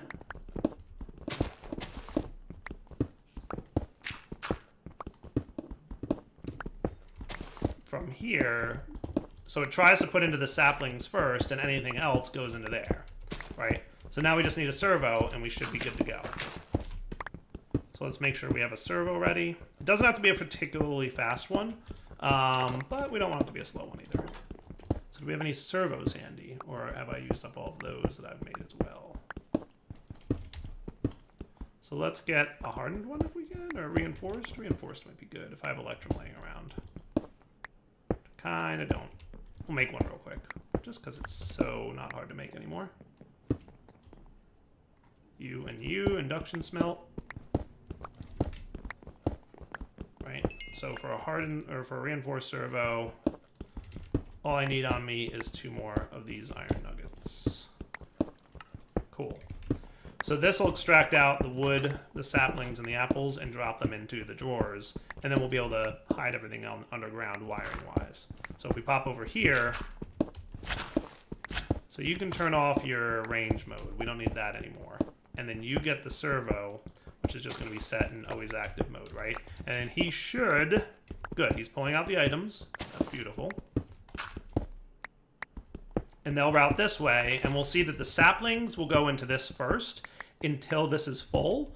And then once it's full, other saplings will proceed to go down to the next place. So you can see that filling up. Cool. And I think it only does 16 at each. So that's actually kind of really good for us. Beautiful. And then these guys are going to route over there. And then the wood and the apples, which I assume there were some apples. Maybe it already moved them. Cool. Nice. How's that look? So you'll plant those guys. Now we've got wood, saplings, and apples. Perfect. And everything's working beautifully. Now, have you filled up your sludge? Is that why you're not chopping down that tree, or did that tree literally just grow? All right, it might have just grown. That's why. So now the next test is what happens when you fill up sludge. Will you stop working because you're full of sludge, or what are you going to do? We're going to find out in about a minute. So next one to grow here, we'll see what happens. Go ahead, grow something. All right, we'll be back in a minute once I determine what's happening. Oh, there's one. Nice. So you're going to fill up your sludge. And if so, do I have to void sludge or not? Because I do have a liquid trash can. So if I have to void it, I can. There's the trash can for fluids, and that's cool. All right, so sludge, 8,000 millibuckets. So we've totally filled up on sludge. And it does seem like the machine is still running. Yes. Okay, cool. So we don't have to worry about sludge. So sludge can be used in a sludge boiler, I believe, unless they've added something to it. So a sludge refiner, it's called. That will get you clay and dirt and gravel and mycelium and podzol and sand and red sand. So basically, and soul sand, that's cool. So this machine here, the sludge refiner, and you can also use it to get... That. Those are just containers. Oh, neat. You can put sludge into the chemical thrower? That's cool. If you touch sludge, I think it gives you debuffs. A lot of the liquids in MFR, I don't know if that's the way it works in Industrial 4 going, but in Mine Factory Reloaded, a lot of these liquids had effects if they touched you. So like sewage and sludge and all this stuff had different effects if you got into them. So that, I'm going to say, is a pretty functional tree farm, and it seems to be working great. Nice. And again, like I said, once the thing there fills up, all the saplings will start routing into the drawers, and then we'll be in good shape. And that, my friends, I want to say, is a pretty good time to wrap up the episode. So I think we're cool with what we've accomplished today. We've got an automated tree farm, which we can then use the trees. So I want to check something. Can I then take the wood from the tree farm and smelt it into charcoal and use that to get some refined fuel in our basement to power our base? Because if I can turn wood into refined fuel, that would be cool. Or can it only be charcoal? That's what we're going to find out. No, not wood. Hold on. Smelt it. Done. So charcoal, pulverizer. So let's see if this works, right? So I guess the step that would fail would probably be here. Can you accept pulverized charcoal? You cannot. Okay, so refined fuel. We can use charcoal for lots of other things, by the way, so it's not a big deal. There's a lot of resources that we can do this with, right? Comes from naphtha, which comes from crude oil or liquefacted coal. Got it. And liquefacted coal comes from pulverized coal, and that's it. Or carbon drops. Coal dust from IC2, crushed coal, that's about it. So not charcoal. Unless either IC2 or actually additions breaks charcoal down into crushed coal, but I doubt that it does. It might, I don't know. But all right, good to know. So we can't do that thing. So trash can you. I always forget that I have this trash can right here that I can always just like void items if I feel like. It's better than throwing them on the ground and waiting for them to rot, which is another way of voiding items. So, you know. So yeah, definitely wrapping up point. We'll come back next time. Are you not routing your sticks into here because you don't think that you have room? Or like, what's the deal with the sticks? Why are you no routing all of a sudden? You got something you want to tell me there, mister?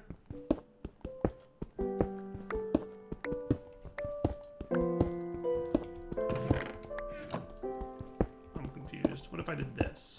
Would you start routing now?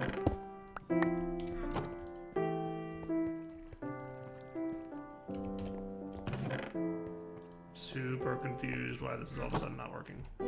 Oh well. Gonna have to do a little off-camera troubleshooting to figure out why you decided to break all of a sudden. For now, Devil20 signing off. Hope you guys enjoyed the episode. You know what to do.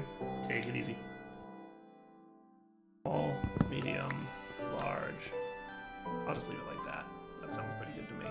There's also some filters and stuff we can do. We'll play with that later.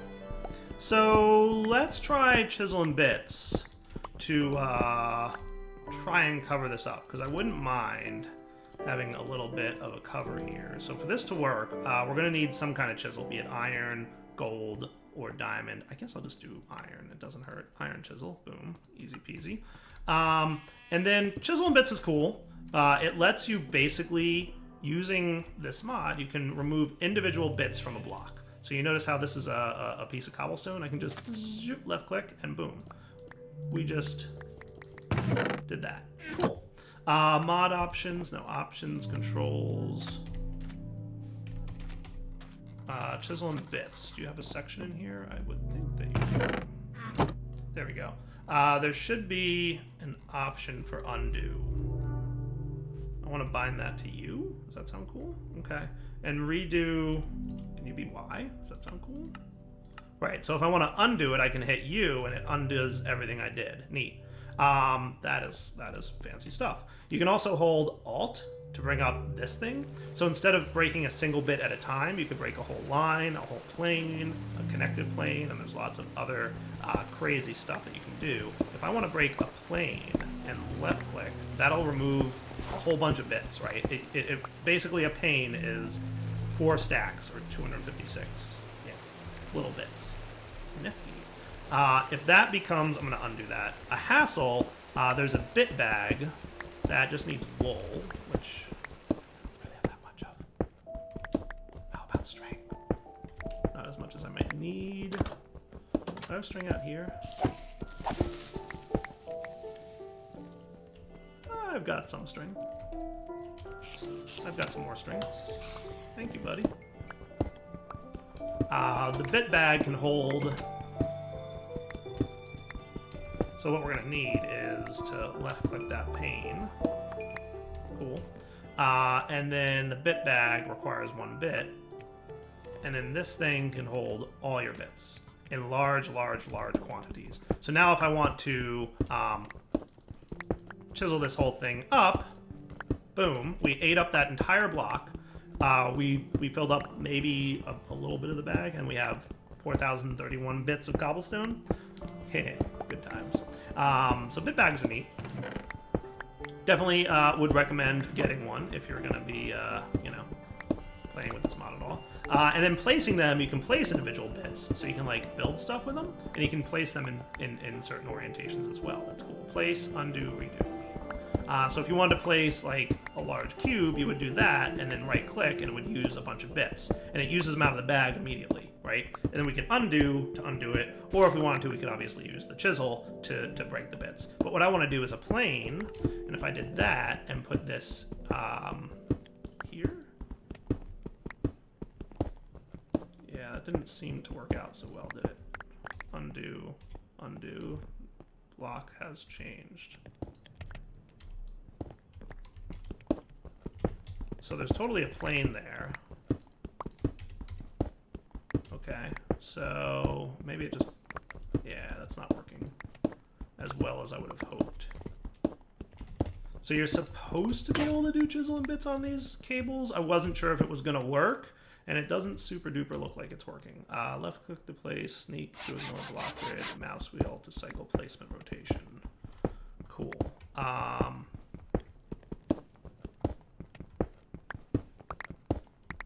So it doesn't look like it's super duper. Yeah, there we go. That's what it's doing. So if I tried to place it there, yeah, no, it's just not rendering properly. I better do a quick backup. There we go. Quick backup. In the past, I've had crashing issues with this thing, so I'm just trying to make sure that it behaves a little bit. So I should be able to place this cover here. Maybe placing a block in front of it will do like a block update of some kind to make it render. No, it refuses to render. All right, let me find out if there's a good way I can get this cover. So here's what I'm gonna do. I'm going to that, and then I'm gonna, where's my chisel? I should be able to do that. Nice, and that puts it, okay, all into the bit bag. For now, I'm just gonna put this bag and this chisel away because it doesn't seem to be super behaving. And instead of doing what I'm doing, what I'm gonna do is run this cable up the back for a sec and do this. Cool. Okay, so with that taken care of, we've now got this grid. The cable's existing outside, but that's really not the end of the world. I was really hoping I could get some kind of cover. What I'm gonna have to do is just do a little bit of research and figure out a good way to get a cover working. But for the most part, that's a good starting foundation. So we've got the basics of a refined storage system coming in. Next episode, I think I'll come back. We'll transfer all this stuff out of our storage crates here that we've got going on. And I'd like to start upping and upgrading our system of drawers. So we might wind up having like a drawer for iron and all of our metals and stuff, and all of our dusts. Basically anything we have a lot of should probably be stored in a drawer. And we'll come back next episode and learn how to make and how to use the refined storage something or other in the world. Storage bus? External storage? Yeah, this one, external storage.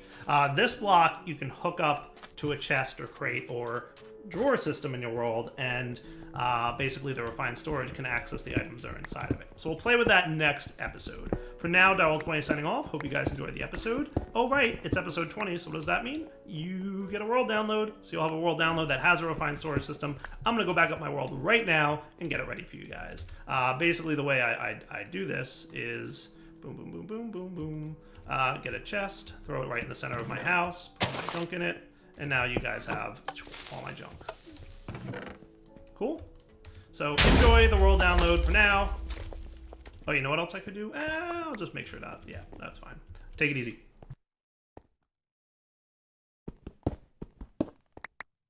Hello everyone, this is Direwolf20 and welcome to episode 21 of Direwolf 20's Let's Play series. Today, hanging out, getting more order taken care of in our awesome refined storage system. So last episode we got started with a refined storage system, went pretty smoothly, and today, woohoo, got a new achievement, we're going to continue along that trend. So what I'd like to focus on today is a couple things. First off, I'd like to make sure that we're storing items in the refined storage system. Second off, I'd like to look into getting more drawers in this room. So I'm going to remove the crafting station that we have here. Now would be a great time to go grab some wood from outside this area. Back at our tree farm area. Look at that giant tree that thing's chopping down.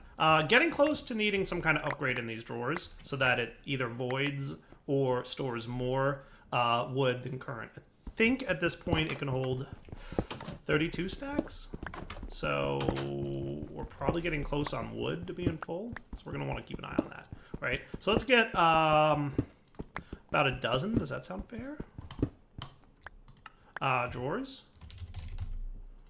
Let's do that. Boom. So by just having these things in here, a dozen more drawers ought to be good. And we'll kind of start coming up with a plan for what we want to actually have here. And we might want some drawer tape, which may or may not have some already. Did I already use drawer tape? Did I create tape already? I feel like I did. I feel like if I did, I don't know where it is, which is fine, because that's a thing that happens sometimes. But it's all good. We'll make some more. Drawer, tape, packing tape. Cool. So it just needs paper and slime. That shouldn't be too big a deal. Rice slime ball, and I know we've got some paper over here, and if we don't have enough paper, which we totally don't, we can get sugarcane from over here. Cool. So you can do that. You can do that, and now we've got some packing tape, because we might want to rearrange these drawers a little bit. But before we do that, let's start importing items out of these chests that we have, or crates, and get them into the refined storage system. And then, well, couple options. So I kind of want to do that, but then I also kind of want to go a different approach. Because part of me wants to have the storage drawer system implemented first before I start importing stuff out of the crates. But the crates are kind of in the way of the storage system. So let's get some crate moving options here. Storage crate keeper, boom. We're probably going to want a bit of this on hand just to make a few of these. 1, 2, does that sound fair? Like this one.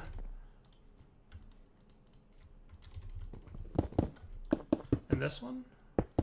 I'm pretty sure I can just do that and that'll be fine. Cool. And while we're at it, it's probably a good idea to remove these guys from the system as well. That should be fine. For now, that'll be like a basic setup while I get ready to relocate a few things. So basically, what I'd like to do, and I should have, of course I just picked up the chest that has one of the items in it that I want, but that's okay. Here's what I'm going to do. I'm just going to place them over here, and that should be fine, right? I want some more of these oak wood planks, because I'm going to fill in the flooring there. And then we can relocate some of these things. So I wouldn't mind debating on how I want this to work. I could either leave these drawers over here, or I could route the items to some kind of thing that puts it somewhere. For now, let's plan to have all the storage drawers in that room. So eventually, we will eliminate those storage drawers over there. Does that sound like kind of a plan? I think that should be a good plan. So let's try and organize this in a smarter manner. So by putting tapes on these guys, it lets us, bad direwolf, rearrange them in a little bit. So that should be cool. So let's have, does this tell me what's inside of it? Content sealed within, that's all it says. All right, guys, so I'm trying to figure out how I want to arrange this stuff. Part of me is thinking, like, do I want just this wall, or will I want more walls? For now, I guess I'll start with just this wall being full of drawers, and then if we need to expand it later, we totally can. So like starting off with like dirt and netherrack, and then cobble, gravel, sand, andesite, and all that stuff, right? And then we'll kind of expand from there. So let's start kind of. Let's get gold and diamonds and other. So like iron I want, but quartz doesn't need to be in there. Redstone should probably be in there, right? So basically, wood we want to have in there, right? That's fine, but not too much other stuff. So like the stuff that's in there in the refined storage system right now can stay in the drawers. If I double click that, it should put away all my stuff. Cool. So let's do like trying to get organized here with all my stuff. Yeah. So we've got iron. Let's put silver and copper, nickel, yeah, aluminum, lead, tin. We'll get to some of this other stuff in a minute here. So like, for example, I will do iron and I'll do gold, and then I'll do silver. Here is kind of one of the ways I like to do things. And like maybe I'll put nickel here, and then lead, tin, and copper. So like copper and tin. And then when we have things that those two metals combine to create, they can be another doohickey, right? So I think I might have some Invar laying around. Do I see any? I've got Signalum. That's probably not going to be one of the ones that goes in the drawer, but Electrum can go in there. And if I snag one each of this, actually I need 2 iron for this. I'm just going to make some Invar real quick just so we can prepare this thing. I don't have any augments in this one yet, by the way. I should do that. Right? So Invar can go to the right of this. Electrum can go to the right of that. Do I have any bronze hanging out at the moment? I do. There. That's cool. So then if I double click that, everybody goes into their home. And then aluminum and lead don't combine into anything, but that's fine. Right? So that's cool. And this is where we're getting to the point where I'm starting to think, do I want to have other stuff on the walls too? And how I might want to lay that out. Like we might want, because I definitely wouldn't mind having mob drops be in drawers as well. So we might wind up rearranging this a bit, but we'll maybe rearrange it because I'm totally going to want dusts and gems inside my storage drawers, and we're already kind of running out of that spacing. So if we put some more drawers, like let's get a stack of wood here, right? Let's get a few more storage drawers. Boom, boom. Cool. So I might wind up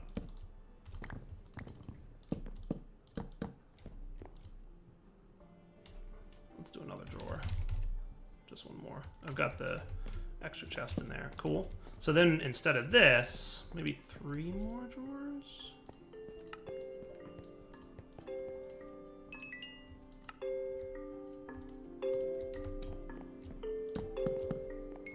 So what I could have is like eliminate these drawers,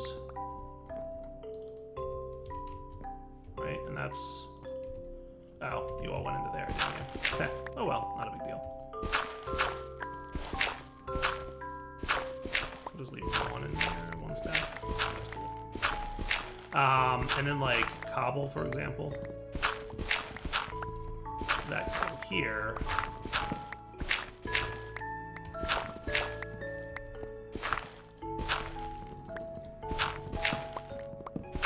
Of course, I don't have any sand. Makes sense. I just need like 1 piece. Do I have sand in here? Oh, I do. Oh, neat. Cool. Didn't even know. Forgot that I put that there. Right?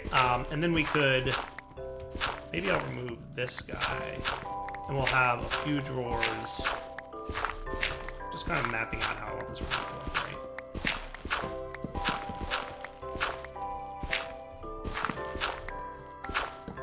So like this could be like some maybe plant-based stuff. That might not be a terrible idea. And we can get all these guys to connect to each other, right? That shouldn't be a problem for us. So we could have like our oak wood and our saplings and our apples here, right? And then I'll remove all this. We'll unlock it with the key, just to prevent... That's another way to clear what's in there. Cool. So you, andesite, and all that good stuff can go here. So this will be like, you know, building material type stuff.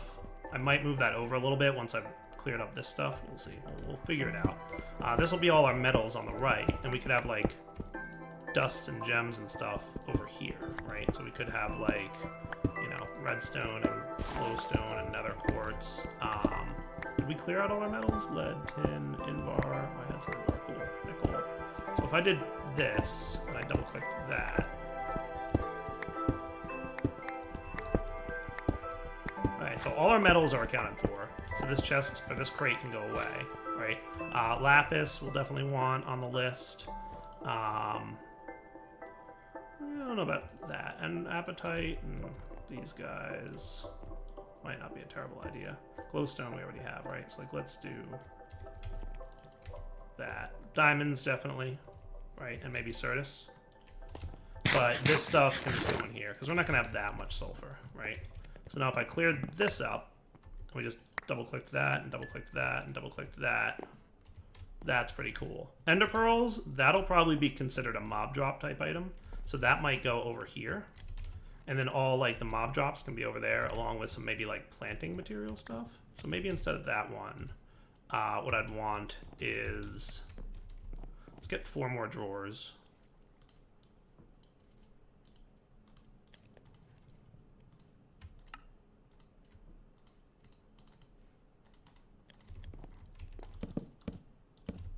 Cool. And we'll start with mob drops over here-ish. 2, 1, 3. That's good. So there's a bunch of mob drops that we'll probably want to have here.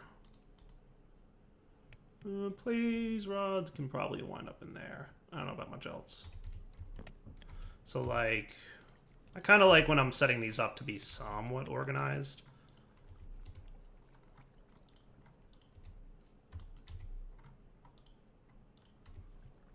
So I could probably have 1 more mob drop. Prismarine crystals can go away. So I don't have these guys connected yet to the central drawer system. So, leather? I don't think I need leather in there. We'll see. We'll figure it out. All that stuff can go in there for now. So getting there. So that clears this out. Cool. So this is kind of what the storage room is going to look like. And then I can expand a little bit more to the left as needed. So that should be a good start. So this is all magic-based stuff. Like marble from Astral Sorcery, that might wind up. I don't know if this is World Gen or not. Do I get... I do. That's marble from Astral Sorcery. So that we will probably want to have stored in the basic drawer because eventually we'll be like quarrying and that'll be good times. Right. Anything else that should go into a drawer system? Flint maybe? Might not be a terrible option. That could go, you know, here-ish. Because we'll have a lot of flint at some point. Anything else that we're going to have a ton of? Probably not. That should be cool, right? We do have a lot of cursed earth, but that's not something we're going to really have a lot of. Black quartz ore. Am I not auto-processing that? Should probably consider doing that. Because we're going to have a lot of quartz ore. We definitely will. That doesn't neatly fit over here into the layout that I've got. But if I moved these guys, quartz,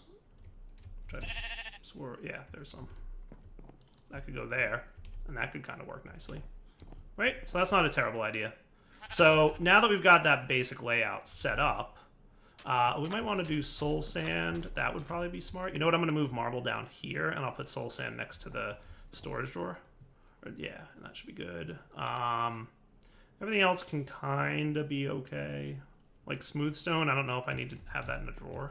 I guess I could probably consider having it in a drawer. That should be fine. It wouldn't hurt. Grass, I don't think I need to have in a drawer. All right, so let's get storage import buses going. So the best way to do this, probably, there's a couple approaches we can take. I'm probably going to want to make a stack upgrade, though. That's going to need some sugar and 4 speed upgrades. Speed upgrades need an upgrade which is made with improved processors. So I'm basically going to want 4 improved processors, which I've kind of got. So let's get some upgrades. 1, 2, 3, 4, 5. Neat. Sugarcane can exist over here somewhere. Somewhere is my sugarcane chest. I think I'm going to need 9 in total for this. And we'll probably also want some redstone. So we will get these guys cooking. And back in a minute when I'm going to... Well, yeah, I'll let all 5 be made. That's fine. So I'm going to need 1 more sugar then, if I'm going to let all 5 of these be made.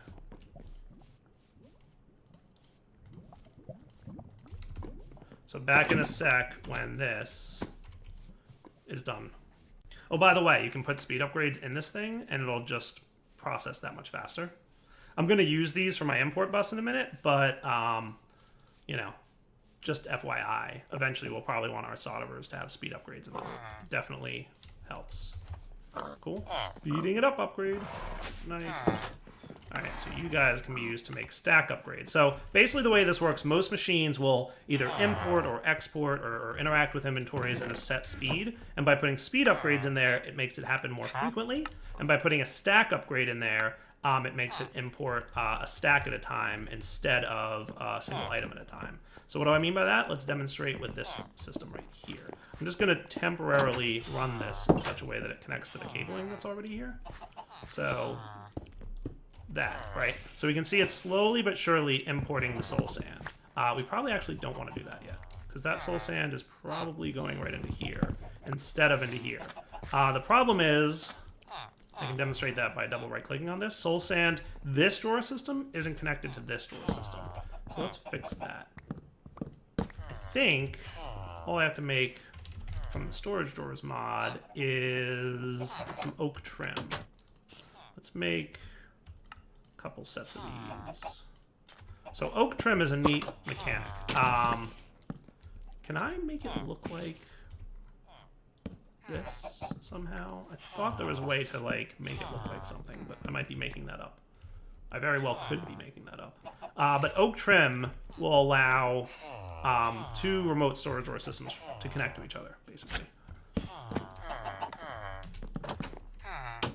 So by doing that, it should basically connect this so that when I double right click on this guy, it put my soul sand away. Neat. All right, good. So I'm going to want to do the same thing pretty much over here. And because we're getting really close to the point where I'm not going to want to import with this anymore, I'm going to remove all these guys. Cool. So we will oak trim this up as well. Good deal. And I'll clean up the rest of the item conduits there in a minute. Good deal. All right, cool. Spider, please. You're an annoying nuisance of a creature. Thank you. So now, for example, watch my string. When I double right click on this, the string went away. It wound up in here. Beautiful. And I can still cover this up with fancy looking this stuff. Nice. So before I do the next part, let's get a storage, an external storage dude. So this guy, we're going to need another chest. And we're going to need a construction core, which is going to need some quartz and glowstone. So I'm going to want one of you. I'm going to want one of you. I'm going to want one of you.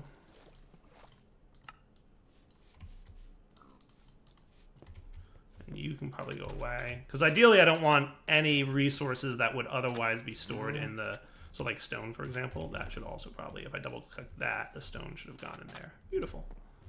All right, so the external storage is the next thing I'm making, right?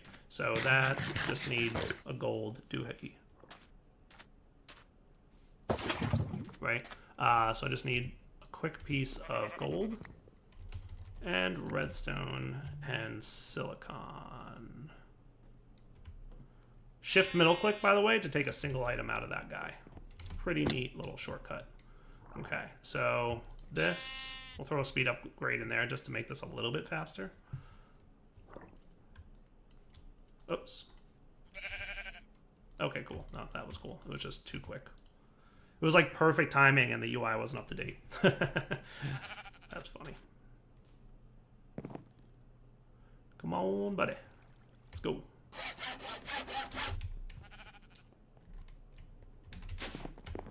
Okay, so this goes in here for the crafting component.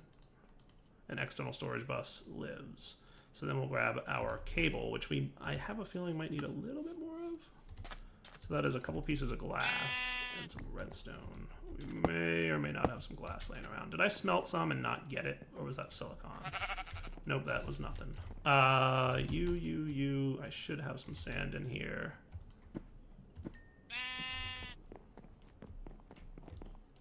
Cables, please. Thank you. So what we'll want to do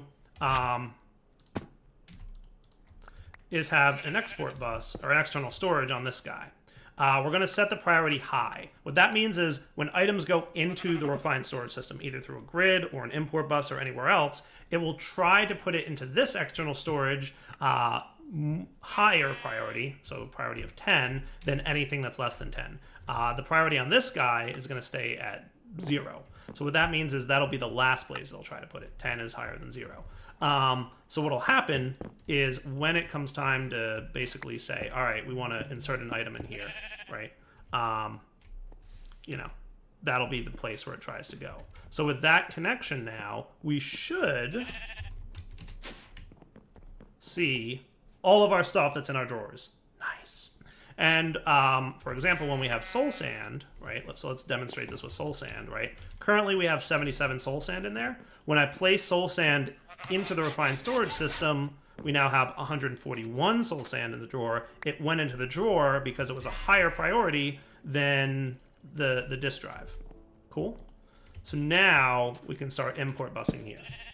All right, so let's get to work importing and test out how cleanly and well organized I set everything up. So we're going to stick our importer on here. So that's going to start importing slowly but surely soul sand in pretty much the order of the items, right? So soul sand's going to get sucked in there.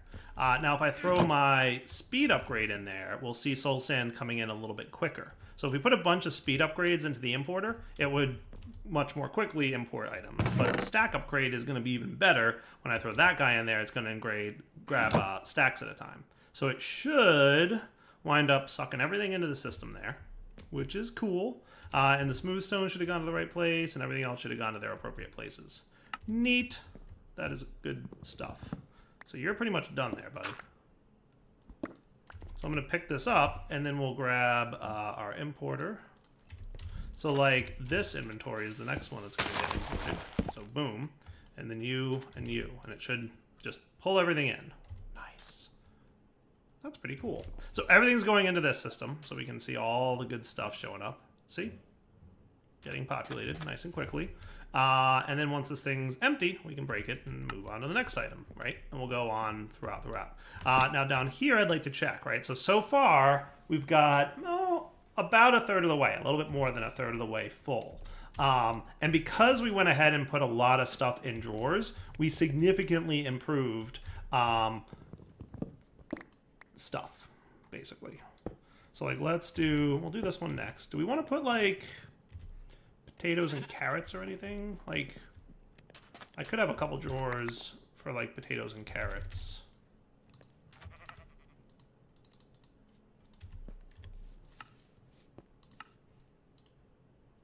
So I could do...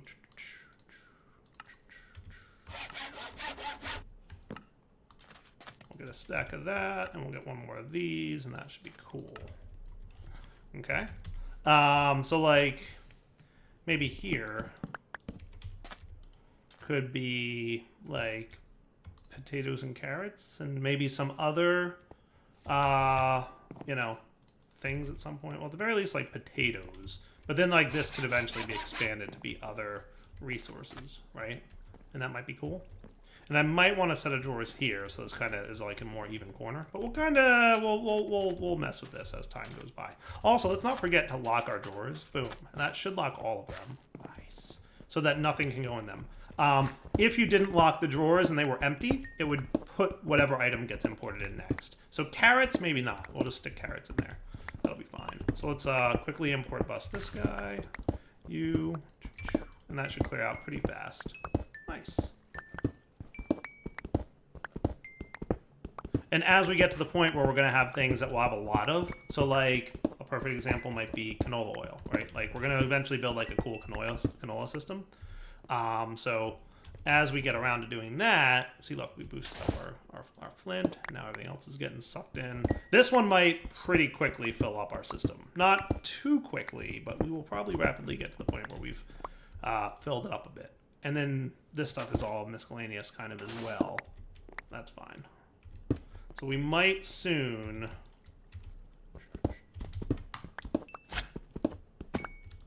I can probably clean out these item duct things real quick. So remember, we don't yet have anything to deal with ore processing, but we'll manage that eventually. Cool. So how's our storage doing? Not bad, 27.99. So we're probably around 2/3 of the way full now. That should have finished up this thing and both pages. Yes, cool. Nice. And then the very last one will be this chest. So import bus, stack, and speed. Nice. Looking good to me.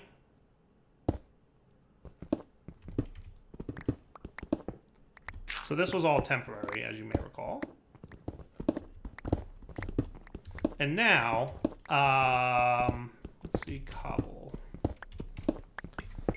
I love when I get to this point, because it makes it so much easier to find your stuff. Actually, give me those back, because we're going to totally want to fill this in. So we'll want to like fill in the wall a little bit. This can be gone, right? Nice. Looking cool, right? And eventually we might have more or less. I might do this now. Just to see how it looks. Does that look cool? I think that looks cool, right? There, that relocks everything. That looks pretty good. So now, our ender chest, which we could leave up here or we could move. I'm going to probably stick it in the basement. Cool. Hey, wrong. And the reason I'm going to stick in the basement shall become apparent in a second or two. Yeah, that looks pretty good, actually. I like that storage room. So we're going to stick the import bus in the basement. And what I'm going to do is put the import bus on this dude with my speed and stack upgrade in them. Cool. And the reason I want to do that, I guess actually I should probably... Cool. So now, check this out. Anything that goes into the ender pouch, let's demonstrate this, right, is going to get import bust into the refined storage system. Hooray. So for example, we don't have any crates in there, right? If I stick my 2 crates into the import bus and into the pouch, it goes into the ender chest, which is import bust into the refined storage system. So now we can auto store it into refined storage, courtesy of this awesome dude. How great is that? Loving it. Cool.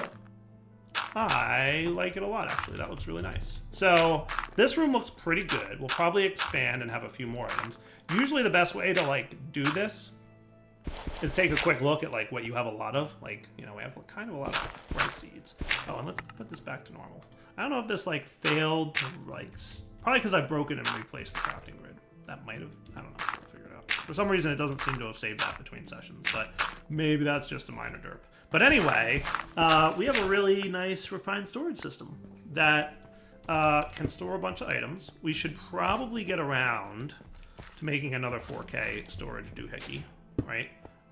Because we are at 3,000 to 4,000, right? So we can store about another 1,000 items.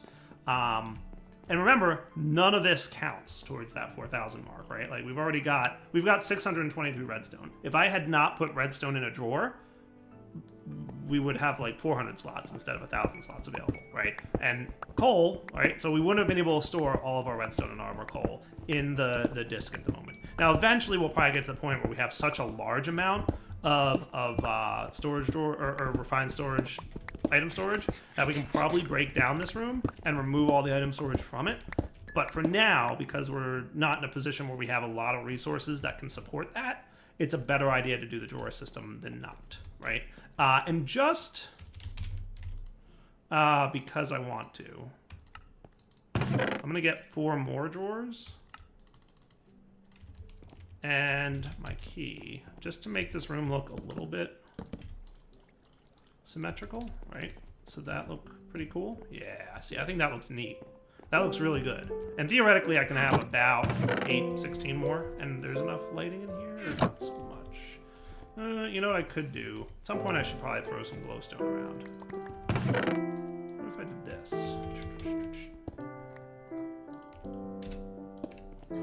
Is that pretty good? It's pretty good. Not great. Could be better. We got glowstone in like the middle of the room. I don't know. We'll figure it out.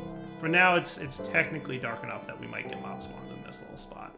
In this little spot. I don't know. We'll think of something. Not super worried right now. Let's come back in a sec. Alright guys, so that is a much more organized system of storage, I feel. And I think it looks pretty good. I hope you guys like the way it looks as well. Obviously, we've got room for a little bit more in terms of storage here. We might do some more like planting type stuff over here. So like as we get to like canola seeds and canola, we might throw them in some drawers. And over here, we'll try and find some blocks that we can stick in there. Maybe it'll be like sandstone or something like that. And then we've got obviously more room for either more plants or more mob drops or something along those lines.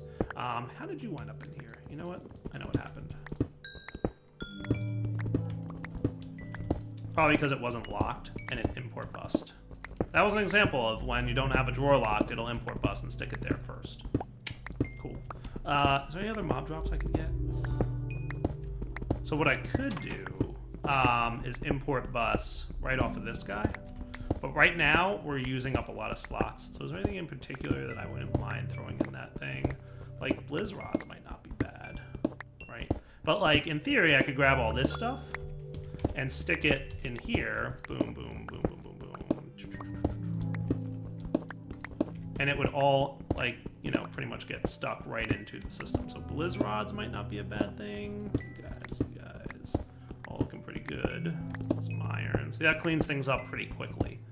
So maybe blizz rods will be the last one, unless there's another mob drop. You know, it could be wither skulls. Wither skulls might not be a bad thing to put in there eventually, because we won't have too many blizz rods, I don't think. So yeah, blizz rods. So if I auto sort all that, you should probably boost up your. See, boom, boosted, nice. All right, yeah, definitely wrapping up point though. So Darwell20 signing off. Hope you guys enjoyed the episode.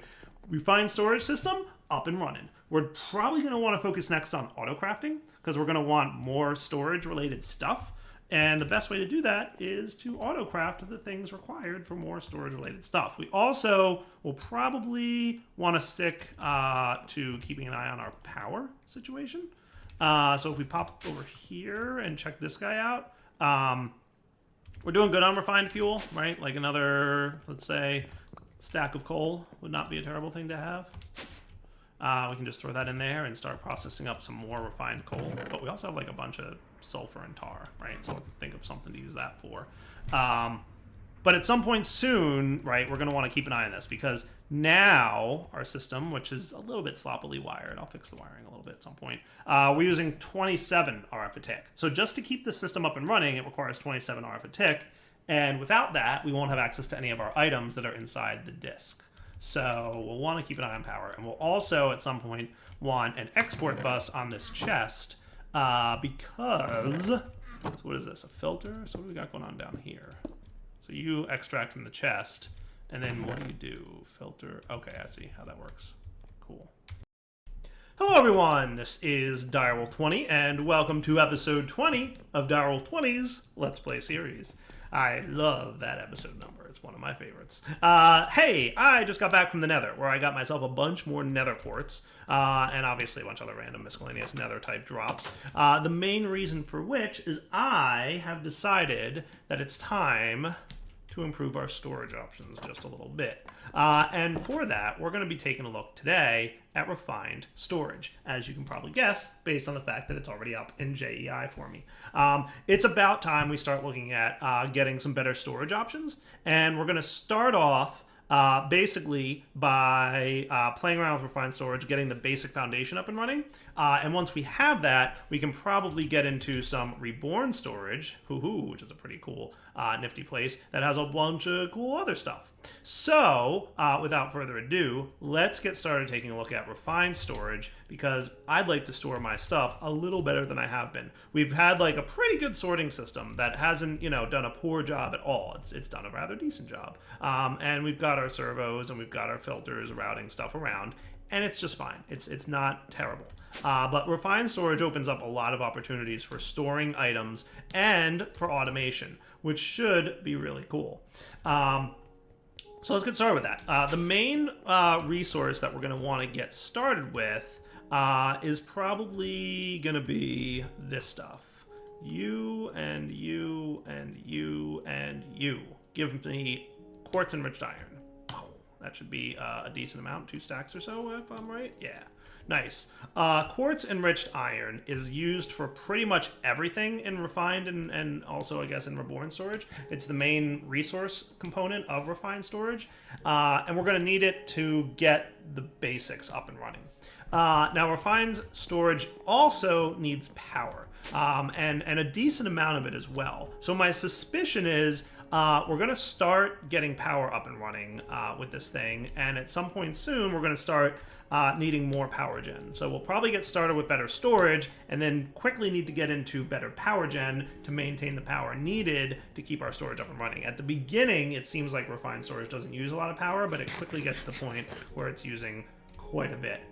Since this is the basement of my storage room, I suspect that it's probably the best place to start building a refined storage central processing area. So like, we'll have the brains of the refined storage system in the basement. We'll eventually clear away all these storage crates, but I'd like to leave the storage drawers in place, and I'd eventually like to tap into the storage drawers that are over there, as well as some of the mob drops that are over there. So we'll basically convert this storage room, instead of storage drawers and crates, it will become a storage drawers only area, where it'll store just basically a bunch of resources in storage drawers that we want to have a lot of, and then everything else can live in our refined storage system.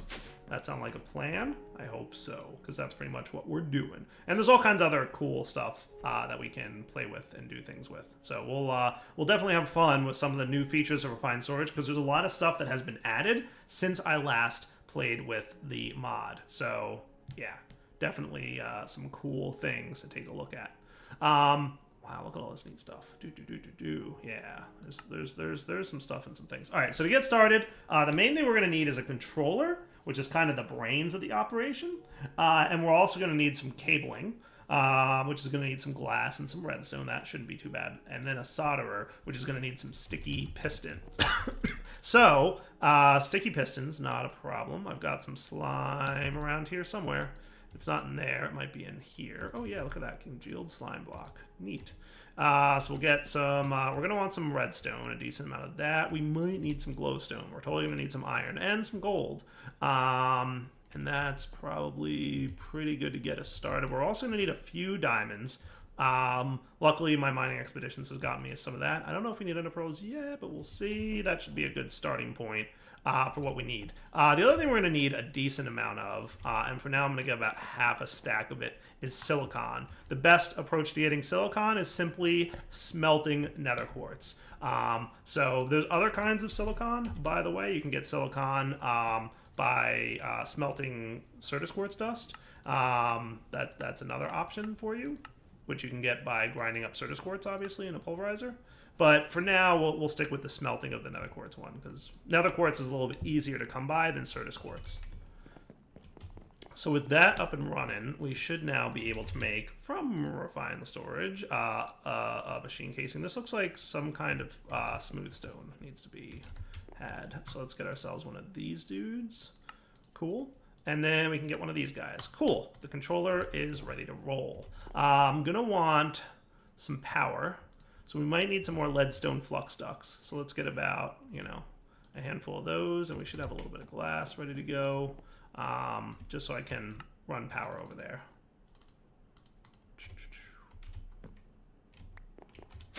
Cool.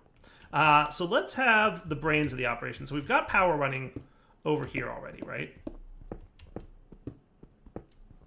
Neat. And we've got, okay, so here's where we tap into that, like, line thingy that we've got going on here.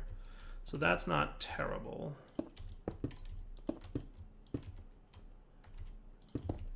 So how and where do I want to have... So unlike Applied Energistics, which is the last mod that I use that's similar to this, you should probably be Smooth Cobblestone or something. There you are. Unlike Applied Energistics, the location of the controller isn't that important because there's no channels. So if you watched my most recent series, Age of Engineering, you saw me playing with Applied Energistics. Refined Storage is very much like that, in that you can store, you know, stuff and things. And if you like Applied Energistics, that is also in the pack. So the concept with the Direwolf 20 pack is play how you want and learn the mods, right? Those are the two main premises of the Direwolf 20 pack. Learn how to play with mods if you've never played with them before, but if you are a fan of playing with them, you get to play however you want. So I put both Refined Storage and Applied Energistics in the pack, even though they're very similar mods, because they have a different play style. They both accomplish the same goal in that they're a giant item storage system with lots of automation and auto crafting. However, Refined Storage takes a different approach than Applied Energistics. And since I did Applied Energistics in my most recent Age of Engineering series, I decided to do Refined Storage in this series. So if you like Applied Energistics, cool, by all means use it. And if you like Refined Storage, cool, by all means use it. Have fun, either way.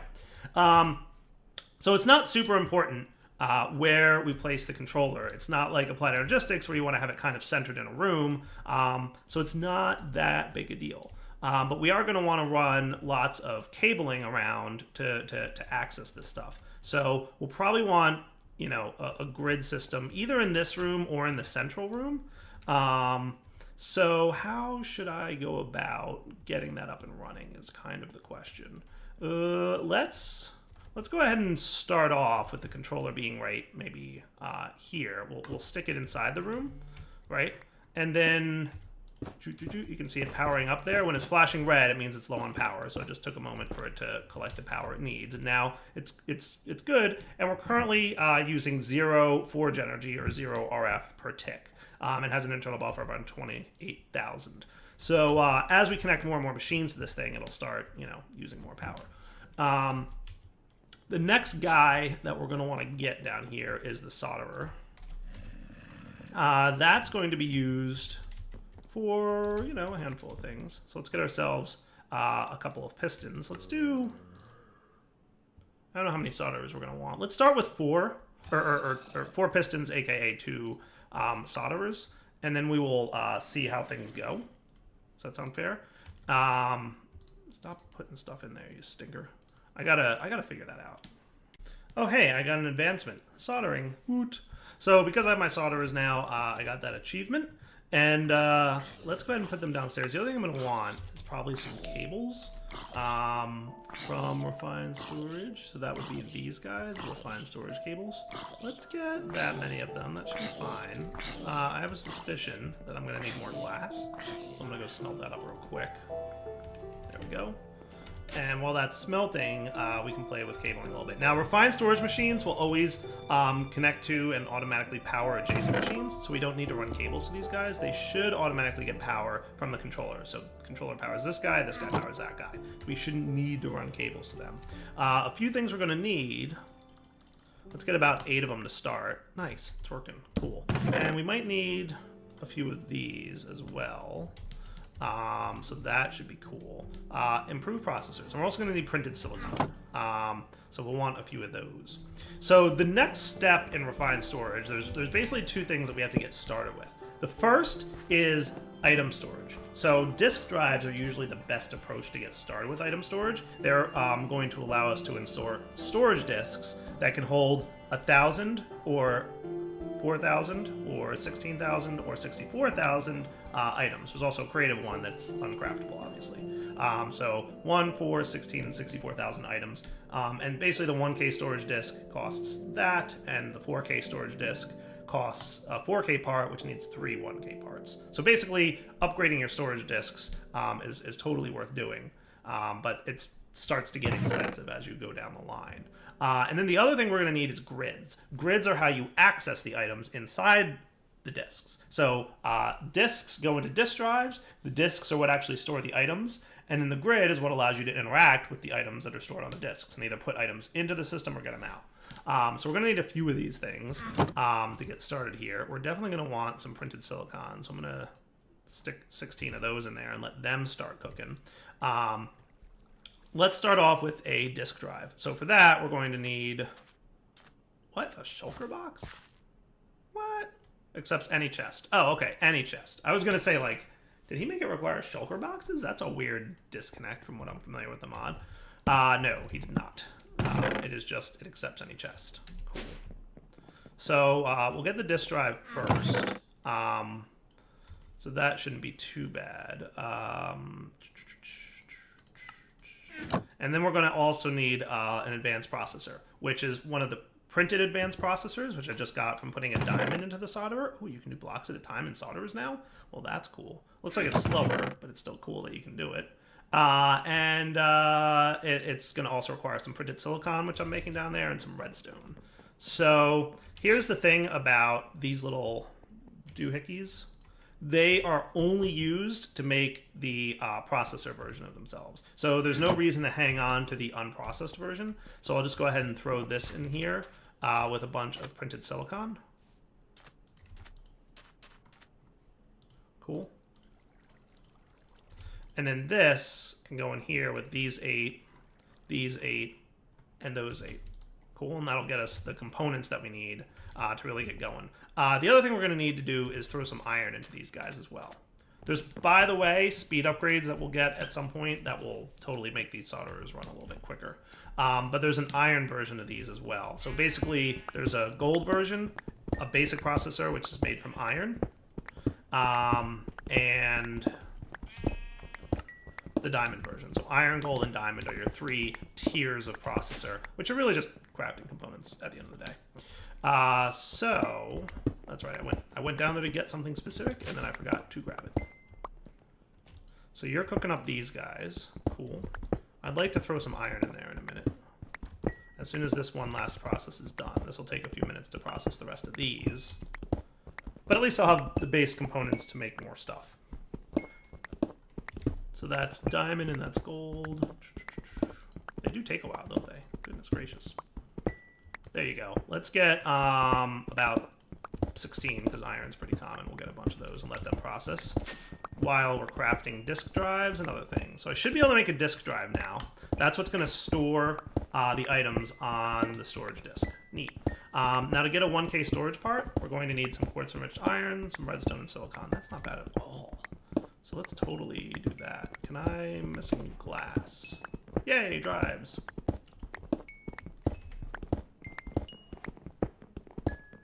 So I should be able to make a 1K storage part. Check. You know what I might want to do?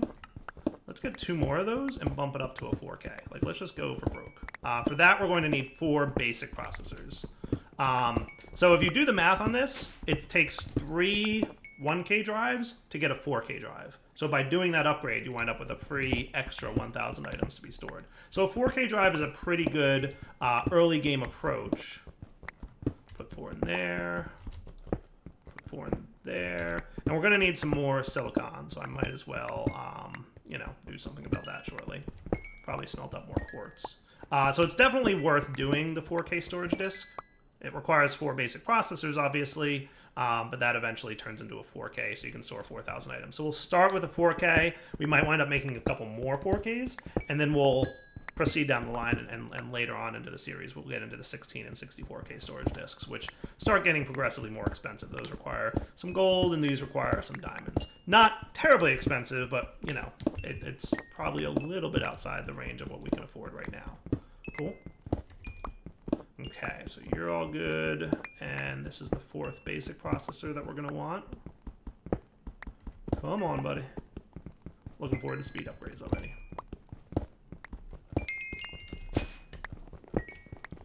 So these guys can be turned into a 4K storage part, which then can be added to a storage housing, which can then become a 4K disk drive. Neat.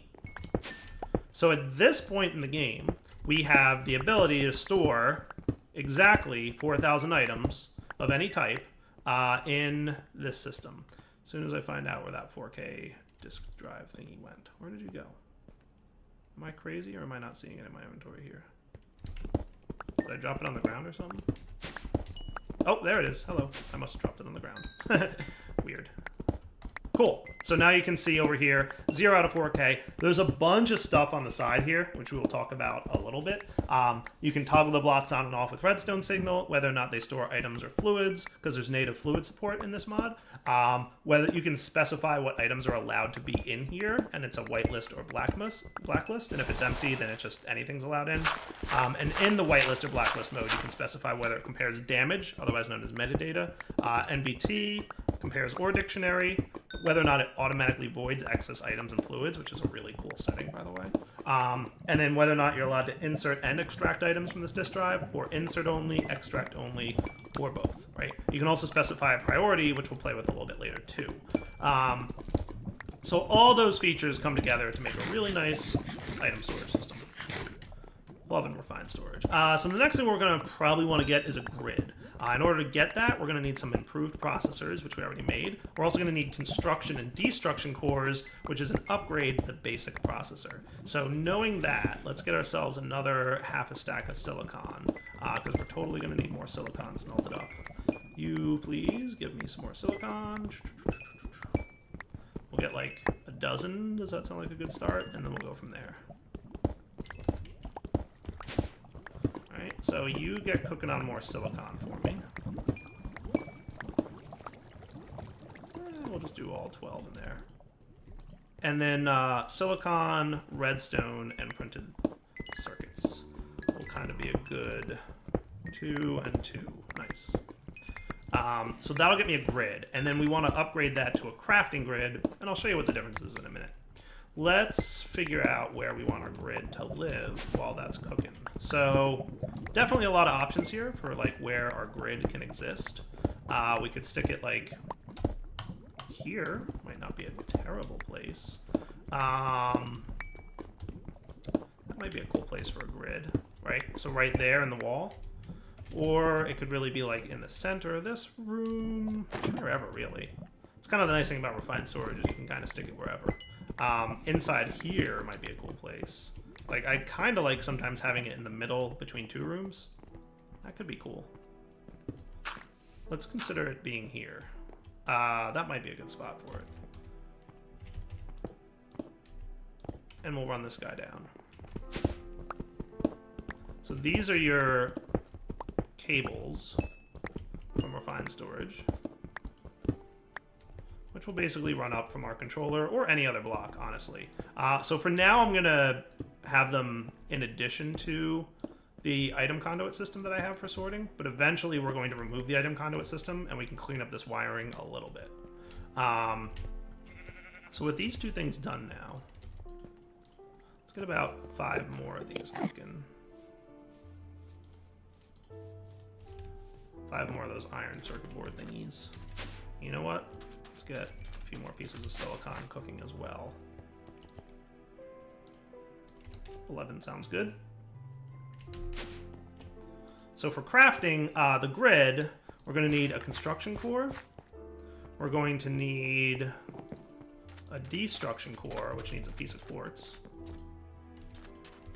Just 1. Let's put away...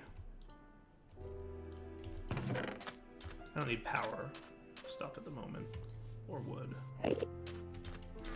I don't really need my slingshot. Inventory issues as always. And this torch as well can go. Okay. The quartz that I need. So the grid requires a destruction core. And then another one of these dudes. And again, NEP blast. Cool. So grid's neat. We pop it down, and now we have access to our storage system.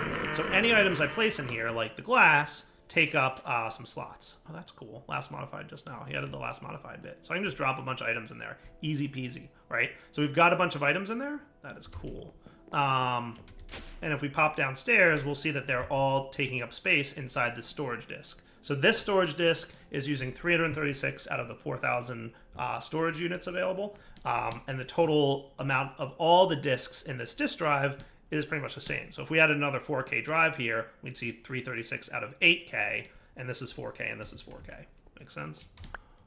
Which we will probably do before the end of the episode. We'll see. Now, if we're covering this up, that's a question. I wonder if covers can work. I don't know. It would be cool if they did. It would be really cool if they did. So we have structured ducts, and we have oak plank covers from thermal. Man, I really, really want this to work, but I don't think it's gonna. Yeah, no, it doesn't. That would be super amazing and cool if it did. So I think I can do it with chisel blocks and make a cover. That might work. We'll have to play with it a little bit. I'm gonna have to figure out covers as soon as I'm finished really working on this. But I don't want to actually have the grid. Now remember, the items are stored in the drives down there. So when I break this grid, it's okay. I just don't have access to those items anymore, right? The items are still there. They're not stored in the grid. They're stored downstairs. Cool. What I want to do is upgrade this grid using some wood. Might have made its way into here. We do want a crafting table, so that's cool. So actually, I don't need the wood anymore. I think it's a solderer recipe, though. So we have to solder this thing. So you're done. So you, and the grid? Right? Make it crafting grid?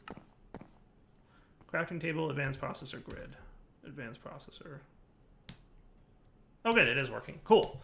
Okay, so that will get us a crafting grid, which works just like a grid, except it has a crafting table built in, so we can craft with it.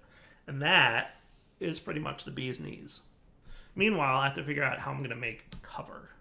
Because I know I can probably do it with chiseled blocks, but we'll see. Okay, so with this thing up and running and ready to go, upgrading your grid. Sweet. Crafting grid go. We now have a grid with a bunch of stuff in it, and we can now craft in it. How cool is that? I love it. So if I want to craft something, like say I wanted to make a refined storage base block here, I can just boop, and it'll take the items out of the grid, out of the item storage, and we can craft it right away. And X there to clear it, and it puts the items back in. Super cool. Loving it. All right, so that is step one. There's a couple other options for the grid here. Same thing with redstone mode. Normal detailed, no craftables detailed, normal. So that takes away that how many we have and who last accessed it. So that's kind of cool. Wow. I don't think I care about those details, so I'm going to put it on normal mode without details. Display no craftables, normal, yeah. Sorting direction, that's fine. Sorting type quantity, normal, JEI synchronized. That's what we're going to want, is JEI synchronized. JEI synchronized is cool because anything I type in here synchronizes with JEI. So if I want to look up how to make a chest, boom, I don't have any chests, I can just do that, and boom, if I had wood in the system, it would go in there. Cool. Size is stretch, small, medium, large. I'll just leave it like that. That sounds pretty good to me. There's also some filters and stuff we can do. We'll play with that later. So let's try chisel and bits to try and cover this up, because I wouldn't mind having a little bit of a cover here. So for this to work, we're going to need some kind of chisel, be it iron, gold, or diamond. I guess I'll just do iron. It doesn't hurt. Iron chisel. Boom. Easy peasy. And then chisel and bits is cool. It lets you basically, using this mod, you can remove individual bits from a block. So you notice how this is a piece of cobblestone? I can just left click and boom. We just did that. Cool. Mod options, no options, controls. Chisel and bits. Do you have a section in here? I would think that you do. There we go. There should be an option for undo. I want to bind that to you. Does that sound cool? Okay. And redo. Can you be Y? Does that sound cool? Right. So if I want to undo it, I can hit U and it undoes everything I did. Neat. That is fancy stuff. You can also hold Alt to bring up this thing. So instead of breaking a single bit at a time, you could break a whole line, a whole plane, a connected plane, and there's lots of other crazy stuff that you can do. If I want to break a plane and left click, that'll remove a whole bunch of bits, right? It basically, a pane is 4 stacks or 256, yeah, little bits. Nifty. If that becomes, I'm going to undo that, a hassle, there's a bit bag that just needs wool, which I don't really have that much of. How about string? Not as much as I might need. Do I have string out here? I've got some string. I've got some more string. Thank you, buddy. The bit bag can hold. So what we're going to need is to left click that pane. Cool. And then the bit bag requires 1 bit. And then this thing can hold all your bits in large quantities. So now if I want to chisel this whole thing up, boom, we ate up that entire block. We filled up maybe a little bit of the bag, and we have 4,031 bits of cobblestone. Good times. So bit bags are neat. Definitely would recommend getting one if you're going to be, you know, playing with this mod at all. And then placing them, you can place individual bits, so you can like build stuff with them, and you can place them in certain orientations as well. That's cool. Place, undo, redo. Neat. So if you wanted to place like a large cube, you would do that, and then right click, and it would use a bunch of bits, and it uses them out of the bag immediately, right? And then we can undo to undo it, or if we wanted to, we could obviously use the chisel to break the bits. But what I want to do is a plane, and if I did that and put this here. Yeah, that didn't seem to work out so well, did it? Undo, undo, block has changed. So there's totally a plane there. Okay, so maybe it just, yeah, that's not working as well as I would have hoped. So you're supposed to be able to do chisel and bits on these cables. I wasn't sure if it was gonna work, and it doesn't super duper look like it's working. Left click place, sneak to ignore block grid, mouse wheel to cycle placement rotation. Cool.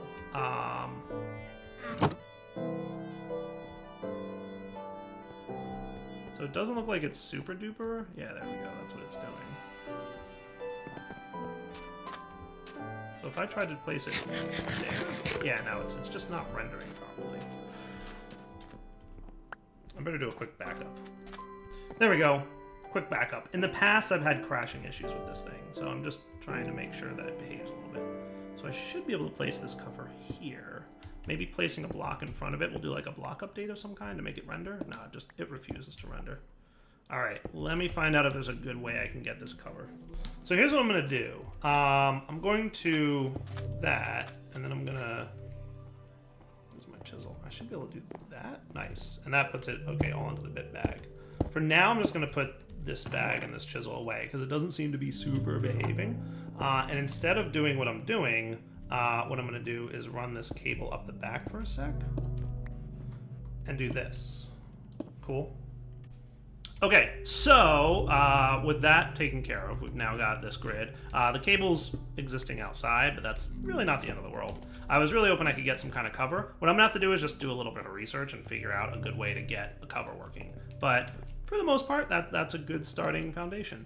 So we've got the basics of a refined storage system coming in. Next episode, I think I'll come back. We'll transfer all this stuff out of our storage crates here that we've got going on. And I'd like to start upping and upgrading our our system of drawers. So we might wind up having like a drawer for iron and all of our metals and stuff and all of our dusts. Basically anything we have a lot of should probably be stored in a drawer, and we'll come back next episode and learn how to make and how to use the refined storage something or other in the world.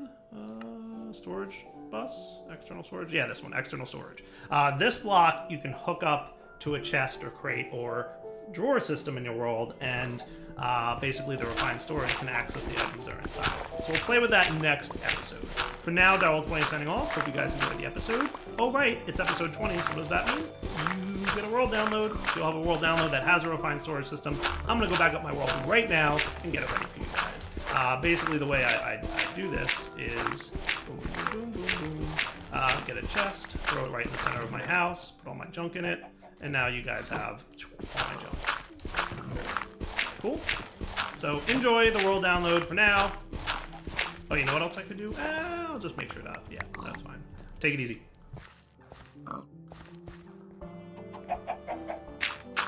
Hello everyone, this is Direwolf20, and welcome to episode 21 of Direwolf20's Let's Play series. Today, hanging out, getting more order taken care of in our awesome refined storage system. So last episode we got started with a refined storage system, went pretty smoothly, and today, woohoo, got a new achievement, we're going to continue along that trend. So what I'd like to focus on today is a couple things. First off, I'd like to make sure that we're storing items in the refined storage system. Second off, I'd like to look into getting more drawers in this room. So I'm going to remove the crafting station that we have here. Now would be a great time to go grab some wood from outside this area. Back at our little tree farm area. Look at that giant tree that's chopping down. Getting close to needing some kind of upgrade in these drawers so that it either voids or stores more wood than current. I think at this point it can hold 32 stacks.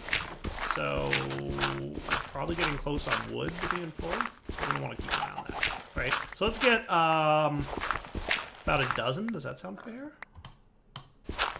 Drawers.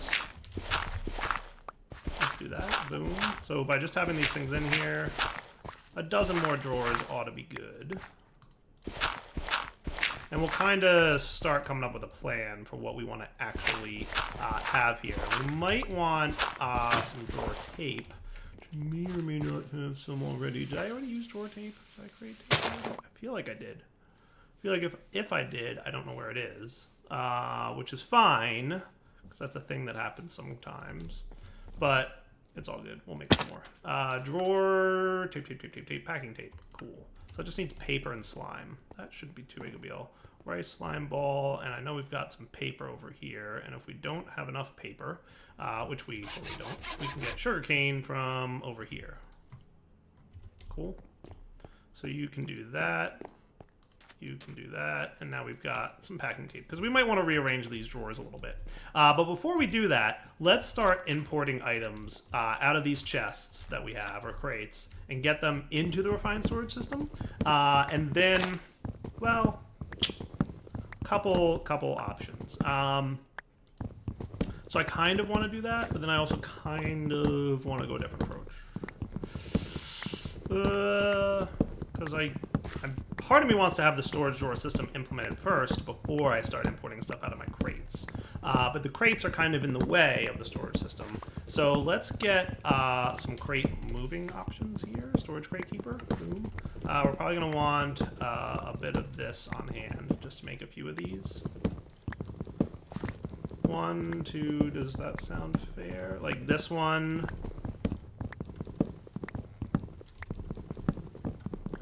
And this one. I'm pretty sure I can just do that and that'll be fine. Cool. And while we're at it, it's probably a good idea to remove these guys from the system as well. That should be fine. For now, that'll be like a basic setup while I get ready to relocate a few things. So basically, what I'd like to do, and I should have, of course I just picked up the chest that has one of the items in it that I want, but that's okay. Here's what I'm gonna do. I'm just gonna place them over here, and that should be fine, right? I want some more of these oak wood planks, because I'm gonna fill in the flooring there. And then we can relocate some of these things. So I wouldn't mind debating on how I want this to work. I could either leave these drawers over here, or I could route the items to some kind of thing that puts it somewhere. For now, let's plan to have all the storage drawers in that room. So eventually we will eliminate those storage drawers over there. Does that sound like kind of a plan? I think that should be a good plan. So let's try and organize this in a smarter manner. So by putting tapes on these guys, it lets us, bad direwolf, rearrange them a little bit. So that should be cool. So let's have, does this tell me what's inside of it? Content sealed within, that's all it says. All right, guys, so I'm trying to figure out how I want to arrange this stuff. Part of me is thinking, like, do I want just this wall, or will I want more walls? For now, I guess I'll start with just this wall being full of drawers, and then if we need to expand it later, we totally can. So, like, starting off with, like, dirt and netherrack, and then cobble, gravel, sand, andesite, and all that stuff, right? And then we'll kind of expand from there. So let's start, kind of, let's get gold and diamonds and other, so like iron I want, but quartz doesn't need to be in there. Redstone should probably be in there, right? So basically, wood we want to have in there, right? Not too much other stuff. So like the stuff that's in there in the refined storage system right now can stay in the drawers. If I double click that, it should put away all my stuff. Cool. So let's do like, trying to get organized here with all my stuff. Yeah.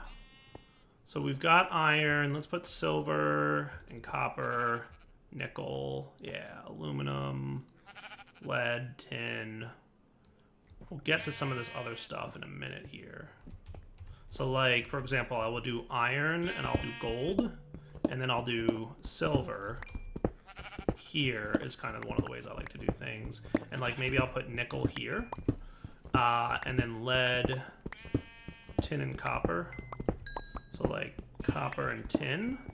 And then when we have things that those two metals combine to create, they can be another doohickey, right? So I think I might have some Invar laying around. Do I see any? I've got Signalum. That's probably not going to be one of the ones that goes in the drawer, but Electrum can go in there. And if I snag one each of this, actually I need 2 iron for this. I'm just going to make some Invar real quick just so we can prepare this thing. I don't have any augments in this one yet, by the way. I should do that. Right, so Invar can go to the right of this. Electrum can go to the right of that. Do I have any bronze hanging out at the moment? I do. There. That's cool. So then if I double click that, everybody goes into their home. And then aluminum and lead don't combine into anything, but that's fine. Right? So that's cool. And this is where we're getting to the point where I'm starting to think, do I want to have other stuff on the walls too? And how I might want to lay that out. Like we might want, because I definitely wouldn't mind having mob drops be in drawers as well. So we might wind up rearranging this a bit, but we'll maybe rearrange it because I'm totally going to want dusts and gems inside my storage drawers, and we're already kind of running out of that spacing. So if we put some more drawers, like let's get a stack of wood here, right? Let's get a few more storage drawers. Boom, boom. Cool. So I might wind up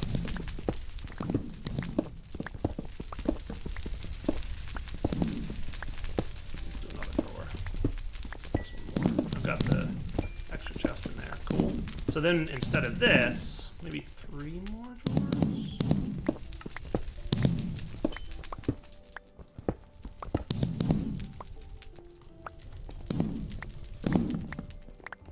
So what I could have is like eliminate these drawers,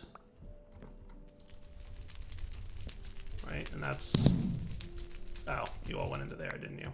Heh. Oh well, not a big deal. We'll just leave 1 in there, 1 stack. That's cool. And then like cobble, for example, that could go here.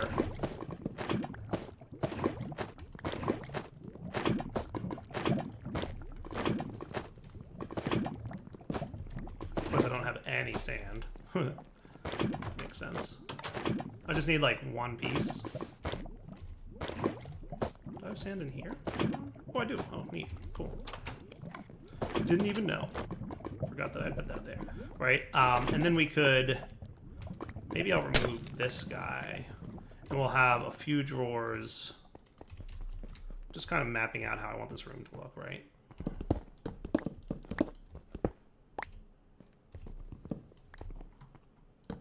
So like this could be like some maybe plant-based stuff. That might not be a terrible idea. And we can get all these guys to connect to each other, right? That shouldn't be a problem for us. So we could have like our oak wood and our saplings and our apples here, right? And then I'll remove all this. We'll unlock it with the key just to prevent. That's another way to clear what's in there. Cool. So you, andesite, and all that good stuff can go here. So this will be like, you know, building material type stuff. I might move that over a little bit once I've cleared up this stuff. We'll see. We'll figure it out. This will be all our metals on the right, and we could have like dusts and gems and stuff over here, right? So we could have like, you know, redstone and glowstone and nether quartz. Did we clear out all our metals? Lead, tin, invar. Oh, I had some invar. Cool. Nickel. So if I did this and I double clicked that. Alright, so all our metals are accounted for. So this chest, or this crate can go away, right? Lapis we'll definitely want on the list. I don't know about that. And apatite and these guys might not be a terrible idea. Glowstone we already have, right? So like let's do that. Diamonds definitely, right? And maybe Certus. But this stuff can just go in here because we're not going to have that much sulfur, right? So now if I cleared this up, we just double-clicked that, and double-clicked that, and double-clicked that, that's pretty cool. Ender pearls, that'll probably be considered a mob drop type item. So that might go over here. And then all like the mob drops can be over there along with some maybe like planting material stuff. So maybe instead of that one, what I'd want is, let's get 4 more drawers.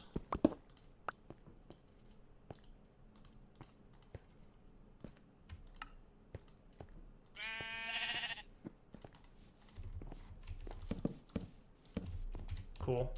And we'll start with mob drops over here-ish. 2, 1, 3. That's good. So there's a bunch of mob drops that we'll probably want to have here. Please, rods can probably wind up in there. I don't know about much else. So like, I kind of like when I'm setting these up to be somewhat organized.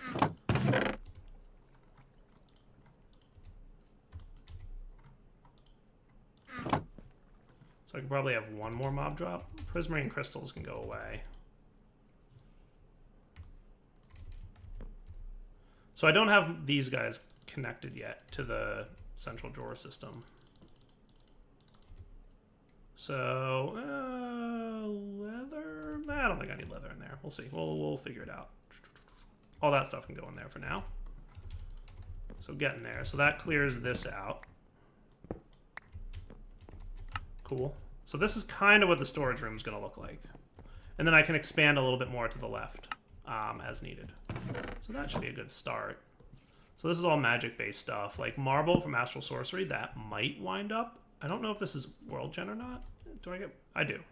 That's marble from Astral Sorcery. So that we will probably want to have stored in the basic drawer because eventually we'll be like quarrying and that'll be good times. Right? Anything else that should go into a drawer system? Flint maybe? Might not be a terrible option. That could go, you know, here-ish. Because we'll have a lot of flint at some point. Anything else that we're going to have a ton of? Probably not. That should be cool, right? We do have a lot of cursed earth, but that's not something we're going to really have a lot of. Black quartz ore. Am I not auto-processing that? Should probably consider doing that. Because we're going to have a lot of quartz ore. We definitely will. That doesn't neatly fit over here into the layout that I've got. But if I moved these guys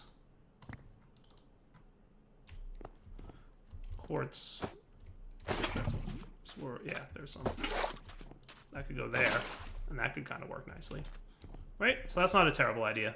So now that we've got that basic layout set up, we might want to do soul sand. That would probably be smart. You know what? I'm going to move marble down here, and I'll put soul sand next to the storage drawer.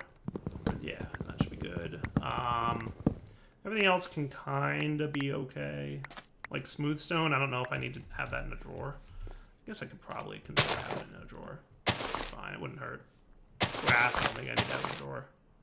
Alright, so let's get storage import buses going. So the best way to do this probably, there's a couple approaches we can take. I'm probably going to want to make a stack upgrade though. That's going to need some sugar and 4 speed upgrades. Speed upgrades need an upgrade, which is made with improved processors. So I'm basically going to want 4 improved processors, which I've kind of got. So let's get some upgrades. 1, 2, 3, 4, 5. Neat. Sugarcane can exist over here somewhere. Where's my sugarcane chest? We're going to need 9 in total for this, and we'll probably also want some redstone. So we will get these guys cooking. And back in a minute when I'm going to, well, yeah, I'll let all 5 be made. That's fine. So I'm going to need 1 more sugar then, if I'm going to let all 5 of these be made.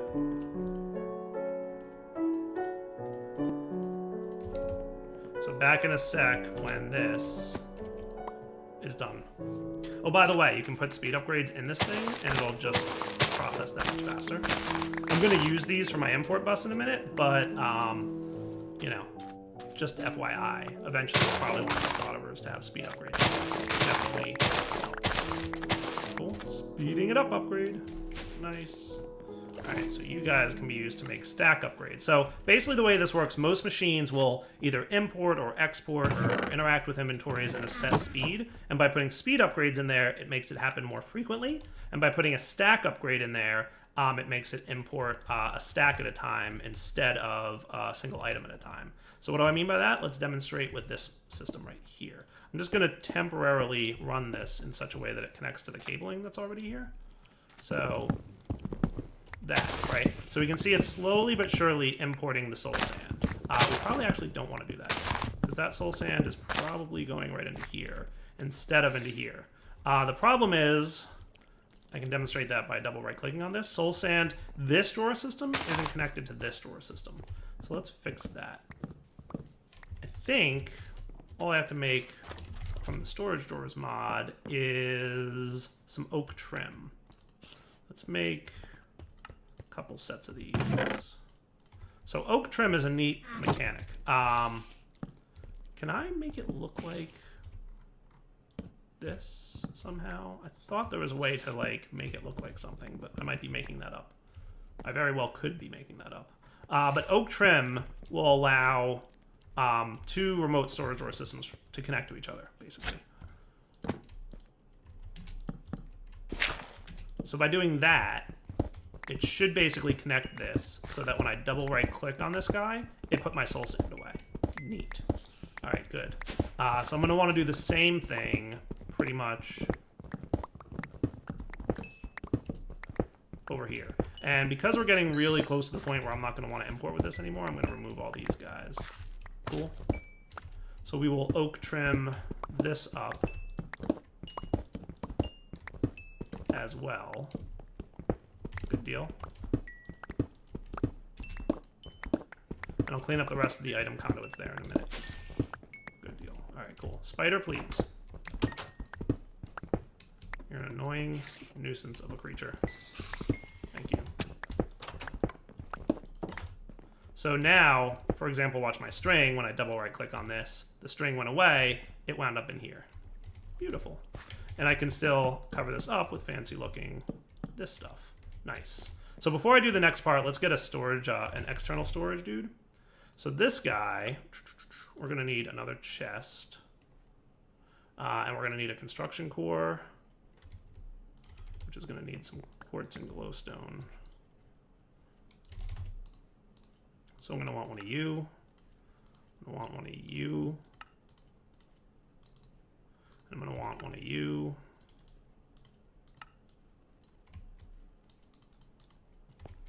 You can probably go away. Because ideally I don't want any resources that would otherwise be stored in the... So like stone, for example, that should also probably, if I double click that, the stone should have gone in there. Beautiful. All right, so the external storage is the next thing I'm making, right? So that just needs a gold doohickey. Right? So I just need a quick piece of gold and redstone and silicon. Shift middle click, by the way, to take a single item out of that guy. Pretty neat little shortcut. Okay, so this, we'll throw a speed upgrade in there just to make this a little bit faster. Oops. Okay, cool. No, that was cool. It was just too quick. It was like perfect timing and the UI wasn't up to date. That's funny. Come on, buddy. Let's go.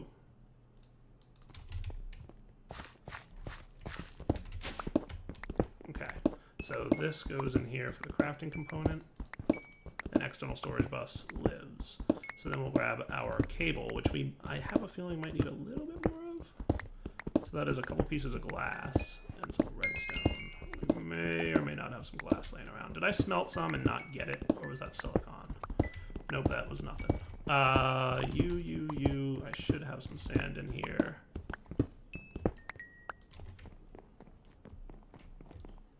Cables, please. Thank you. So what we'll want to do is have an export bus or external storage on this guy. We're going to set the priority high. What that means is when items go into the refined storage system, either through a grid or an import bus or anywhere else, it will try to put it into this external storage higher priority, so priority of 10, than anything that's less than 10. The priority on this guy is going to stay at 0. So what that means is that'll be the last place they'll try to put it. 10 is higher than 0.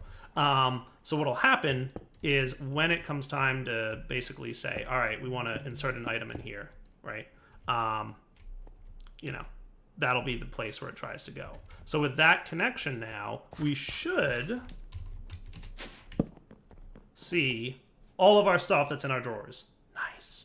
And for example, when we have soul sand, right? Let's demonstrate this with soul sand, right? Currently we have 77 soul sand in there. When I place soul sand into the refined storage system, we now have 141 soul sand in the drawer. It went into the drawer because it was a higher priority than the disk drive. Cool. So now we can start import busing here. All right, so let's get to work importing and test out how cleanly and well organized I set everything up. So we're going to stick our importer on here. So that's going to start importing slowly but surely soul sand in pretty much the order of the items, right? So soul sand's going to get sucked in there. Now if I throw my speed upgrade in there, we'll see soul sand coming in a little bit quicker. So if we put a bunch of speed upgrades into the importer, it would much more quickly import items. But the stack upgrade is going to be even better. When I throw that guy in there, it's going to grab stacks at a time. So it should wind up sucking everything into the system there, which is cool. And the smooth stone should have gone to the right place, and everything else should have gone to their appropriate places. Neat. That is good stuff. So you're pretty much done there, buddy. So I'm going to pick this up, and then we'll grab our importer. So like this inventory is the next one that's going to get imported. So boom, and then you, and it should just pull everything in. Nice. That's pretty cool. So everything's going into this system, so we can see all the good stuff showing up. See? Getting populated nice and quickly. And then once this thing's empty, we can break it and move on to the next item, right? And we'll go on throughout the route. Now down here, I'd like to check, right? So far, we've got about a third of the way, a little bit more than a third of the way full. And because we went ahead and put a lot of stuff in drawers, we significantly improved stuff, basically. So like, we'll do this one next. Do we want to put like potatoes and carrots or anything? Like, I could have a couple drawers for like potatoes and carrots.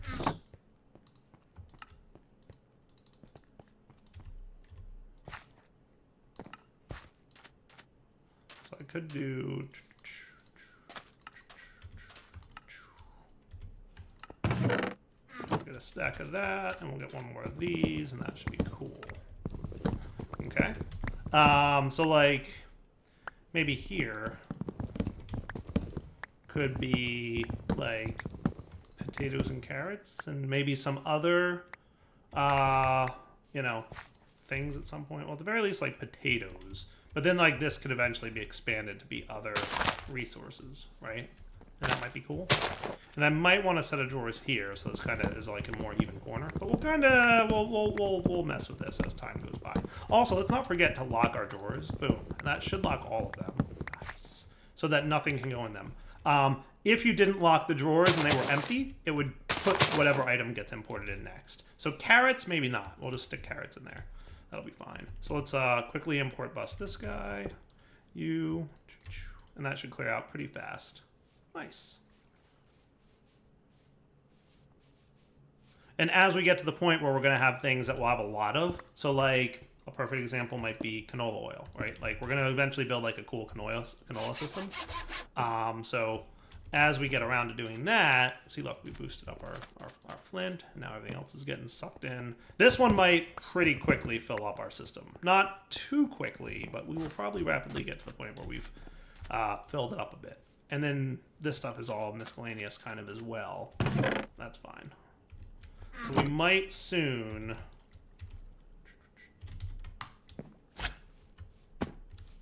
I can probably clean out these item duct things real quick. So remember, we don't yet have anything to deal with ore processing, but we'll manage that eventually. Cool. So how's our storage doing? Not bad, $27.99. So we're probably around 2/3 of the way full now. That should have finished up this thing and both pages. Yes, cool. Nice. And then the very last one will be this chest. So import bus, stack, and speed.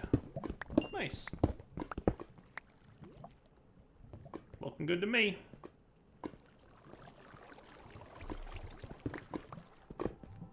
So this was all temporary, as you may recall. And now, let's see, cobble. I love when I get to this point, because it makes it so much easier to find your stuff. Actually, give me those back, because we're going to totally want to fill this in. So we'll want to like fill in the wall a little bit. This can be gone, right? Nice. Looking cool, right? And eventually we might have more or less. I might do this now. Just to see how it looks. Does that look cool? I think that looks cool, right? There, that relocks everything. That looks pretty good. So now, our ender chest, which we could leave up here or we could move. I'm gonna probably stick it in the basement. Cool, hey, wrong thing. And the reason I'm gonna stick it in the basement shall become apparent in a second or two. Yeah, it's pretty good actually. Liking that storage room. So we're gonna stick the import bus in the basement. And what I'm going to do is put the import bus on this dude with my speed and stack upgrade in them. Cool. And the reason I want to do that, I guess actually I should probably... Cool. So now, check this out. Anything that goes into the ender pouch, let's demonstrate this, right, is going to get import bust into the refined storage system. Hooray. So for example, we don't have any crates in there, right? If I stick my 2 crates into the import bus and into the pouch, it goes into the ender chest, which is import bust into the refined storage system. So now we can auto sort into refined storage, courtesy of this awesome dude. How great is that? Loving it. Cool. I like it a lot, actually. That looks really nice. So this room looks pretty good. We'll probably expand and have a few more items. Usually the best way to like do this is take a quick look at like what you have a lot of. Like, you know, we have kind of a lot of rice seeds. Oh, and let's put this back to normal. I don't know if this like failed to like, probably because I've broken and replaced the crafting grid. That might have, I don't know, we'll figure it out. For some reason it doesn't seem to have saved that between sessions, but maybe that's just a minor derp. But anyway, we have a really nice refined storage system that can store a bunch of items. We should probably get around to making another 4K storage doohickey, right? Because we are at 3,000 to 4,000, right? So we can store about another 1,000 items. And remember, none of this counts towards that 4,000 mark, right? Like we've got 623 redstone. If I had not put redstone in a drawer, we would have like 400 slots instead of 1,000 slots available, right? And coal, right? So we wouldn't have been able to store all of our redstone and all of our coal in the disk at the moment. Now, eventually, we'll probably get to the point where we have such a large amount of storage drawer or refined storage, item storage, that we can probably break down this room and remove all the item storage from it. But for now, because we're not in a position where we have a lot of resources that can support that, it's a better idea to do the drawer system than not, right? And just because I want to, I'm gonna get 4 more drawers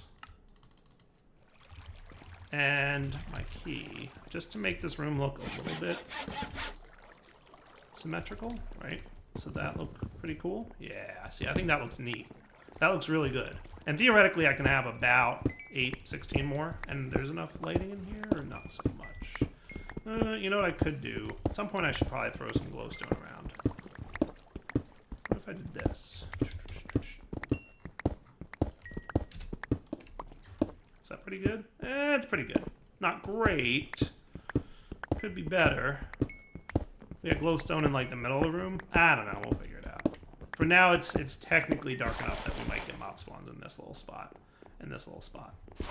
I don't know. I'll think of something. Not super worried right now. Let's come back in a sec. All right, guys. So that is a much more organized system of storage, I feel. And I think it looks pretty good. I hope you guys like the way it looks as well. Obviously, we've got room for a little bit more in terms of storage here. We might do some more like planting type stuff over here. So like as we get to like canola seeds and canola, we might throw them in some drawers. And over here, we'll try and find some blocks that we can stick in there. Maybe it'll be like sandstone or something like that. And then we've got obviously more room for either more plants or more mob drops or something along those lines. How did you wind up in here? You know what? I know what happened.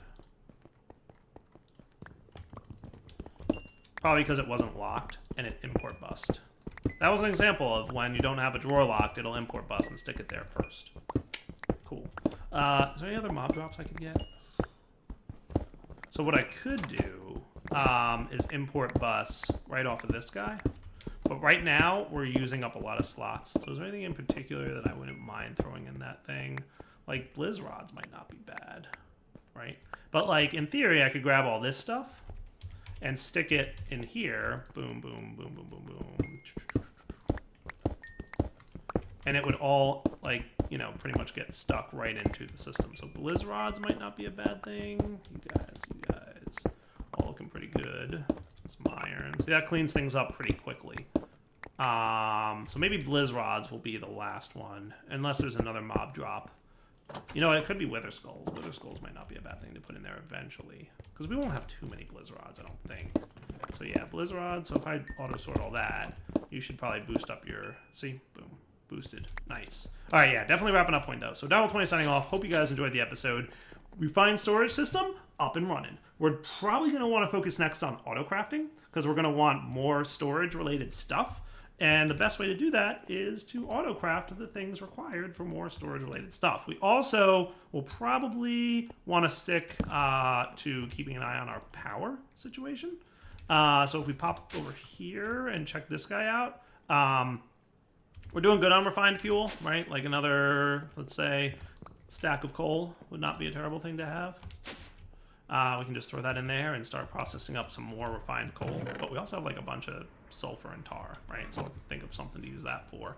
But at some point soon, right, we're going to want to keep an eye on this because now our system, which is a little bit sloppily wired, I'll fix the wiring a little bit at some point, we're using 27 RF a tick. So just to keep the system up and running, it requires 27 RF a tick. And without that, we won't have access to any of our items that are inside the disk. So we'll want to keep an eye on power. And we'll also, at some point, want an export bus on this chest because So what is this? A filter? So what do we got going on down here? So you extract from the chest, and then what do you do? Filter. Okay, I see how that works. Cool. So what do you do? Okay, I remember how this all works now. All right. So what we'll probably want is to set up an export bus for all the different ores. So next time I go mining, I will do that. For now, Devil 20 signing off. Like I said 3 times already, but the first time I'm saying it, it's take it easy.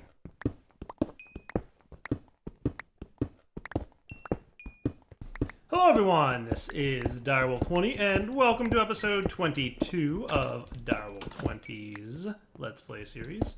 Oh boy, we've got something happening over here. What's happening over here? I suspect you might be full. You're full. Okay, cool. What are you full of? You're full of wood. Remember I told you we were going to get crazy shenanigans with wood? I was not lying. Let's upgrade our drawer, and let's talk about some other things that I might want to... I mean, like, we could leave that way. Not a big deal. But we totally should probably look at doing a drawer upgrade. So let's do those. These guys are not too terrible to make. You know what I could do is... Let's do wood. Then we should be able to make a few more of these. Cool. Do one of those. Nice. So I think... I'll go with an iron upgrade for now, because we don't have, like, a huge amount of resources that I can just say, whatever to. But, long story short, each upgrade to drawers allows you to install, basically say, to have more available space. And I think there's 5. If you shift right-click, 1, 2, 3, 4, 5, 6, 7 now. Upgrades available. So... Iron is 4 times, obsidian is 2 times, gold 8, diamond 16, emerald 6 is 32, and then you can do flint, which reduces it to the point where it can only store a single stack. And then there's some other upgrades, like you can emit redstone signals, and void upgrades, and conversion upgrades, and all kinds of other stuff. Creative ones are obviously, you know, not available. They don't have a crafting recipe. They're creative mode only. So a bunch of cool upgrades you can install here. And you can install multiple. So like if you wanted to, you could install 7 emerald upgrades, which would basically be a stupid amount of storage. But it would be cool. I'm going to just right click to install that dude. And now he's able to store more wood, which means you should start clearing out space. Nice. Until it overloads the wood again, basically. But hey, it's working again. So that's cool. It's going to clear out large swaths of stuff. Nice. And you should have no problem filling up. I'm guessing it's still traveling over there. There it goes. Kind of slow, because I don't have any, like, speed up. It's just basic item ducks. There we go. Now they're showing up. Sweet. I should, like, organize the stuff in here so that it's a little bit easier. Okay, cool. I gotcha. So what if can I move you? Not easily. I guess it's not super easy to organize that.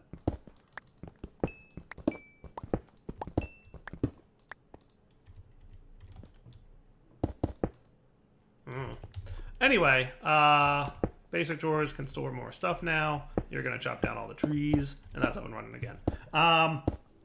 Another thing that's working better, I've recently updated to the newest version of the Devil 20 pack. So there's been some cool stuff fixed, one of them being covers on these guys. So I should be able to now put a plane on there and see how it's rendering properly. Oh yeah. Now the trick with this is you want to hold shift with it, and it'll kind of let you put it wherever you want instead of trying to snap to an existing block. And if you shift mouse wheel, it'll kind of rotate a little bit so that it's oriented properly. So what I'm going to do is place it there. And how cool does that look? Nicely covered. Now connected textures won't connect, obviously, as you can see, but you know, it's all good. Still is a covered block, and that's neat.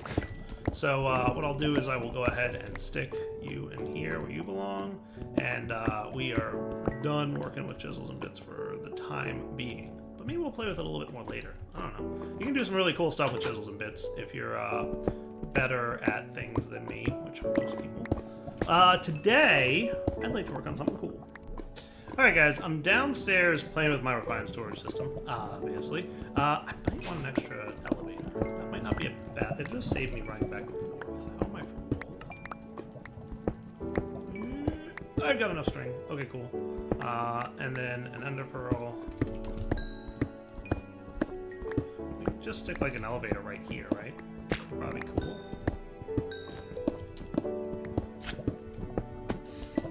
Just because I want to. Yeah, that just makes things a little bit easier to get around. So what I'm working on is, first I'd like to do some upgrades. We're gonna need more glass, I guess.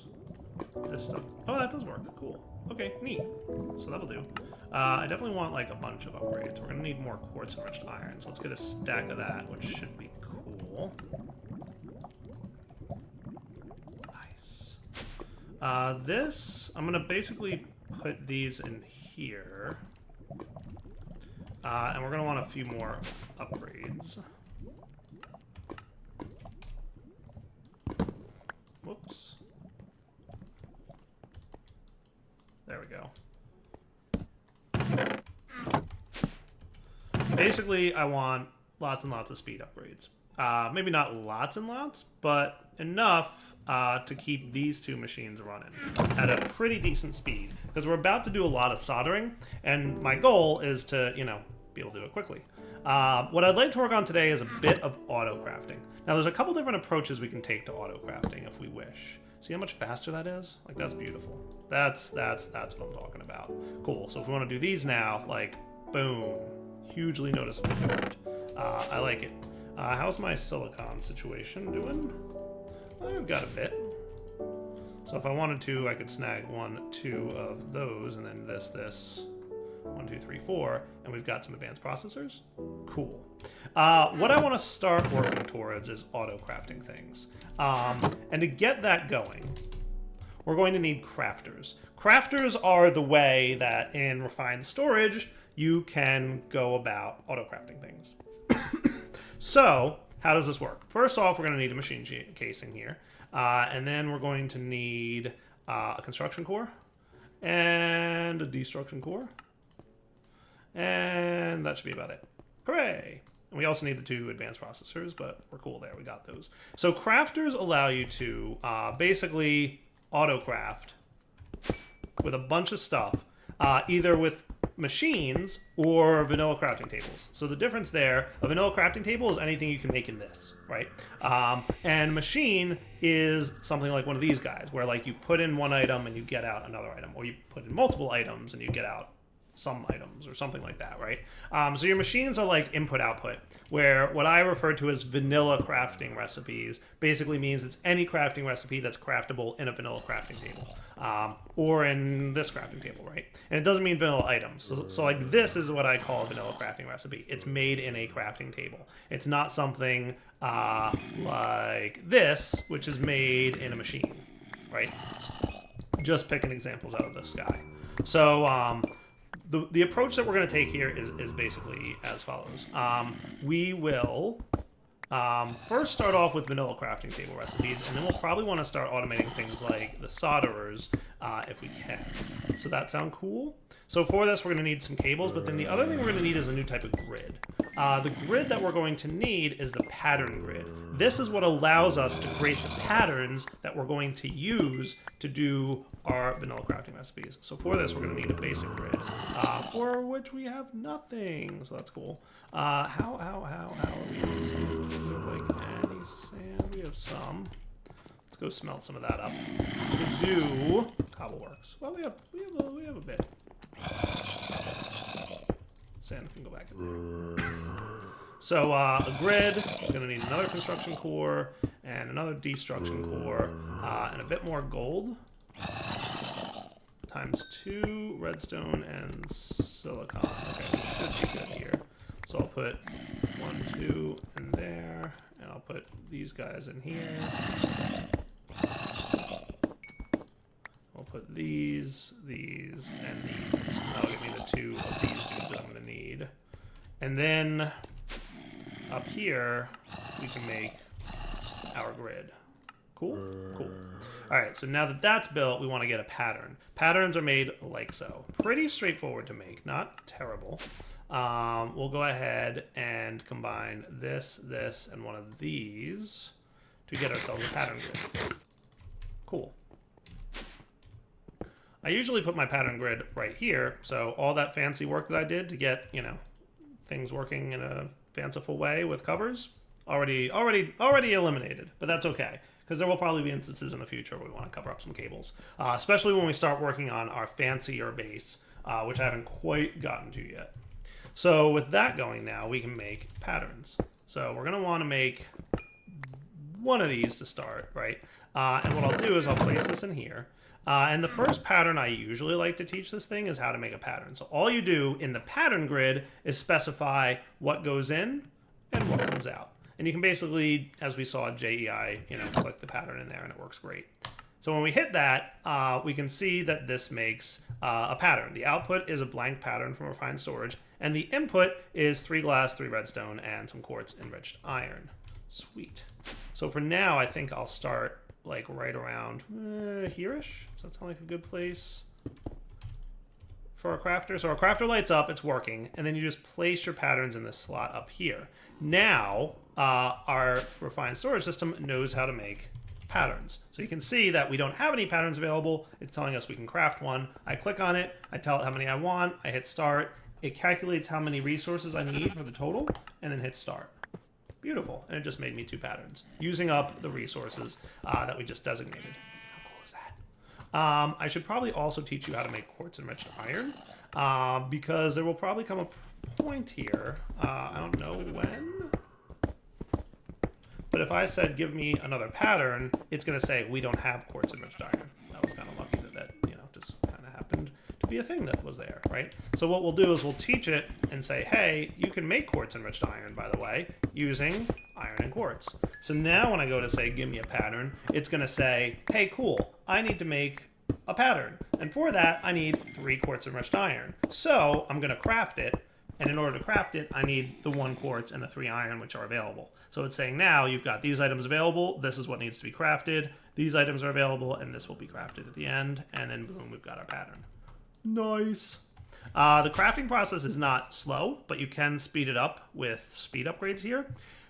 And also, there's a whole mod in the pack that augments this, and it's called Reborn Storage. And basically, it's a giant multi-block of crafters. It's the way it works. And you can put like a bunch of crafting recipes in it. It's a large multi-block, but it's a little expensive in that you require some crafting frames, which need pretty much 5 gold per crafting frame. And then since it's multi-block, you need a lot of those. And you need a lot of iron as well. And then you'll need some other stuff in order to get it whirling. We'll take a look at Reborn Storage probably a little bit later on in the series. For now, we're going to hold off on that. But I would also like to do... So let's do this. Let's set up crafters for soldering. So there's basically a few soldering recipes that we might want to teach this thing, right? So there's gold, there's iron, there's diamonds, and then there's combining them into and silicon, right? So if we wanted to say there's 4 base components, right? So there's silicone, gold, iron, and diamonds. Those are the 4 base components that you do, and then there's combining those base components into something else. Now, pretty much all of those require silicon. So there's a couple ways we could lay this out. We could have a solderer that's dedicated to silicon. What I'm thinking is, let's have 2 solderers. One that's set up to do like silicon and iron, and the other that's set up to do gold and diamonds. Does that sound fair? Or maybe silicon and diamonds and gold and iron. I don't know. It doesn't matter. But let's do another solderer first. That's pretty much going to be our first step here. So I'm going to want 1, 2 of you. 1, 2 of you. And now I need some more quartz enriched iron. I could craft it, or I could just say, hey, auto craft it for me, and then boom. See how that works? Beautiful. Auto crafting for the win. Now, I wouldn't mind doing a speed upgrade or 4 in those things, but we'll have to get to that in a minute. For now, let's get a crafter set up. And I might want to teach you how to make crafters. I'm going to hold off on teaching you how to make crafters. Let's get... So there's 2 ways I could do this. I could either dump all the crafting recipes into a chest, or I could put a crafter on each solderer. I think to save resources, I should dump it all into a chest and use item conduits to determine what goes where and how it gets crafted. Does that sound fair? I think that sounds fair. So that's what we're going to do. Boom. So in order to get this, we're going to need a construction core, and we're going to need a destruction core, and then we should be able to make ourselves a crafter with more quartz enriched iron. Let's get a stack of this stuff. Boom. See, told you it's not like super fast to craft, but it's pretty fast. It's not terrible. Crafter. Boom, boom, boom. Cool. And then we'll get a chest. Spiders, please. Where are you at, spider? Me and you are going to have words, Mr. Spider, hanging out on my roof. Always with the spiders on Dyer's roof.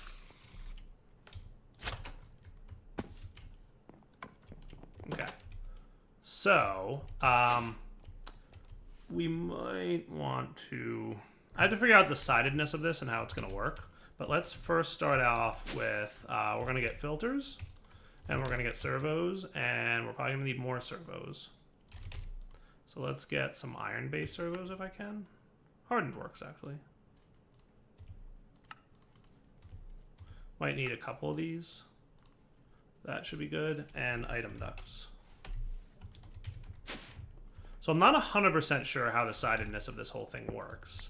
But basically, we're going to want to do the following. And we might wind up putting a chest here with a crafter facing into the chest. And we can rotate this dude, and basically the direction it's facing is where it's going to put stuff. So what we could say, I'm not sure how the sidedness of this works, but we're going to test it. Okay. The things we're going to need are gold, iron, redstone. Do we have any more silicon? I can get some. I'll get a half a stack of silicon to get us going. And diamonds, right? And I'll just get a few of you. That should work. So middle clicking, remember, automatically puts one into your inventory. If you like shift middle click, it picks up one at a time. If you shift middle click, it'll put one at a time into your inventory. If you middle click, it'll put one at a time onto your cursor. And then if you, not polarizer, if you right click, it's half of a stack. So if there's more than 64 in there, you'll get 32. And if there's less than 64, you'll get half of whatever's in there. Cool.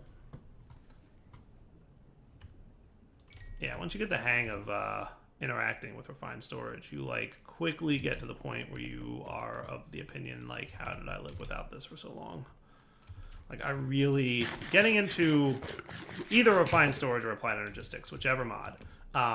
It's pretty much like a huge position to be in for me. Like, I love when we get to that stage because it really means automation potential is opened up hugely. So what I'm going to do here is probably do this, and we will filter what goes into these two slots, right? And what we'll do is we'll say whitelist, let's do diamonds and silicon in this one, and we'll whitelist gold and iron in this one. Cool. And we will want to servo you with always active.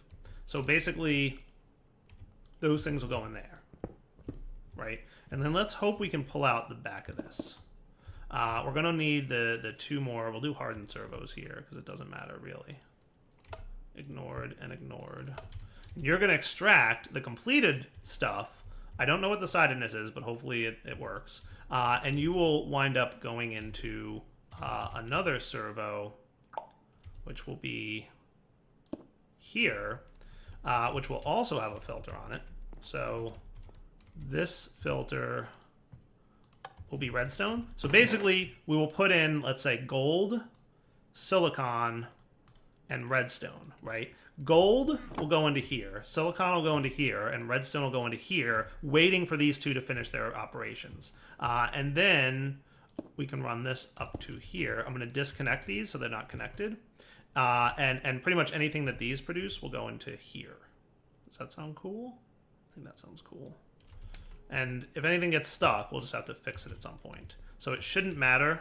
I shouldn't need a filter on this, but I mean, we could put one if we want to. It doesn't matter for now. So let's test it real quick, right? So the recipe would be if I want an improved processor, we put these three items in, right? So gold, silicon, those things go in, and then they get extracted out, and they're sent up to here, the solderer, which then produces it, and then we'll probably want like an import bus on there. How cool is that? I like it. So now if I want 3 more of these, because that's what I'm going to need for my... So that goes into there and appropriately routes. Cool. And then that gets extracted. And then it goes into here, and those items in the back make their way in eventually, and I think the phrase is, Bob's your uncle. Neat. I like it. Then if we want to automate speed upgrades, for example, all we have to do is add sugar and upgrades to this one, for example. So sugar and blank upgrades can go in there. So then they'll get in and they'll route to that direction to do the full-blown speed upgrade. So let's get an import bus. And I believe an importer is going to need an improved processor. So let's do 1, 2, 3 more of these.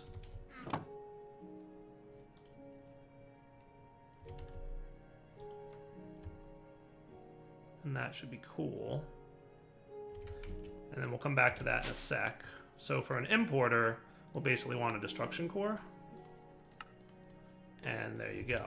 And then we'll say to basically import off of that. And then boom, it'll suck that stuff in, and we're cool. Nice. Now if we want to make speed upgrades, that's going to need sugar, which we don't have at the moment. So I'm going to go get some from my really far away and should be closer sugarcane farm. Why are you all the way over there, sugarcane?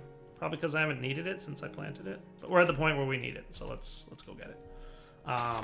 So that saved us a lot of effort.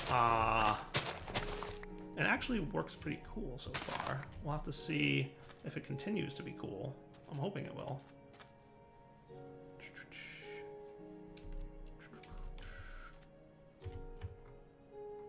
Sand. Yeah, that's what I want.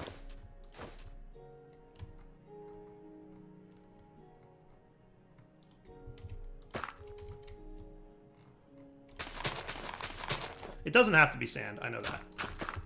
But I want it to be sand. That should be cool for me. So that sugarcane can grow over there. And meanwhile, let's... I guess what I'll do is teach you that sugarcane turns into sugar. Cool. So now we know how to make sugar out of sugarcane. And in order to build patterns for this guy, we need a very special machine. And we will talk about what that special machine is right now, as soon as I remember the name of it, because I don't. It's something making stuff. Something has to do with things. Crafter. Something, where are you at? Where is the thing anymore? Unless it doesn't exist anymore. Does it no longer exist? Is it no longer a separate block? Did that change? Hey, look, it's no longer a separate block. That's cool. You click this processing button, and this is how you define stuff to be processed, right? So if I want, for example, to say, how do I make advanced processors, right? I would say 1 diamond and 1 silicon and 1 redstone will make an advanced processor. And then I write that to that thing. Can I get like 3 more of you? We're missing glass. We're not that much missing glass. I can get 4 more for the time being. So that's neat. So that's a different thing from the way it worked in 110. So then I put this in here, and what it'll do is it'll say, I'm going to put diamond, silicon, and redstone into this chest. And I expect, after a period of time, whatever period of time that is, I will get an advanced processor. And the way it works is, the items route appropriately, and then the import bus sucks in the advanced processor. And that should work. So if we were to go upstairs and say, hey, similar pattern, if I wanted to, I could do gold, silicon, and that'll get me one of these dudes, right? Then we can pop down here and put that in. Boom. So now if I said, hey, give me... So I've got 4 of these. Let's get 1 more just to demonstrate, right? Missing silicon, so I'm going to put that in there. Cool. It's good. I hit start. the items route appropriately, and then it'll receive that item when it's done, courtesy the import bus. Come on, there you go. Probably add like some speed upgrades or something to make it so that those items traverse the pipes a little bit more quickly, but it doesn't matter. And then we're cool. Nice. So that's how to make vanilla crafting recipes and machine crafting recipes in 1.12. That's neat. And then refined storage, we have an improved processor. Nice. So if I want to do an upgrade, so you are not a processing thing, you're a vanilla crafting recipe thing. So I do that, and you should be cool right there. You just need some more glass, which, man, I'm really getting to be in a bad position with glass, aren't I? Like, huge to-do list, more glass.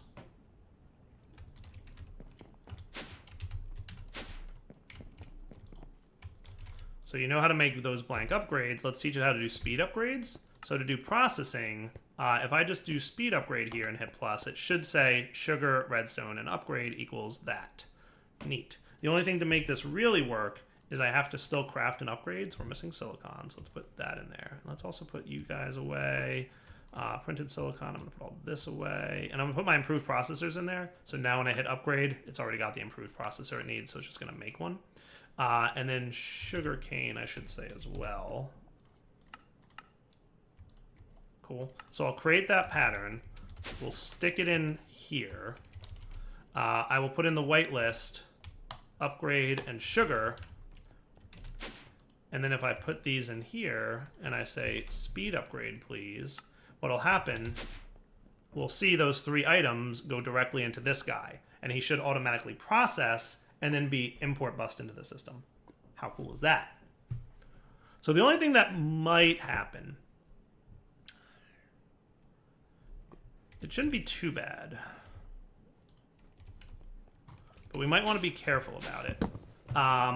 Was one potential problem is it could wind up putting the sugar in here like while it's waiting for the silicon to be processed. So if that starts to become a problem, there's an issue. We will see it happen, and then we will take corrective action to make sure it stops happening. So long story short, I should have speed upgrades now. So if I want 3 more speed upgrades, I have more glass. Really, really big to-do list. Cool. So we've got basic auto crafting up and running. All right, so let's get ourselves more sand and more glass, therefore. And now, if I said, hey, get me more crafting upgrades, or more speed upgrades, like 3 more of them, that would be cool. They should all do the thing they need to do. I'm going to throw a speed upgrade in there just to make it a little bit faster. Nice. All right, so it's working really nice, as a matter of fact. So that's pretty spiffy, and then we'll get our speed upgrades. So that's auto crafting. That is cool. What else should I do with this system before we wrap up the episode for now? Well, there will be way more auto crafting going on in the near future. You know what I could teach it is storage disks. Like maybe if you made 4K storage disks for me. Oh, I should make you JEI synchronized so I can do 4K storage disks. So I'm going to want you to know how to make 1K parts. Oh, but you should not be a processing mode. By the way, if you shift right click this thing, it like clears it, and that's pretty cool. So I'm gonna need more patterns. Get ourselves some glass. Come here, buddy.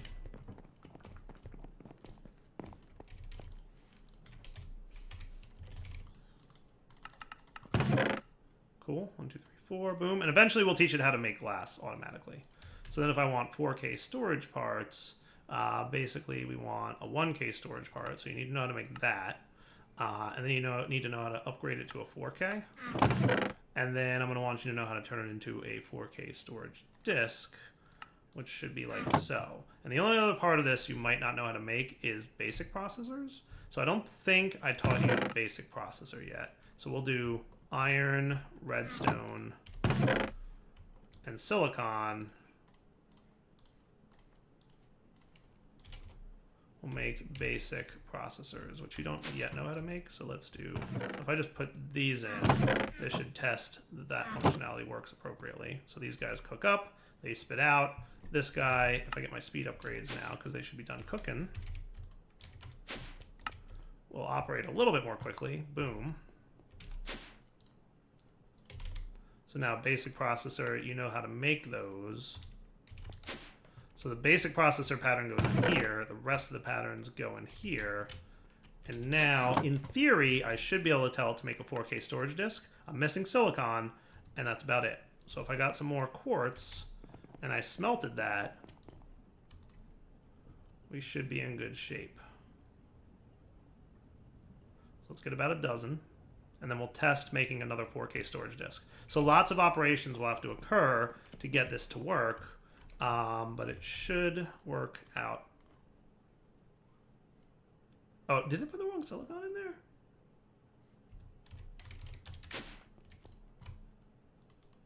One of these guys got the wrong silicon inserted into him. So I think what I can do, if I turn off this and I put this in here, nice. Okay, cool. And then we tell it this. Now what I could do, by the way, is rewrite that so that it uses the right silicon, but I could also say OR dictionary and write that. And what that'll do is it'll use the OR dictionary, so it'll use any silicon as long as they share the same OR dictionary entry. So now we do a 4K. It's got everything it needs. I hit start, and we should see all kinds of things happening. So you're making the things you need to make, and then you're coming up here, and you're making the 3 things you need to make. And that's pretty cool. The slowest part of this now is the item conduits, which we could easily speed up. Now, if we look, we should have a 4K storage disk, which we can add to this dude. Boom, and now we have more storage space. Awesome. All right, definitely wrapping up point. Definitely time to call an episode. I might mine a little bit between episodes because we're getting to the point where I'm getting low on things like gold. And that would be a good time to come back next episode and set up the export bus for metal processing. But for now, Direwolf20 signing off. Hope you guys enjoyed the episode. Take it easy. Hello, everyone. This is Direwolf20, and welcome to episode 23 of Direwolf20's Let's Play series. Today, I've just updated the pack to version 1.3, and that means something very cool. You ready? You ready for what's in the new version of the pack? Boom! Oh. Do you know what that means? Do you know what that means? It means Morph is in the pack. Booyah! Morph is back for version 1.12 of Minecraft, and you can totally morph from one creature to the next. Oh yeah, that's what's up. I'm excited to see Morph back. Definitely a mod that I've missed. Yay, I can be a chicken now. I have to remember how Morph works, if I'm being honest. Isn't there like, there's like a favorites key or something, I don't know, I have to check out mod option, no options. Controls. Does Morph have a control section? I don't know if it does, but hopefully it does.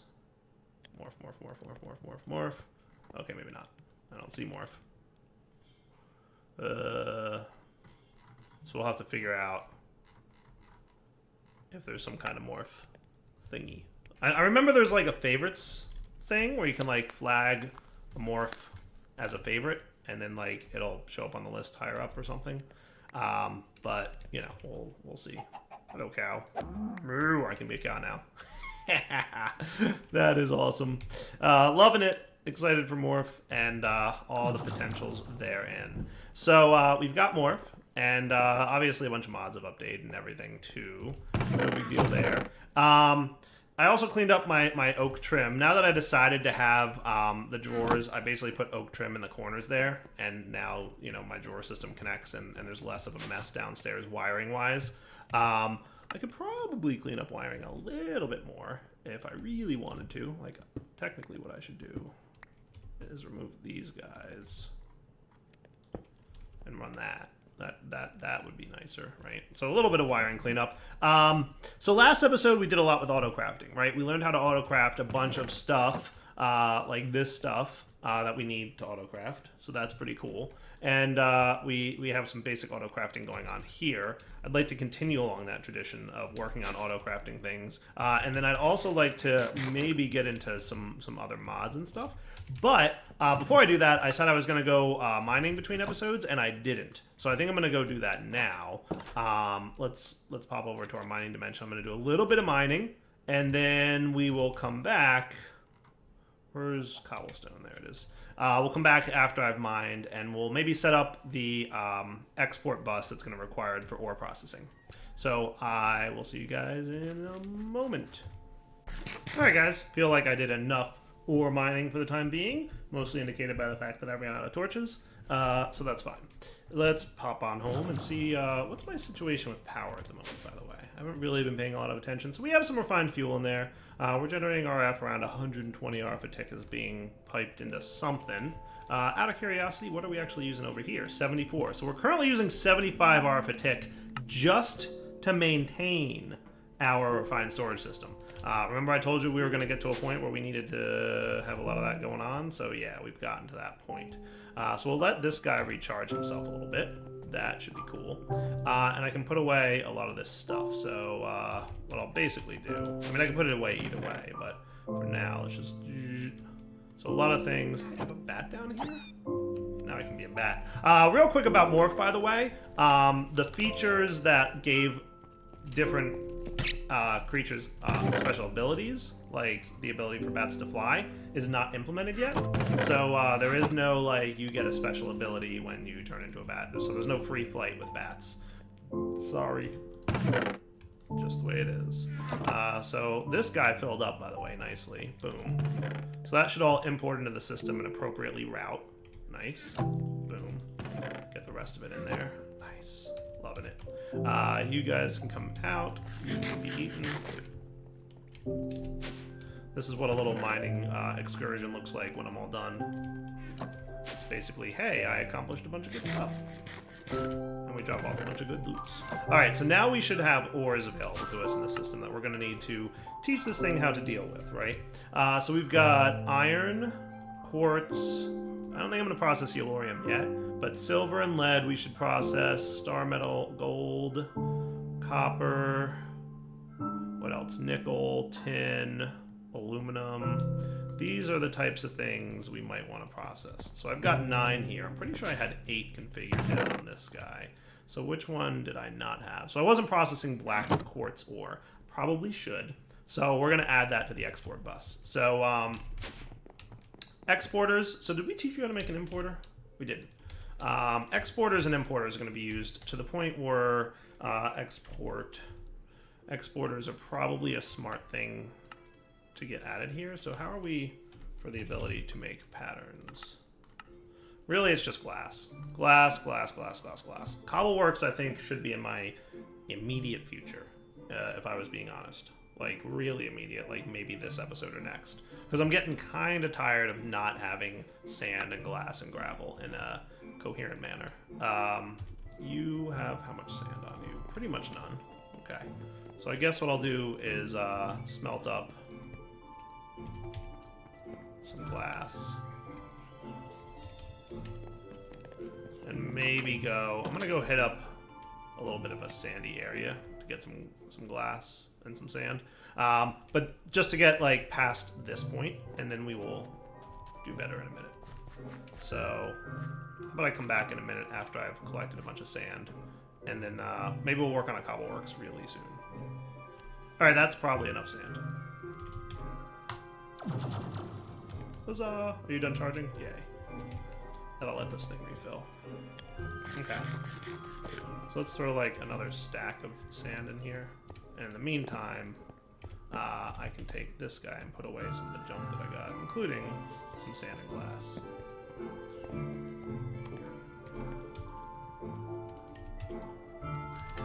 And to-do list, wireless access to this guy. Alright, so if I wanted about 20 patterns now, that shouldn't be a hard request.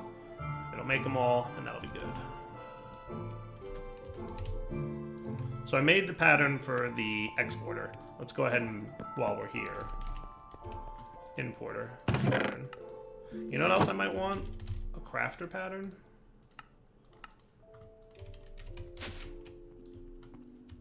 Because I'm pretty sure I'm going to need another crafter pretty immediately. So if I requested a crafter, do we have everything we need for that? No, we're missing machine casing, destruction core, and construction core. Okay. So crafter. So you need to know how to make this guy.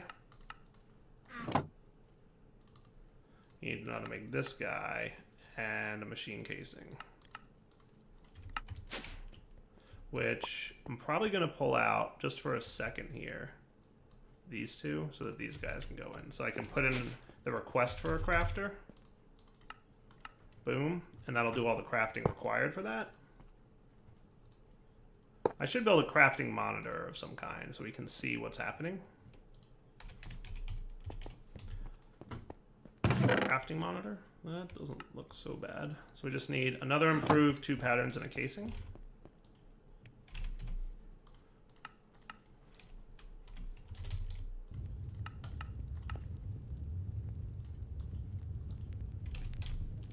So the improved should be working on right now. They're pretty quick to craft, remember, but I need to speed up the item routing stuff. So if I put this up here, oops, that should show me what's currently crafting, right? So if I requested another crafter, we can see that what's happening here, and you can see what things are currently happening. So like the construction core and the destruction core are waiting for items. The items that are currently being processed are the 2 advanced processors and the 2 crafting processors. That's happening downstairs, and then once they're completed, it'll do its thing basically.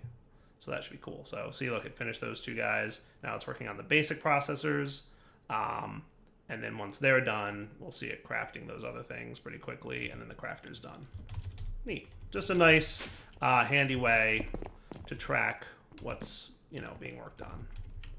Okay. So now I should be able to make an exporter, no problem. I'm missing cable, so you should probably learn how to make cable.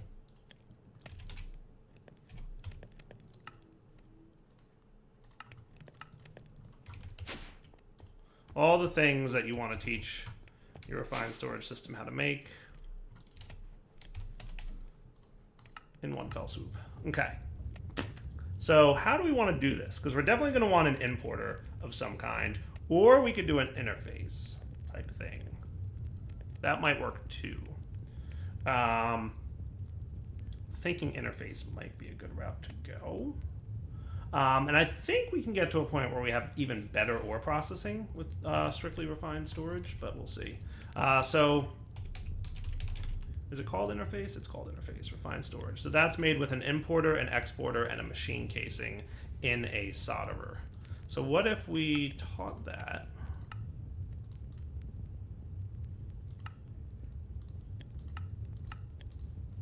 Cool.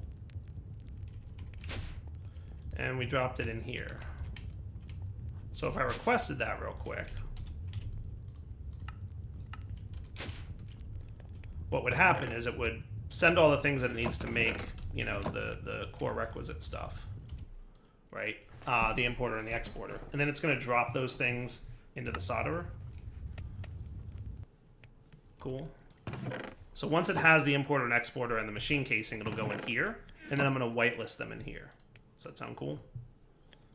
So once it's got those things, then it should auto-craft them into here. These need to get whitelisted into here so that when they do get dropped into here, they're routed appropriately. And it hopefully is smart about it. Oh, right. I had 2 of those. That's fine. The reason I had one of those in my inventory, remember? So you know now how to make interfaces, which is cool because that's another really useful item. So let's come back here and rearrange how some of this works. So at this point, the way things worked, so this was a filter. We probably don't need you anymore. What's going to be done instead, right? So right now, underneath here is where we were extracting the ores and inserting them into these guys. Oh, and you are backstuffed. Look at you with Cinnabar ores. Okay, so what I should do is change the configuration. This should instead be red goes to the up. And we'll put, what's in the back here? I'm going to need another signalum plated item duct. Good, I have some. I need 2 of them, and that's exactly what I have. Perfect. So I'm going to set you to output to the back this thing.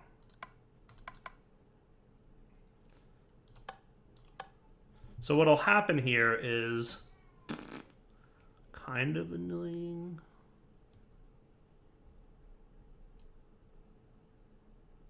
So there's a couple ways I could go about fixing this. So right now, like if I process copper, sometimes I'll get like gold dust. And I would want that to be smelted. But things like Cinnabar, which block this, are the only thing I'd like to output to the back. So to make that a reality, let's get another hardened servo here. Let's do it this way. What I'm going to do is make the up be both of these things, and then the back will be the only thing that can access this one. So up direction will be both. So if it can be smelted, it'll be pushed up. But that's not entirely accurate right now. And then same here, up direction will be both these slots. But I no longer want you to auto output. I'm going to disable the auto output. And what I'd like to do is get a hardened machine upgrade. What are the chances that I can make one of these? I can-ish. Just need some Invar. To do is teach you how to make Invar. So nickel and 2 iron. Into the induction smelter you go. I think with a hardened upgrade, we're gonna see if I'm right about this, but I think if I hardened upgrade you, does that mean that you can auto input enabled? Cool. So you can auto input. Oh, you can auto input on basics. Okay, cool. In the past, I thought auto input was not available on basic, but maybe that changed. But basically, what I'm going to do is say, don't auto output from here. Auto input on this one. So basically, the redstone furnace will pull from beneath.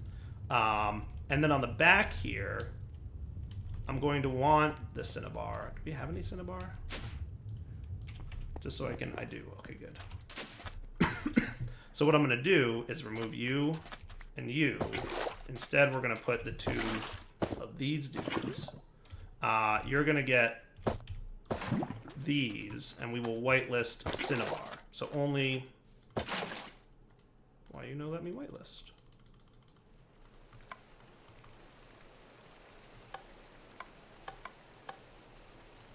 That's weird. I think I just found a bug.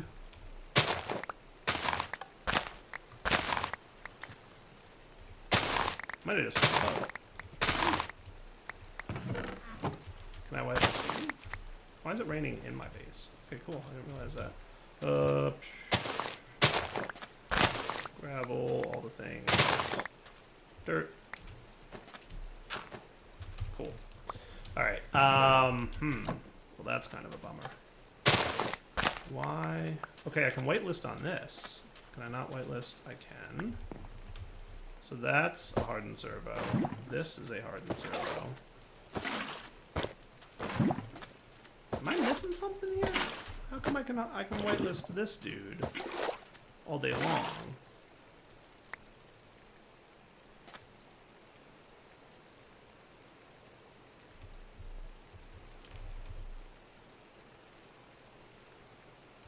My head is tilting very hard to the left at the moment. If I pick this up and place him back down, he works. Oh! Ha! Okay. I figured it out. These are signalum-plated fluid ducts, not item ducts. I was gonna say signalum-plated fluid ducts, not item ducts. My bad. I didn't find a bug. I am just a derp. Alright, so you're going to be whitelisting Cinnabar. You're going to be whitelisting Cinnabar. So now the only thing that can be pulled out of here is Cinnabar. So let's see if I'm correct about this. If I set you to ignored, you have nowhere to go. So that's a thing. So let's make sure that our interface is here. So that should be an import slot for the interface. So this will start processing again. Cool. And that should all behave itself pretty well. Nice. And then that will be pulled up because we have this guy configured to auto input enabled. And then he'll auto output to the back. So now we just have to set up a couple more more things. So we're going to want to set up the export bus here.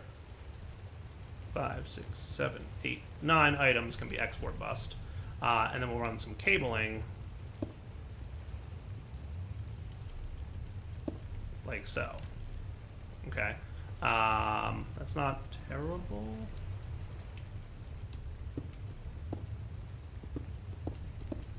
It's not 100% ideal, but it'll work.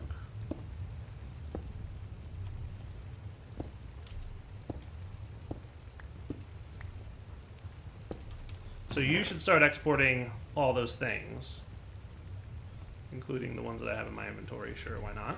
And then they'll get extracted when we set you to ignore it again. You'll go in there and get stuff. So they'll start pulling stuff out. They'll start going into the pulverizers. Right. Oh wait, did I leave a whitelist in here? Empty blacklist. Now you're cool. There we go. Beautiful. So that's pretty cool. So now if Cinnabar gets stuck in our thing, that's how we're going to work around it. Oh, and you should probably be redstone ignored as well. So if Cinnabar ever gets stuck in there again, what was it that caused Cinnabar to get stuck out of curiosity? It was gold has a chance to do Cinnabar? Okay, it's good to know. Redstone has a good chance, but we're not pulverizing redstone at the moment, right? So gold is the one that has the chance to cause Cinnabar to get stuck.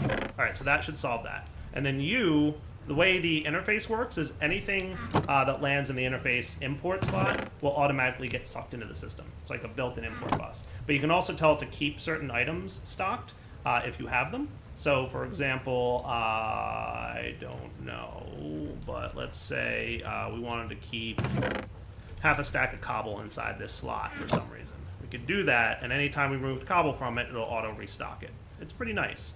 So if you had, like, the need to, you know, pipe that somewhere through item ducts, it would totally work out for you. Cool. All right, so we've got ore processing back up and running. Let's get cobblestone back in here. I know I always say this, and I apologize because I always say this, but I really need to clean up my basement.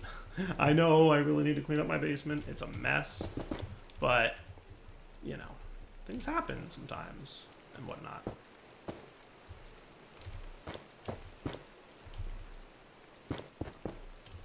Can't control it.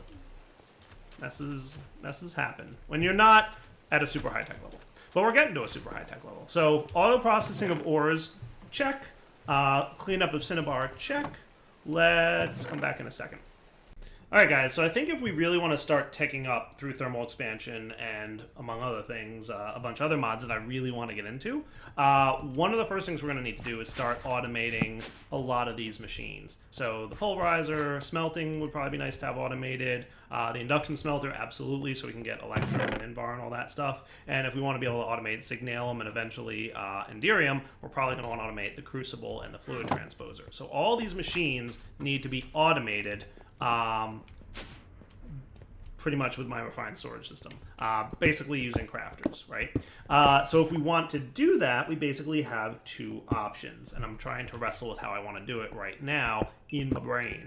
Option one is to run the refined storage system over to here, which we'll probably want to do one way or another eventually anyway, and hook them up to the existing machines that we have up here. The downside with that is if my system's currently auto-crafting and I want to use any machines, they will be tied up for me to use them manually for any auto-crafting that's going on. Option two would basically be to set up a bunch of machines over here, which is pretty much what I usually do. I usually have one set of machines that are dedicated to manual use. So like I'm upstairs and I want to make something real quick, I can pop over and make them real fast. And then another set of machines that are dedicated to the refined storage or AE system that automate it. So I'm probably leaning towards this method. Now you guys have already seen me make this line of machines. So what I'll probably wind up doing is the 1, 2, 3, 4, 5 machines that we want to automate right now will probably land over here by themselves magically off camera as part of a cut. So what I'll do is kind of map that out. So let's come back in a minute. And part of what I'm going to do is make it so that like redstone furnace, for example. Most of these machines require machine frames and reception coils in some form of gear. I'm going to also spend a little bit of time teaching the system how to make these. So no longer do I have to manually craft this stuff. That was the wrong button to click. Let's shift click U. it was supposed to be in not ore processing mode. So like, for example, tin gear, boom. Now you know how to make tin gears. Now you know how to make machine frames. Now you know how to make these guys. We might also want you to know how to make copper gears. And while we're at it, maybe teach you the other forms of gear. So bronze gear, for example. Right? And how to make bronze is like that. So if I throw all these guys into this stuff, you know now how to make, for example, machine frames times 5, because that's how many I'm going to need, and reception coils times 5. So now we're like literally halfway towards the crafting of the furnace and everything. So let me go make those off camera real quick. We'll be right back. Okay, so that's the last of the items. Let's do flux ducts. That would be cool. Yeah, over here. So we probably want to run these flux ducts here. So my basic idea for this and how this will work is let's do furnace first, pulverizer next, induction smelter, magma crucible, and fluid transposer. In much the same way that we did everything else, right? I'm going to close off all the sides for a minute, though I will set you to output to the right and you to input from the left. I'll probably drop items in the top and pull items out the bottom when they're done crafting, and we'll probably power from behind. Does that sound like a kind of a plan? So with that said, we can run like that, and maybe I'll sneak into my underground area here. Where am I relative to my base?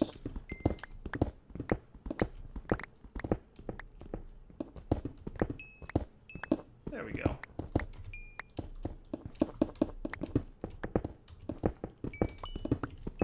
And run some powering like this. So technically I could probably just run it back here and that would be fine. So you guys should be getting power now. Nice. That's cool. Okay. Like the look of that.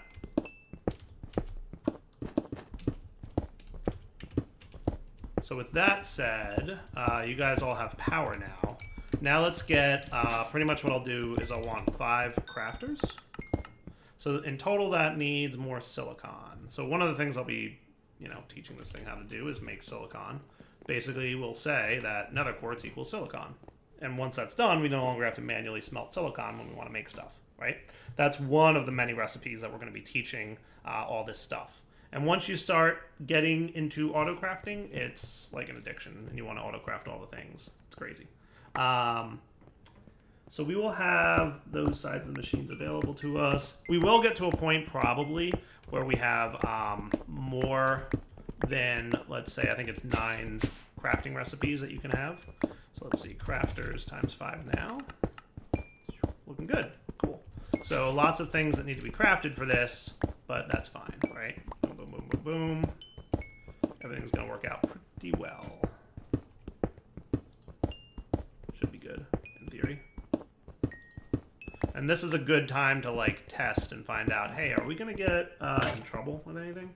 We may at some point want to have a dedicated solderer for silicon, for example, and maybe some other things getting stuck along the way, but we'll see. But overall, that seems to be working pretty well. We will have probably also, once that's all done crafting, how are you guys doing there? Lots of stuff to be made, but it's come along nicely. Cool. And now you'll be exporting your 10 of these dudes. Cool. And those guys are processing. Beautiful. The next thing I'm probably going to want is an interface.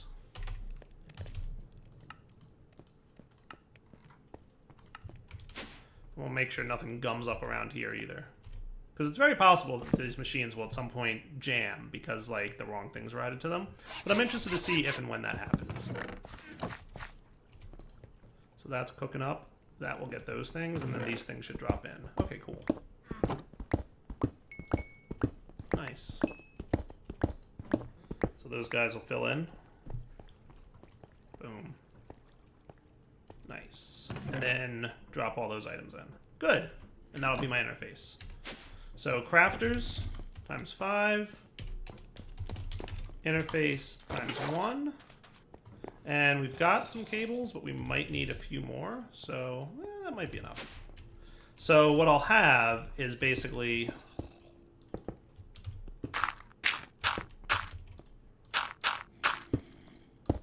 1, 2, 3, 1, 2, 3, 1, 2, 3, 1, 2, 3, right?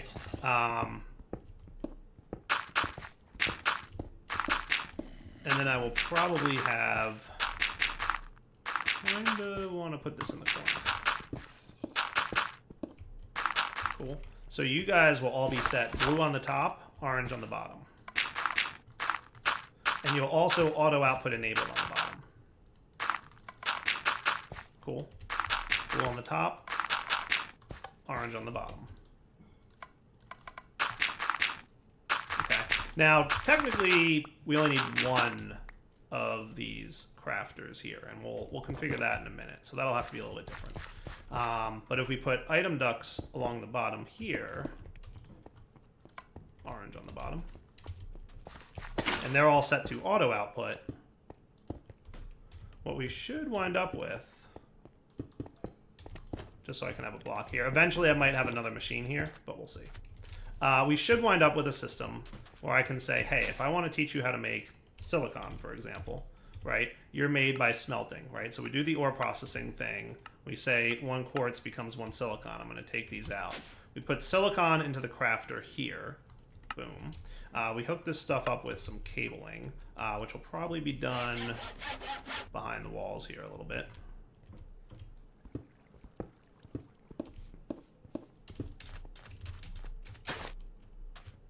There is wireless, by the way, stuff that you can do in refined storage, but it drastically increases the power demands, and we are not in a position where I feel comfortable drastically increasing power demands. If that makes sense to you guys, which I'm imagining it all you would understand that. Cool. So let's run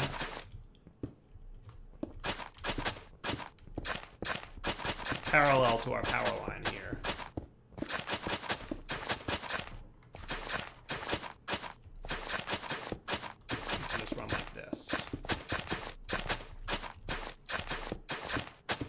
Cool. So that should light up everything in this room. This should all be now active. So for example, we can demonstrate this. Anything that goes into the import should get sucked into the system. Perfect. That's what I'd like to see. And then we can cover up the walling here a little bit. Nice. So let's say that we wanted to make silicon, right? Let's say we wanted 10 of them. Boom.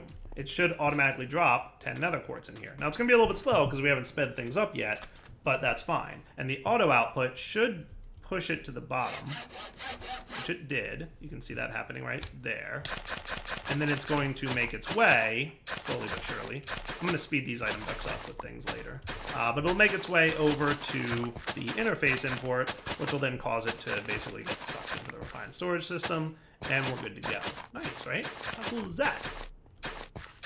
So we've got some automated processing. So for example, if we want to make Invar ingots, we would say that you're done in the induction smelter and your process is to use this. So now we know how to make Invar. And if we want Electrum, that shouldn't be too big of a deal. Induction smelter. These guys.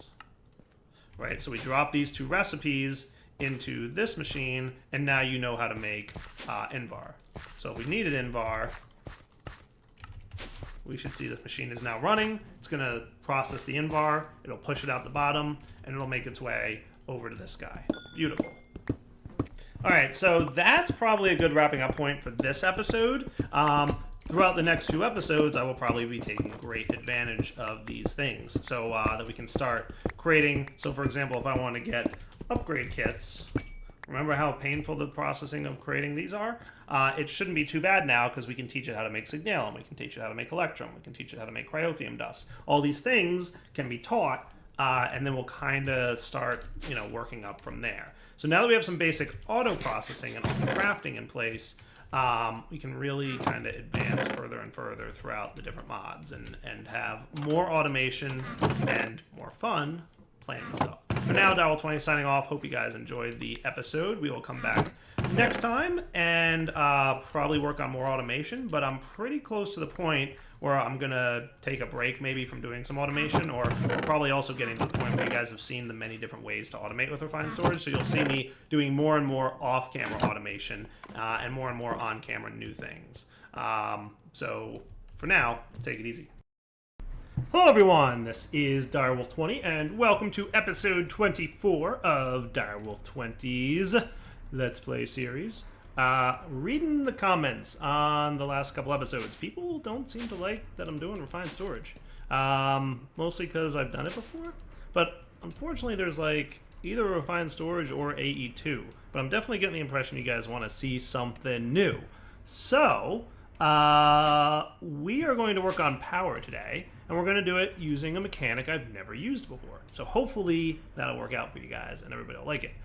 So the mechanic I'm going to look into is syngas from Advanced Generators. Advanced Generators has its own power system that can be used in addition to any other power system. So there's a couple turbines that can generate power. One in particular is the gas turbine, which can accept a bunch of different liquids. One of them being the refined fuel that we're already using over here. Another one being canola oil, which would be out of actually additions. Or the third one, which I'm going to use today, would be syngas. Syngas comes from a multi-block called the syngas producer. This thing accepts any kind of carbon, be it coal or charcoal or even wood logs or coke or a bunch of other things, pretty much anything that like is coal-ish. And turns that carbon plus water into steam, and then the steam and carbon combine to form syngas, which we can then use to burn up in our gas turbine controller.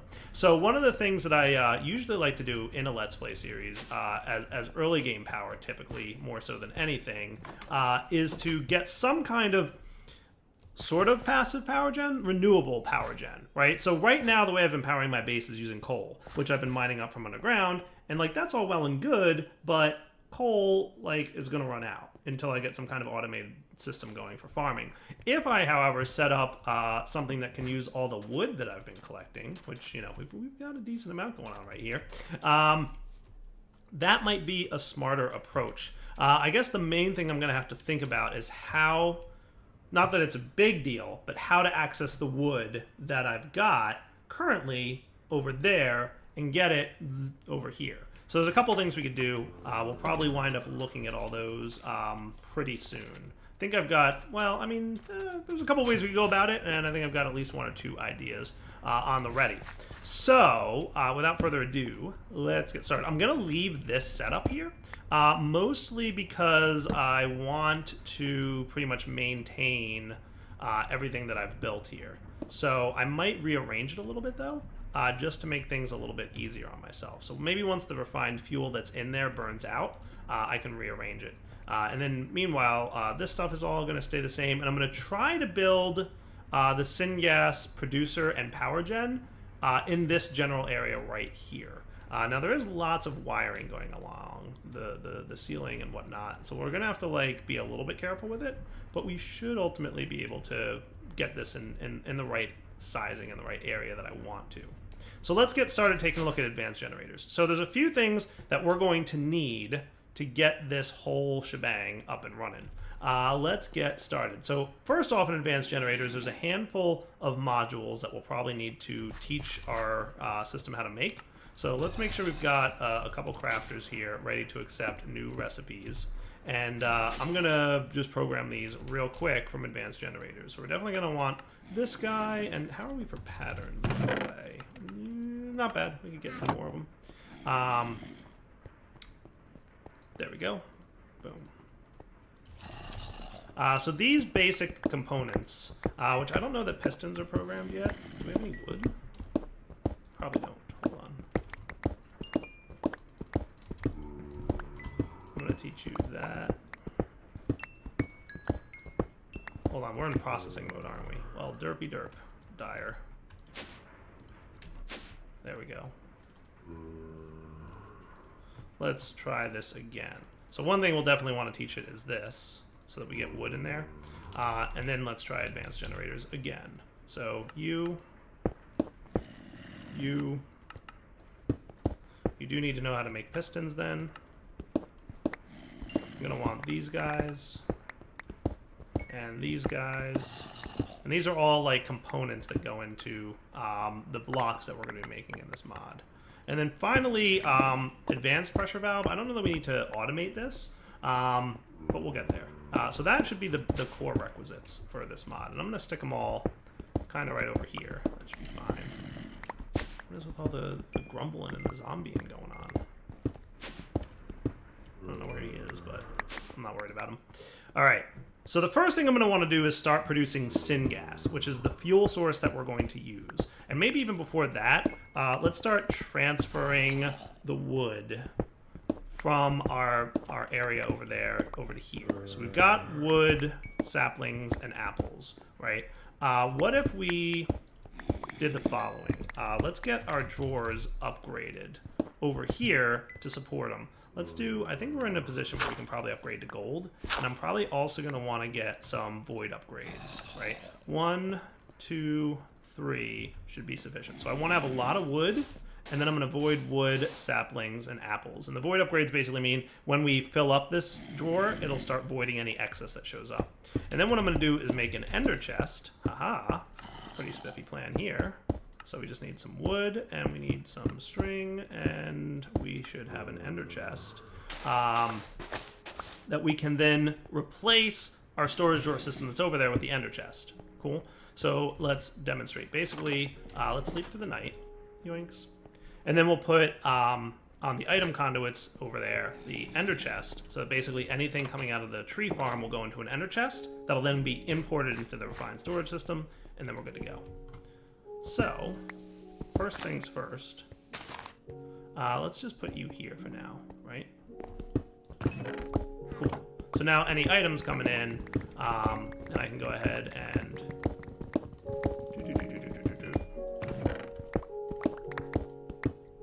cool, and then it'll just do that. Nice. So then what I'll probably do is just break this dude real quick, so that nothing new goes into him. And at this point I should be able to break that. And that'll all get quickly sorted, right? Now my saplings can be sorted and imported.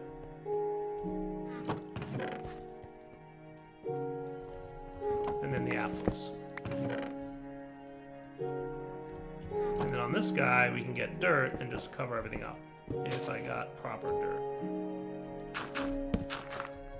Cool. So now, any items that are broken and chopped up by my tree are going to automatically make their way into the ender chest, and that should be cool. Nice.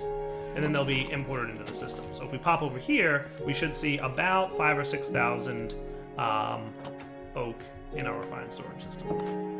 See? 5.6. Perfect. And that all landed in there. And like I said, with the void upgrade, once we start getting more, and ooh, 2048 saplings. Perfect. So we filled up the saplings, which is no big deal. And again, any excess are just going to be voided, because we don't really need more than 2048 saplings right now. But you know what I could do is, let's go ahead and keep some saplings. Boom. We'll put you in there.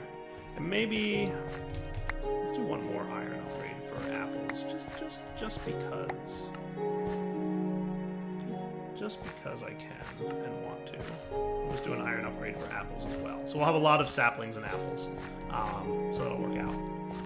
Now, let's get our syngas producer going. So the first thing we're going to need to do is make the brains of the multi-block. So the way these advanced generators blocks work is that there's a kind of like a controller. So the gas turbine controller, the heat exchange controller, the steam turbine controller, the syngas producer controller. These are the brains of the block. And it tells you which modules are allowed to go, and it's a free-form multi-block. So as long as they're touching, it doesn't matter what shape they are. You can make a giant straight line, or you can make a cube, or you can make a square, or you can make an L, whatever shape you want, as long as they're all touching.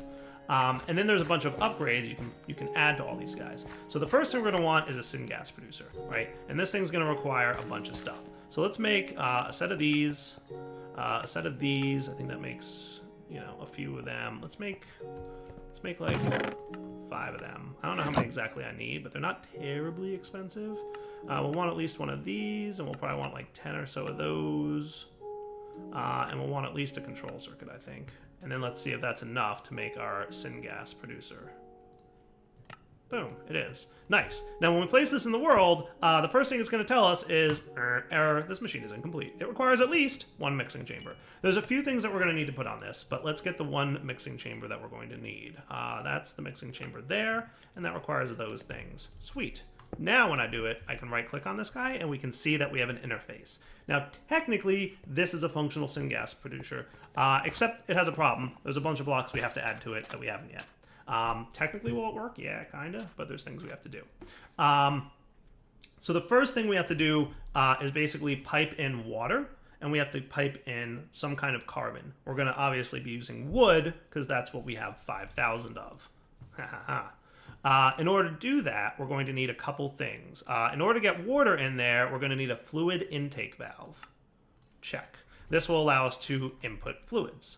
There. Now we have a way to pipe water into the thing. We're also going to need an item input port, which is not what I wanted to make. So, get a few more of those. Item input. I could have auto-crafted, but it was easier to just do that. And this is your item input port. This is basically where you're going to pipe items into. Okay, so fluid will go in here, items will go into here. And this will allow me to automate pumping in the wood that we need. From there, it's pretty straightforward. The way the machine works is it burns up the wood to produce heat. Once it gets to a certain heat level, it will produce steam from the water. And then it can mix the carbon of the wood into the steam to produce syngas. So all we got to do is feed it water and wood, and it'll produce syngas that we can then burn for power in a separate multi-block function. The other thing we need to do in order to get the mixing, though, so we have a heating chamber, right? That's this guy. That's the mixing chamber. Okay, so there's two approaches we can take to syngas. We can have what's called a heating chamber. That's this guy. We need one of them. The heating chamber is what allows us to burn the wood into heat that we can then produce into steam. However, if you have a mod that produces steam directly, be it a steam turbine, I guess that produces power from steam. I don't know if that produces steam. I'm not 100% sure. But basically, if you can produce steam, either through, I think this might produce steam, I'm not 100% sure, or some other method that produces steam, like thermal expansion can produce steam, or a couple other mods that produce steam. You can pipe the steam directly in here, and then it won't use the wood to produce the heat to produce the steam. It'll just have steam, and it'll combine it with the wood directly. So you'll use more wood if you're not producing steam externally, but we're not in a position to produce steam externally yet, so we'll hold off on that. Cool. I wonder what other mods add steam. So there's Industrial Craft 2 adds steam, obviously, and then there's Advanced Generators. That seems to be it. Thermal Foundation has a steam bucket. Steam can produce, well, it doesn't really say, but long story short, we'll figure it out at some point down the line. Cool. So with that, we have our heating chamber. Now here's the deal. There's some math that's not too hard to follow. Each heating chamber consumes 2 carbon, which is the fuel, to produce a bit of heat. Once you get up to 150 heat, it'll produce 50 millibuckets of steam per tick, which will get higher and higher. The mixing chambers, these guys, consume 10 millibuckets of steam per tick to produce syngas. So, if you do the math, this produces 50, this consumes 10. The ideal ratio would be 1 heating chamber to 5 mixing chambers, and we will see that once we go downstairs with this. The one other thing we're going to need for the advanced generators, we have fluid input and item input, but we need to get that syngas out. So we're going to want, you guessed it, a fluid output valve. Cool. The fluid output valve will allow us to output fluids. Makes sense. So we're going to import water, input wood, output syngas. That's how this multi-block is going to work. Let's go build it. I'm going to go down into the basement here. Zoinks. And you might have burned up all your stuff. You totally did. Good job, you. We'll break all these guys. So what I'm going to do is kind of clean up the flooring under here. Because that's the kind of thing you get to do. Let's make you cobblestone for now. And that. Hopefully you can auto output to the right? I don't know. You think he can do that? Would that be a thing you think he could do? Let's give it like 4 coal, and that would be like a good test, just to see if this thing starts getting stuff. You'll also need water, but yeah, we'll get So water will come via the fluid ducts. Cool. So you've got water now. You guys are going to process your stuff. So you've got 100, and that's got 100. We can increase the efficiency of this stuff, by the way, with a new mod update that came out, but we'll get to that later. So how about right here? Are you liquefacting? Cool. Back in a sec when this is done. All right, so we've got this thing coming in. I just want to see if it auto outputs to the right. Nice, it does. So you got fuel and you're running now. Beautiful. Okay, cool, cool. So let's do syngas like here, and then maybe the power thing there. I kind of wouldn't mind doing this inside the wall here.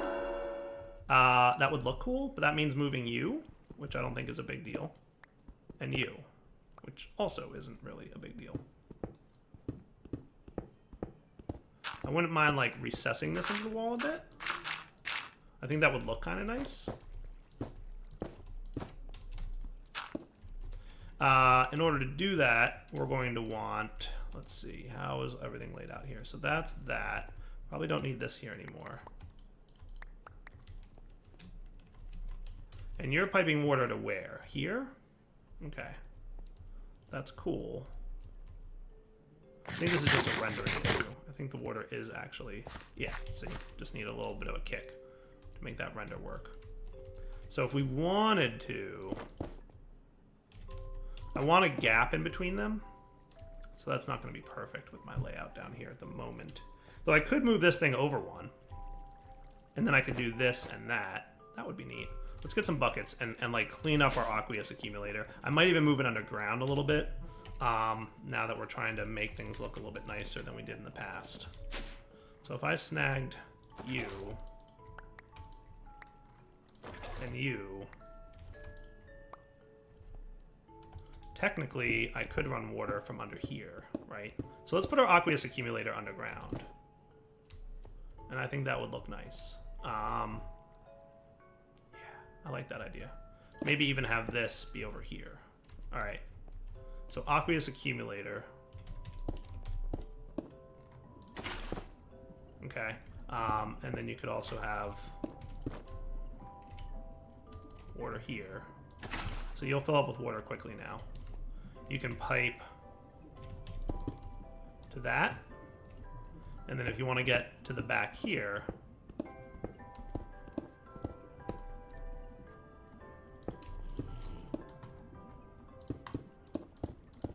nice. Okay, cool. And then I might wind up moving this a little bit, actually. Trying to make things look nice, because I know that that's not usually my strong suit.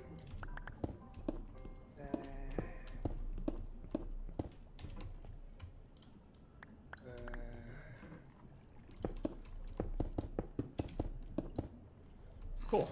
We might need a few more of those fluid ducts, but we'll get them probably now. Because I'm going to need to hook them up into the thing. So there's fluid ducts for us. Okay. So let's get the syngas producer first. So power is going to want to stick out here. So let's make this our generator, and we'll make this side be the syngas producer. So for that, we're going to want to have our syngas controller can be on the front with the mixing chamber on the front. Let's have fluid input. Fluid intake can be here. No. Here. And you know what I'm thinking actually is,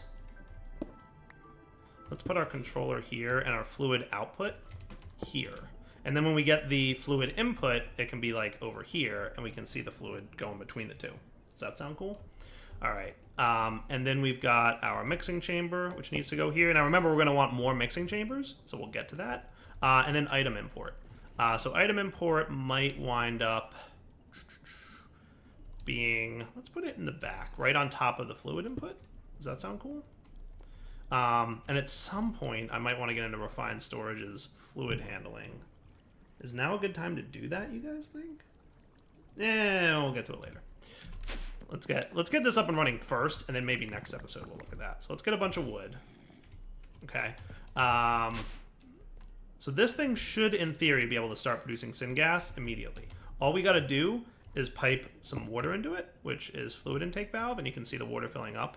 And then we give it wood. And you'll see that the wood gets converted to carbon pretty quickly. And then the carbon is used to start building up heat. So we can see at this point, we're consuming 2 carbon per tick to heat up the gas. And remember, once we get to 150 heat, that's when we'll start producing steam. And then the steam will be mixed with the carbon to produce the syngas. Okay. In the meantime, I want to get some more mixing chambers because we said we want 1 heating unit to 5 mixing chambers. So mixing chambers. What is that creepy noise? So we're going to want 6 more of these guys. Which is a bit of iron, but we're fine on iron right now. And then we're probably going to want...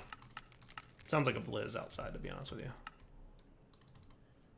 So that should be the 4 mixing chambers that we want. And we'll see the speed increase that I'm talking about when we get to that point. So we're at almost 100 heat units now. So that's pretty cool. Should I make a tank that sits in between these guys or no? Maybe. Tank might not be a terrible idea. Definitely sounds scary out there.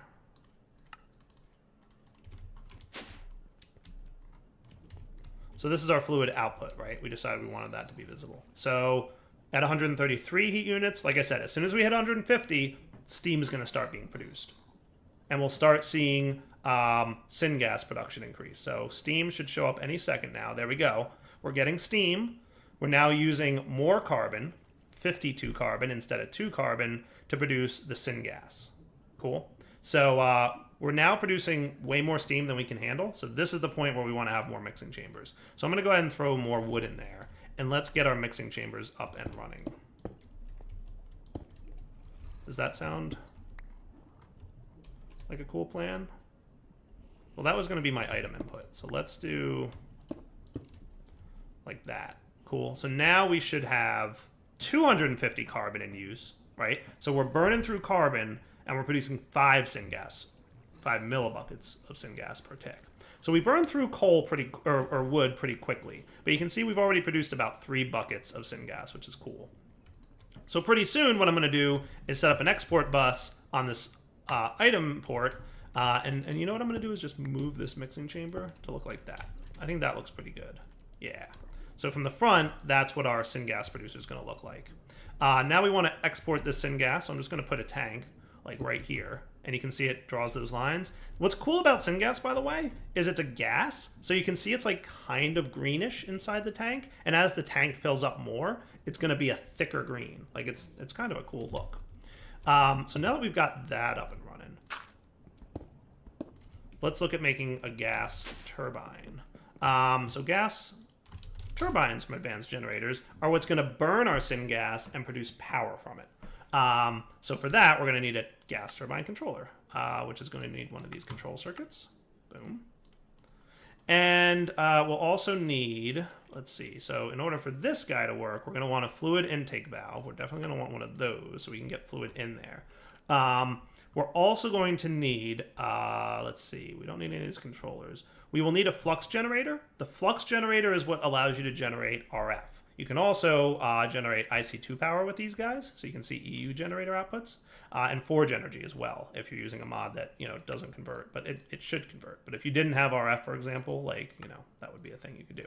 So that will allow us to run the gas turbine controller, input fuel into it, and output energy. However, the most important part of this is the turbine. Basically, the way turbines work is there's several tiers of turbine. So there's the steel one, which produces 200 RF a tick.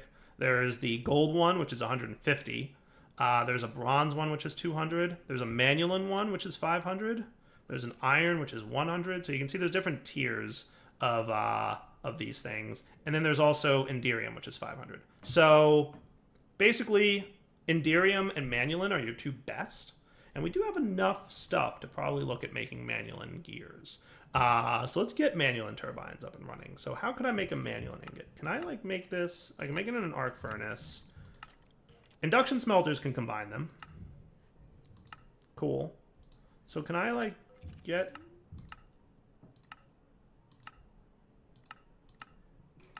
Looks like if I wanted to combine these guys, I don't think I can.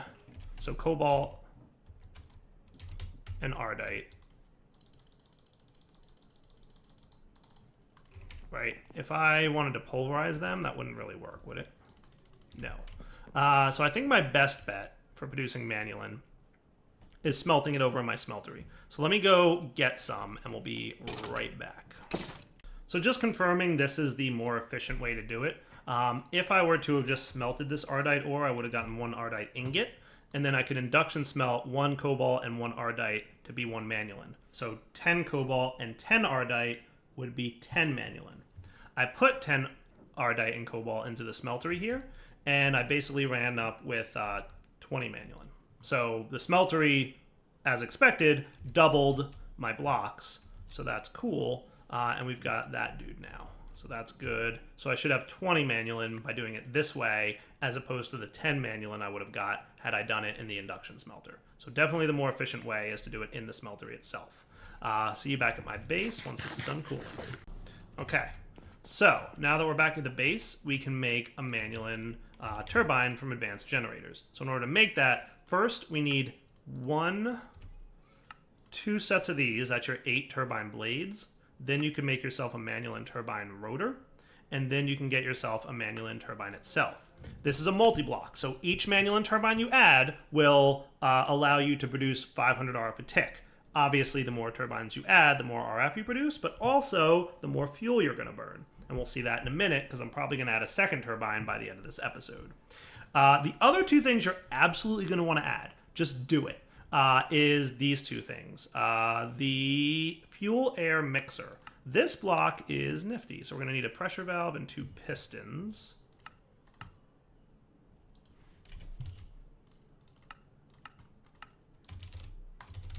This block, simply by being on the gas turbine, increases the efficiency of fuel use by up 135%. So instead of 100%, it's 135%. So long story short, you get 35% more power out of each fuel bucket that you burn. There's no reason not to do this. And then there's the gas mix compressor, which bumps it up to 185, but it requires the fuel air mixer first, which you can see on the tooltip. So having one of these is also really useful. However, we're going to want 2 of these dudes cooked up. And in order to upgrade this guy, we're also going to need either advanced alloys from IC2, which we don't have yet, because we haven't started IC2, or we're going to need 8 Enderium ingots each for the advanced pressure valve. So we need 16 Enderium ingots. To make Enderium is a process that we haven't really gotten into yet. It requires getting some Enderium blend. So we needed, how many did I say? 16? And you get 4. So I'm going to need 4 sets of this. And we need pulverized lead, pulverized platinum, and a resonant bucket, which is basically 4 ender pearls. Okay, so I need 16 ender pearls smelted into here. Magma Crucible, go. So while those are cooking, let's see if I've gotten any platinum. I've gotten a few. Cool. Which can be... And then 3 lead. So we're going to need 12 lead.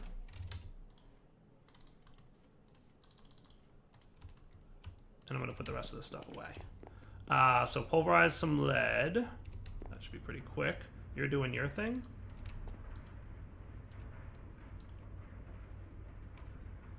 Cool. So let's get a bucket in here. We're going to ultimately need 4 buckets, but I can reuse if I don't have any more. Yeah, I've got 2. 2 will be good.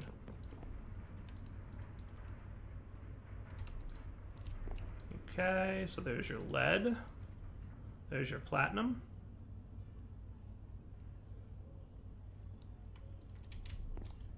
And then here comes the second bucket of liquid ender pearl. You don't have any speed upgrades in you, but that's okay. Cool. So these 2, that's 8 Enderium, and I'm pretty sure I have to use sand, so I'm going to need about 16 sand.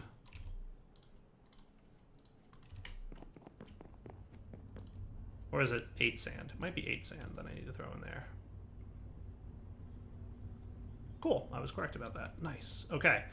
So back in a minute when this is done melting the last few ender pearls. Okay. All done cooking.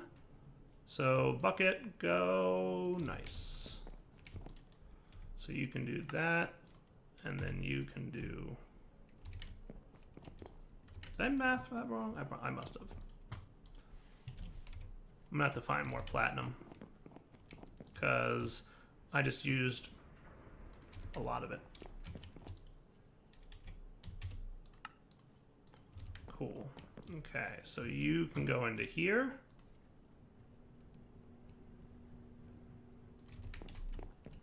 And then to make from advanced generators, the fuel efficiency guy, you're going to want 2 of these. So it's an induction smelter recipe. Okay.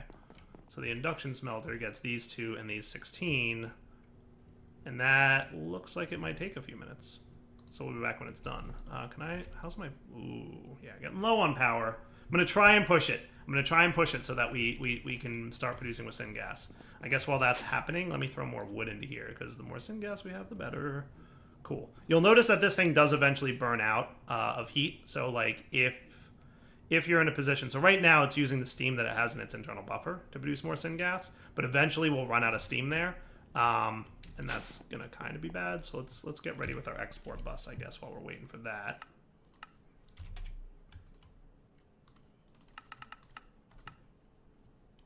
We might want, like...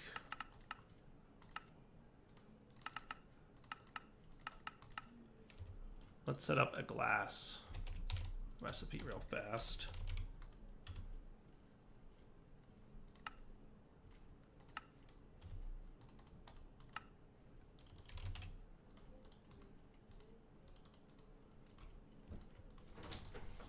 All right, let's try that again. For speed upgrades, it now should say it's going to craft the glass. Nice. Cool. With that, these guys should be done. And we can build this thing. Sweet. All right, so we're going to put this guy down here. What I'm thinking is we'll probably put our... How do we want to do this? Fluid intake valve can go here. I guess we'll put the... Fuel air mixture. It doesn't really matter where these go because it's a freeform multi-block, like I said. So that'll be the controller kind of mimicking that. And then I want my flux generator. This is where the power is going to get outputted to. And then the manual and turbine can go here. And this should be a functional turbine control now. Cool. What I will do... This I don't think is a hot gas, like, you know, hot, quote unquote. But let's get our cables that we requested to be crafted. Let's get the exporter that we requested. And the speed upgrades, are they done? Nice. That's what's up. I might want to upgrade this to a stack upgrade. So let's get, like, if we have it.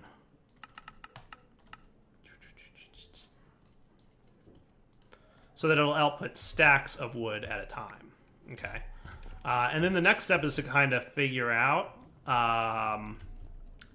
what we're looking at in terms of... So I'm going to run this...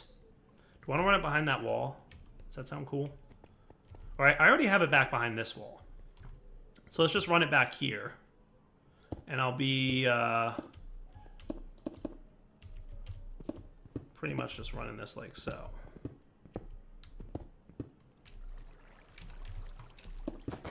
Cool. So let me run this off camera. I'll be right back. All right, so I'm going to just swap these, right? Item input port I will put here. Mixing chamber I'll put here. So this has the same number of stuff.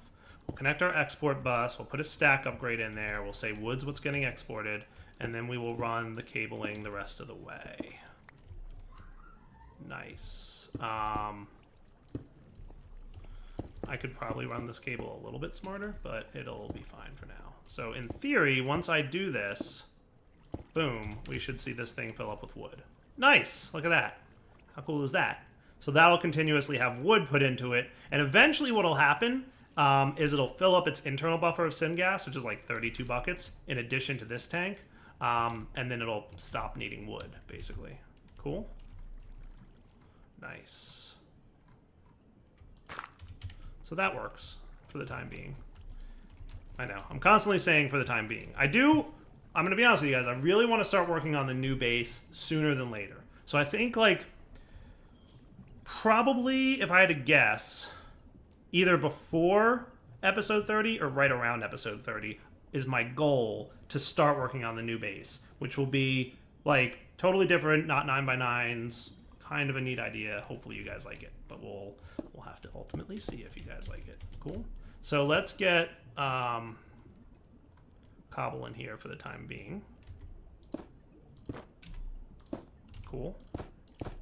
So that's pretty much what we're going to be looking at. So you are producing syngas. You have syngas. All I have to do is right-click you, and now syngas is going to pipe into here, and we are now producing power. Nice. There's an internal buffer, which holds about 100,000 RF, and watch. This is the amount of fuel being used right here. Or no, that's the amount of fuel consumption at peak. This is the amount of fuel being used, and this is the amount of RF being produced. So if you guys look back at the video for a second, you'll see that this thing kind of slowed itself down and self-throttled. Sweet. So at a rate of 500 RF per tick, we should be good. So I'm going to disconnect this guy so that we don't have a loop of power going on. And then we do that. And what should happen is it should drain power out of the gas turbine controller, and it's producing 500 RF a tick. Now if I add another turbine to this guy, which I'm going to do right now, we should be cool. In order to do that, though, I think I'm going to need another 1, 2... Oh, no, I'm good. I have enough. Sweet. That's cool. And then I can produce this. We just need iron frames. Cool.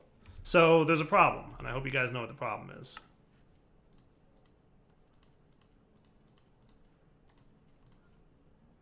Is 9 enough? 9 should be enough.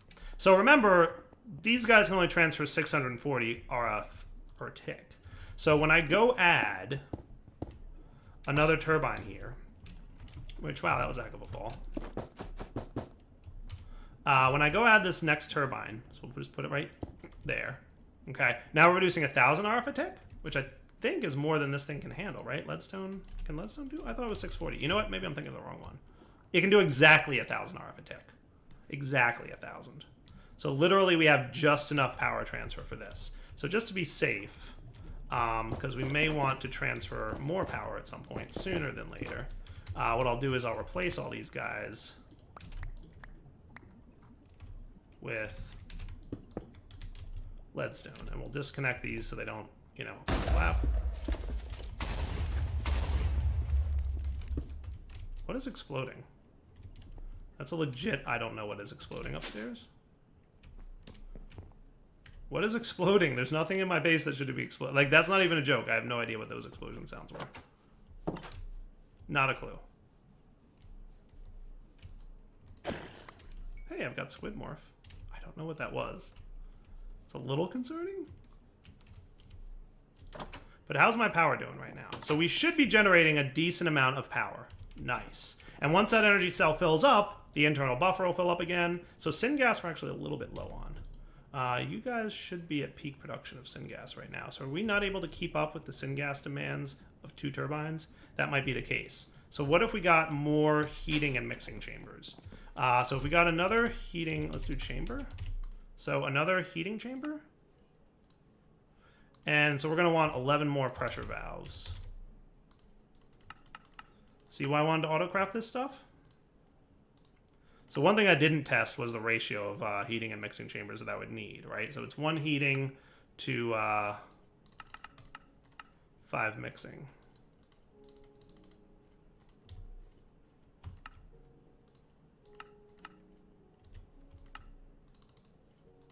Cool. So this should, if we increase this multi-block now,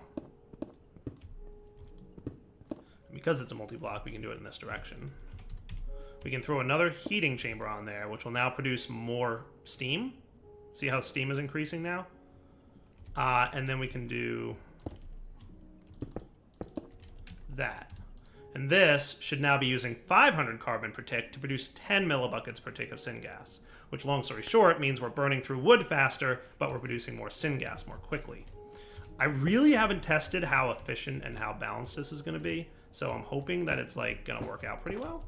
But I might burn through wood like nobody's business, and I'll either have to expand the tree farm or figure out a way to get wood more quickly, or make another alternate power source. We'll have to, or did you get broken? Is that the reason that we're running low on that stuff?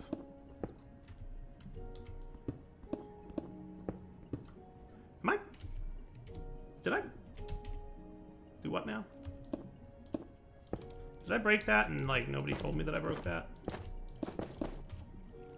Okay, now you've got syngas like no. So maybe I didn't need to upgrade that, but it doesn't hurt because ultimately it's just gonna fill up the internal buffer faster, and then it'll slow down the burning of carbon. Okay, so this guy's fuel consumption is 0.6 millibuckets per tick. This guy's production is 10 millibuckets per tick. Why does it feel like if you're producing 10 per tick and you're consuming 60, why are we getting a net gain here? I don't understand that. Doesn't that seem like we should have a net loss by like a lot? 10 millibuckets per 6. Oh, 0.6 millibuckets per... 0.6! Haha, that's why. We are using a much smaller, so we definitely didn't need to upgrade this guy, but that's fine. It's fine. It's fine. It doesn't really hurt. You'll see in a minute it's going to throttle. All right, I figured out what exploded.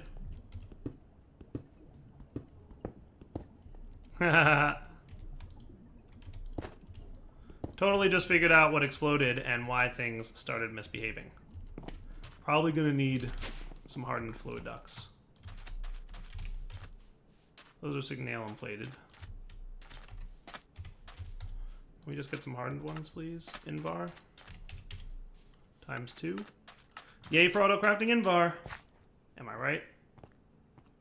So totally now understand what those exploding noises were. Remember I was saying, like, what was that explosion noise? And then I was like, hey, what happened to my piping? They were related. It was a good time. Come on, Invar, let's go, because I need to wrap up the episode. Come on, Invar, let's go. You really do take a while, don't you? I mean, I know it finished. It's probably... It's the item conduits is the slow bit. There it is. Cool. So hardened fluid ducts are not... I didn't think syngas was hot, but I guess it is, because it's kind of based on steam. So that, I guess, makes sense. And that would also probably explain why we heard 3 explosions. All right, cool. So you're, you know, dumping your syngas, which is fine, which is fine. So back in a minute when this fills up, because I really want to see it throttle and show you guys that the carbon use slows down once this thing is done producing its internal buffer. All right, so at this point, we're about to fill up our internal buffer, and we should see the carbon and production drop significantly. So see how we're using far less carbon now, and we're only producing 0.6 millibuckets per tick, between 0.3 and 0.6, because we're burning between 0.3 and 0.6. So the nice thing about advanced generators is everything kind of self-tunes itself and automatically, you know, converts from one, you know, it self-dials down its power production, basically, and that's pretty cool. All right, definitely wrapping up point, because we're way late. So Direwolf20 signing off. Hope you guys enjoyed the episode. I am definitely trying to avoid repeating content, like but at the end of the day, refined storage, like I wanted refined storage, and I wasn't gonna not do it, and I wasn't gonna do it completely off camera, because I don't want people to watch and be like, hey, when did you get a refined storage system? So there's definitely going to be repeat content, but I'm trying my best to have new content as well, which is why we got into Astral Sorcery, which is why we're getting into advanced generators, which is why we're doing things with thermal expansion. So hopefully you guys are cool with that. Hope you're enjoying the series. I really do, because I'm enjoying playing it. So I hope you guys are enjoying watching. For now, Direwolf20 signing off. Take it easy. Hello everyone, this is Direwolf20, and welcome to episode 25 of Direwolf20's Let's Play series. Today, just checking in on my syngas producer, which, by the way, is doing a great job. So last episode, we burned through a lot of wood to get the backlog of syngas. Like, we're down to 3.9k wood. So that means we burned through almost 2,000 pieces of wood, which is pretty much a lot of wood. However, a lot of that went into the backlog. So we've got, you know, the syngas built up here. We had to fill up our internal buffer up there because that thing was pretty much empty. This tank filled up. This has 32 buckets of syngas in it. So now that we've backstuffed the system full of syngas, we're using far less wood, you know, to maintain our base. Now, clearly, the more things we add to our base, the more power we're going to use, the more power we're going to need to produce, the more syngas we're going to produce, and then therefore the more wood we're going to have to use. However, that's a problem who we will solve when we get to it. So for now, syngas production is going to be a pretty decent process to get us power, and it seems like it's holding steady. We're really not burning through wood all that quickly, and that's neat. So, like in syngas, pretty cool. Pretty cool. We will definitely be checking out some other power options, probably a large array of power options throughout this series. Remember, a big part of the series is about learning how to use all the different mods that are available, so even if we don't necessarily need to, there will probably be some times where we decide to like, hey, let's check out this power system, even though we're pretty good on power. I don't want to just jump to the best power system. I want to work my way around and try out a couple of the different early game power systems, and then check out some of the late game ones because, all that good stuff. So we do have extreme reactors, obviously, so we'll get into that at some point, but way further down the line. And of course, we also have Draconic, so maybe towards the end game, we'll be taking a look at some of that power gen stuff. Today, I'd like to do a thing that you guys have been begging me to do for the longest time, and everybody in the comments has been telling me about this block that I know all about, and I know it's there, and I'm gonna use it. So I'm gonna be honest, right? So Industrial Foregoing has a really cool block that's really neat. That does CobbleGen and CobbleWorks type stuff. The Material Stonework Factory. Everybody's been telling me, Dyer, you got to use the Material Stonework Factory to make yourself sand and glass. I will. That's what we're going to do today. The only thing I want to caveat this with is this block, in my opinion, is a little bit magic blocky. And magic block is kind of a modded Minecraft term that a few people have used in the past, and it typically implies here's a block that does a lot of complex things in one simple block. So instead of building a large complex system, you wind up using one simple block. So I'm going to try this block out. We will see if it works for us, and if it does, cool, because it is new and different from the way I've done CobbleWorks in the past. However, at some point, I might wind up doing a more powerful CobbleWorks that will involve using pulverizers and smelters and stuff from Thermal. But since you guys have seen pulverizers and smelters, and you haven't seen the Material Stonework Factory in my videos, I'd say maybe it's time to take a look at it.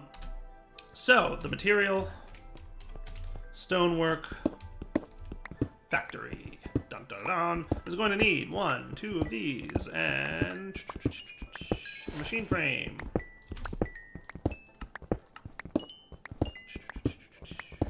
And then some buckets of lava and water. So if we pop downstairs, we should be able to get lava and water. Hooray! The Material Stonework Factory is like basically a CobbleWorks in a box. So what you do is pretty much nothing. You give it power, and it can start producing cobblestone. So it's a CobbleGen producer, kind of in much the same way that this would be a CobbleGen producer based on power. If we had chosen cobblestone, we'd have to give it 1 bucket of water and lava, but that went into the recipe of the Stonework Factory. So this one produces only cobble, or this one you have to feed it at least 1 bucket of water and lava, and it'll produce cobble endlessly. But then stone, it uses water, and obsidian, it uses water and lava. So just FYI, that's kind of the difference between these two blocks. But this one does more than produce just cobble. So let's take a look. Where can I just drop you temporarily? Right here as a temporary place, just so you can see, right? So when it has power, it runs. I don't think there's any way to speed it up. And pretty much, every 10 ticks it looks like it runs, roughly. So that means pretty much 2 cobble per second for this CobbleGen. Now, what's cool is from this scene, what we can do is go ahead and have it process the cobble directly into the adjacent slot. So this square changes what happens to this cobble and drags it over to here. So in this mode, it's furnace mode, so it'll smelt it. So if we turn this guy back on, he will, instead of producing cobble, will immediately produce the cobble and smelt it right away and turn it into stone.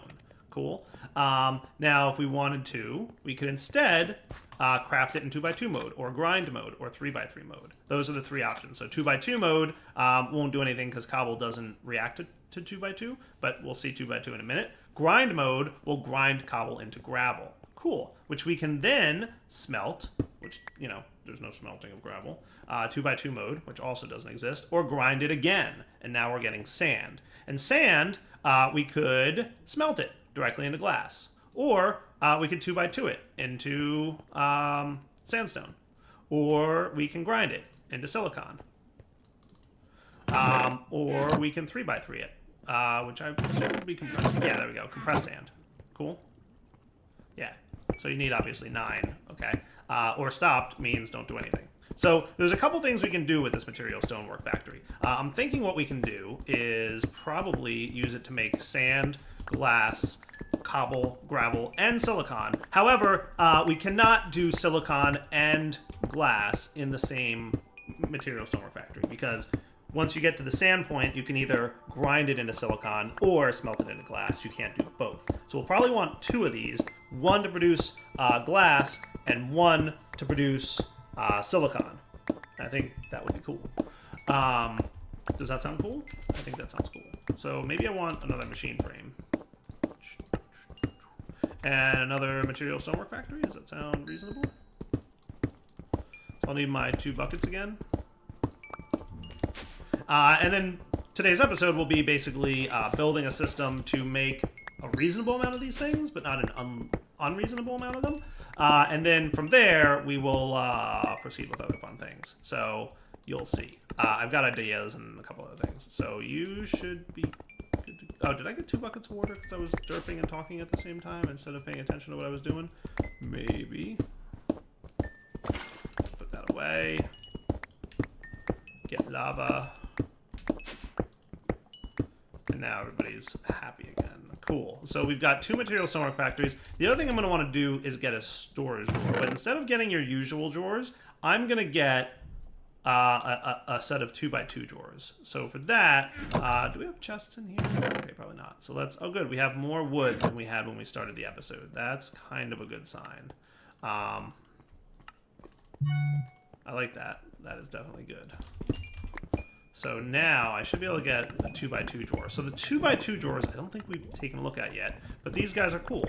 Basically, instead of storing 32 stacks of 1 item, they can store 8 stacks each of 4 items, which is cool. So it basically is a drawer cut into fourths, which makes perfect sense when you look at it. And then to store your 4 different items, basically, where's my material stonework factory that had stuff in it? Oh wow, cool. When I break you, you lose your inventory. Good to know. Today we learned about those. I mean, it had free cobble in it, so it's not that big a deal. So let's get some cobblestone, sand, glass, etc., right? So like, in this example, right, let's say we were going to store cobble and sand, right? You'd put that in there, you'd have that in there, and now you have drawers that have cool stuff in them. Cool? So what I'm going to want to do is basically create the Cobbleworks factory. Now that will be... So here's the question. What do I have over here? So we already have drawers for cobble, sand, and whatnot. So what I wouldn't mind is having a 2x2 drawer. So we could have glass and silicon are your 2 obvious ones that you'd probably want to get out of this. Now I could either store the cobble and sand down there with those 2, silicon and glass. And just leave gravel up here. That's an option. I mean, I'll probably wind up, attaching it, right? That would be cool.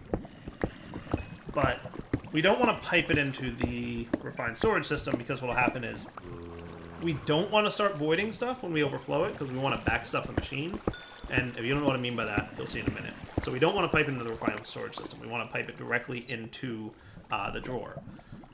So, let's put the drawer here. Let's get our key. There's a lot of things that I can... Oh, yeah, lock you. See? That's... Okay, better. So we'll definitely want silicon and glass to be in this thing, right? Do we want cobble and sand in here, or do we want something else? Like, I could put sandstone in there, because, hint, I'm going to be using sandstone soon. A lot of it. So having a large quantity of sandstone wouldn't be bad. The problem, then, is I would need a 3rd cobble stoneworks factory, because I can do all three Stoneworks factory will be producing cobble to gravel to sand, but then we're going to need to do sand to glass, sand to silicon, and sand to sandstone. So we would need a third Cobbleworks factory if I wanted to do sandstone in here. I think that's what I'm going to do for now. And then we'll figure out if we want a fourth block in there. So let's make another one of these bad boys. Machine frame start, and then you should be cool. Just need our buckets to get some water and lava.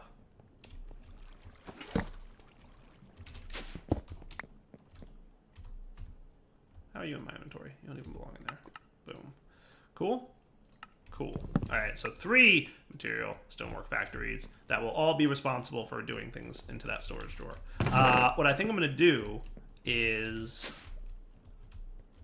if I could put them here, that would kind of be cool. So 1, 2, 3. And then what I'll have is item ducts.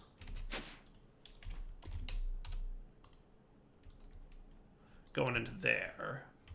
Now here's the thing. Because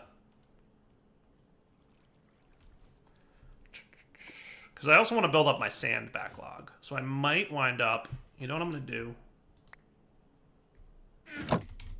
Let's unlock this dude. Lock him again. We're going to put sandstone here. You're going to get unlocked. I'm going to clear you out of sand and lock you and use you for something else. And sand can go in there, no problem. Cool. So that'll be sand, sandstone, glass, and silicon. Basically all the sand materials. And that kind of makes sense. Okay, so our basic order of operations here should be... First, figure out where we are. There we are.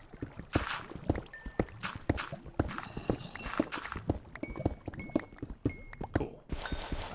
So from here, do I want to get smooth stone as well? I might. It's a big fat maybe. Because I could totally, like, fill up on smooth stone with this thing, too. And that would be cool. So let's put 1, 2, 3 power lines into here, and then how can I, like, run you without being a big old mess of wiring? Because dire wire is absolutely a thing. That looks like it's about to happen. Try not to hate me.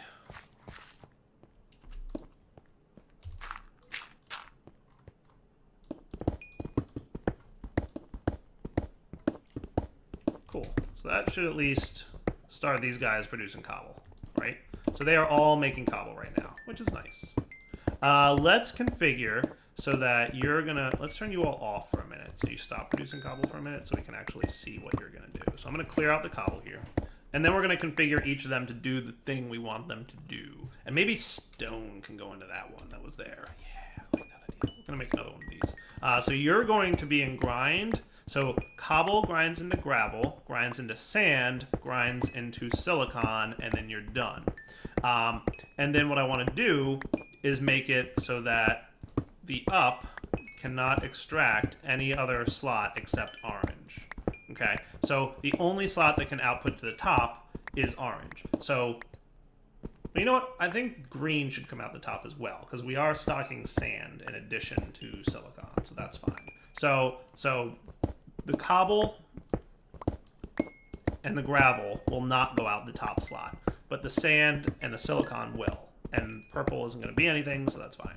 Cool. So you are going to be cobble to gravel, gravel to sand, sand to silicon. Is that what I did here? Yeah, so that should be glass. Cool. And then same deal. No, no, no, yes, yes, no. And then you are going to be sandstone. Okay. And same deal here. No, no, no, yes, yes, no. Cool. So now if we turn these guys on, right, you're producing silicon, you're producing glass, and you're producing sandstone. Beautiful. That's kind of neat. Maybe I want to get one more of those material stonework factories. So we'll want a machine frame.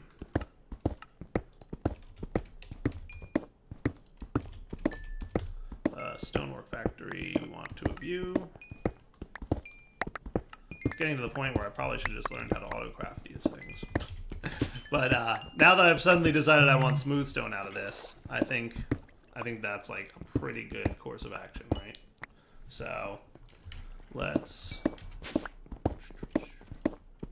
stonework factory. You can have bucket in this guy, so you will also get power. So you're gonna get that, and you will be just furnace mode. So for this configuration, it will be no, yes, you can output that to the top, no. You don't have to turn these off because nothing will ever fill up in these inventories, but just making a point to show you how they can filter turning on and off stuff. So with that said, we kind of said what are we going to put into that one block there. I think that should be your smooth stone storage. Unless I already have a smooth stone storage, in which case it will now be the smooth stone will go here. Cool. So that's smooth stone. Neat. So let's...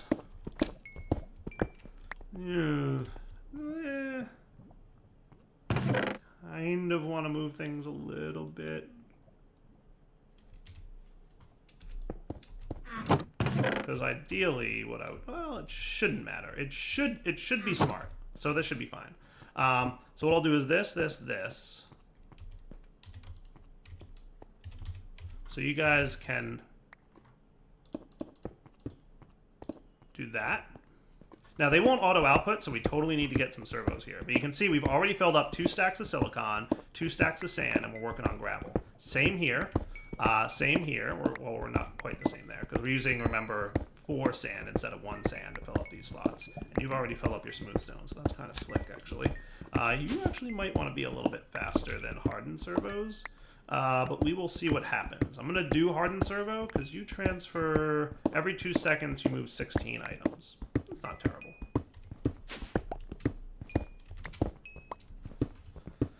So I should be able to say you. So if I set you to extract always active, you should start piping out what? Sand is coming out first. Cool. And that's going to fill up that internal buffer. And then once that's full of sand, by the way, it will stop filling up. I want to say 512 is the number, right? Yeah, 512 should be the number. So once we hit 512, sand will back stuff. Now, I don't think it goes back into this inventory, right? So that back stuffs the whole machine. Is that what's going to happen there? Until there's room for sand? That's not ideal. Until I hit it. So I think what I might want to do... I think the next tier servo can reinforced. Let me get one of those. Back in a second when that's done cooking. So let's try something real quick. If I were to put these guys, servo, or filters on these guys, right? I'm going to leave it as an empty blacklist so it can accept anything, but prevent oversending is enabled. Will that prevent it from oversending? Is the question. So if I set you to ignored now, you'll pipe out just enough sand to fill this up to 512. I think that only moved 6. Sweet. Or did it not? You still got jammed up, huh? Yeah.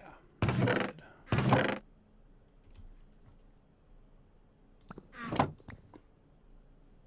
Even though you've got prevent oversending on?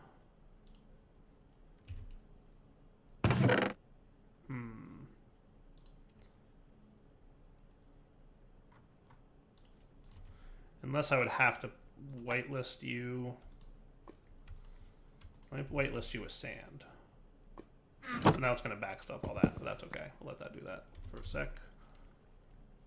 Trying to prevent this thing. Like, I want it to back stuff the machine, but I don't want it to get jammed up in here. So we're going to have to figure out a solution to that.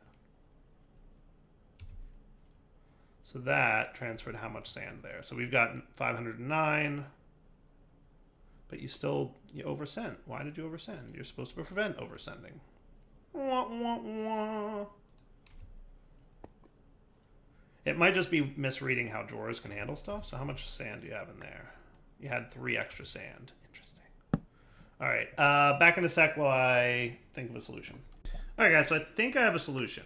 I'm going to go ahead and try XNet. This might be a way to do what I want to do. So the problem we're having, basically, is we are going to need more of these.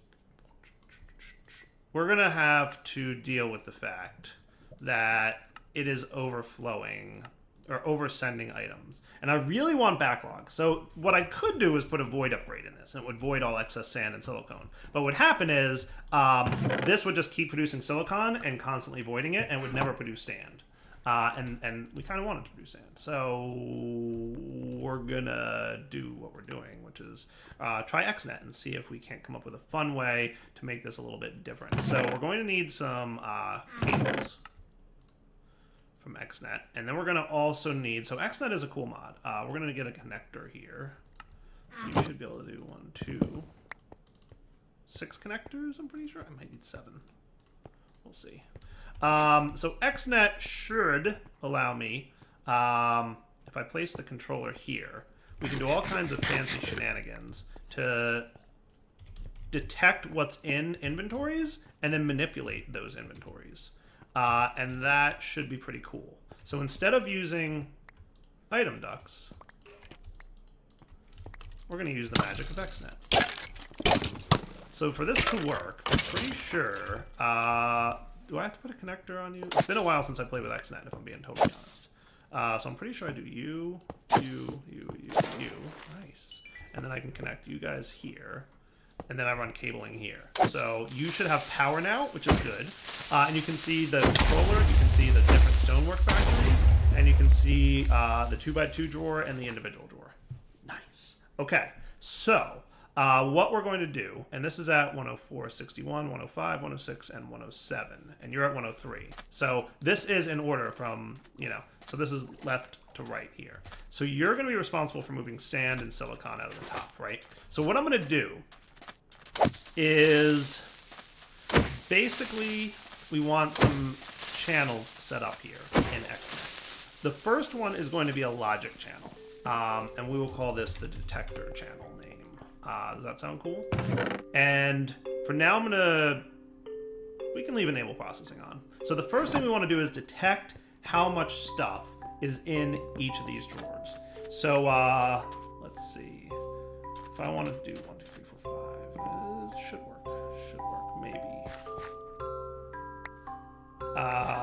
Side from which to operate, sensor.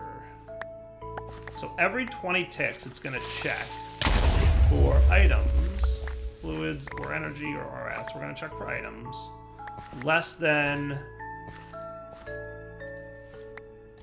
512, and we're going to specify sand, right? So if there's less than 512 sand, you can output a specific signal color inside the XNet, be it pretty much every Minecraft color that exists. So let's go, since you're sand, you can go yellow. Does that sound cool? Cool. I'm just trying to think, because we technically have one too many of these, probably. So we may not need to do the sensor, because it shouldn't need to do the sensor. So let's forget the sensor. We could say, like, if less than this, then move the items, but I'm just going to try and say move the items at all times, and we'll see what happens.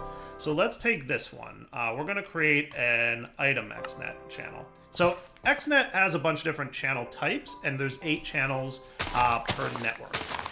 And each channel type can either be logic, which can like read information about a block and then do something based on that information, or item, which can transfer items from one block to another, or fluid, which can transfer fluid from one block to another. There's also redstone and energy, which do what you might expect. They transfer redstone or energy from one block to another. So my original plan was maybe to read how much information is in, how much sand is in here, and then move sand. And then read how much sandstone is in here and move sandstone. But if we did that, including stone, we would have 5 sensors and 5 item movers, which comes out to 10. And we only have 8 channels, so that wouldn't fit. So I think what I'm going to do instead is just try and do the item moving directly, and we'll see what happens. So we will create. You're going to be extract mode. You're going to do single items. And you can operate once every 20 ticks. I might wind up doing stacks. And we will whitelist. So if that's highlighted, it enables blacklist move when I'm on whitelist. So you can move sandstone. Technically, we don't have to specify what should be moved because it'll move whatever it's available, right? And you can do MBT and or dictionary matching and stuff. So you're going to extract from here, and basically you're going to insert into here. Insert, priority 0, and that should be cool, right? So if that's true, so look, it's working. Hey, cool. Nice. So then watch what happens. When I remove some of this, it automatically refills. Boom. That's cool. That's what I want to see. All right. So XNet's definitely going to work for a non-backstuffable system because it'll just automatically move stuff. Very cool. The only problem is it doesn't seem to be able to get this stack, but that's okay. That's not the end. Like it'll work. So then the next thing we'll want to do is specify that these two also have extract on the same channel. So you're going to be extract with an empty whitelist, and you're going to be extract with an empty whitelist. And what should be happening now is our glass and sandstone are filling up, but let's not forget that we want these to be in stack mode. So now our glass and sandstone are filling up as well. So all three of these will contribute to making sand and glass and sandstone. And then finally, we want a different channel for this one. So we're going to create a new item channel on this line that we're going to extract from here a stack at a time, and we will insert into this drawer. And that should start filling up our smooth stone drawer. Nice. That's pretty cool. Okay. So that works, right? So XNet to the rescue. Sweet. So all three of these guys will be responsible for, you know, moving sand and whatnot. That's pretty cool. So we should have a pretty nice backstuffing effect going on here. Nice. And then if we come into here, we should see large amounts of sand, silicon, right? So we've got a decent amount of silicon. That's the Applied Energistics 2 silicon, but that's okay because I'm pretty sure I specified OR dictionary for all my different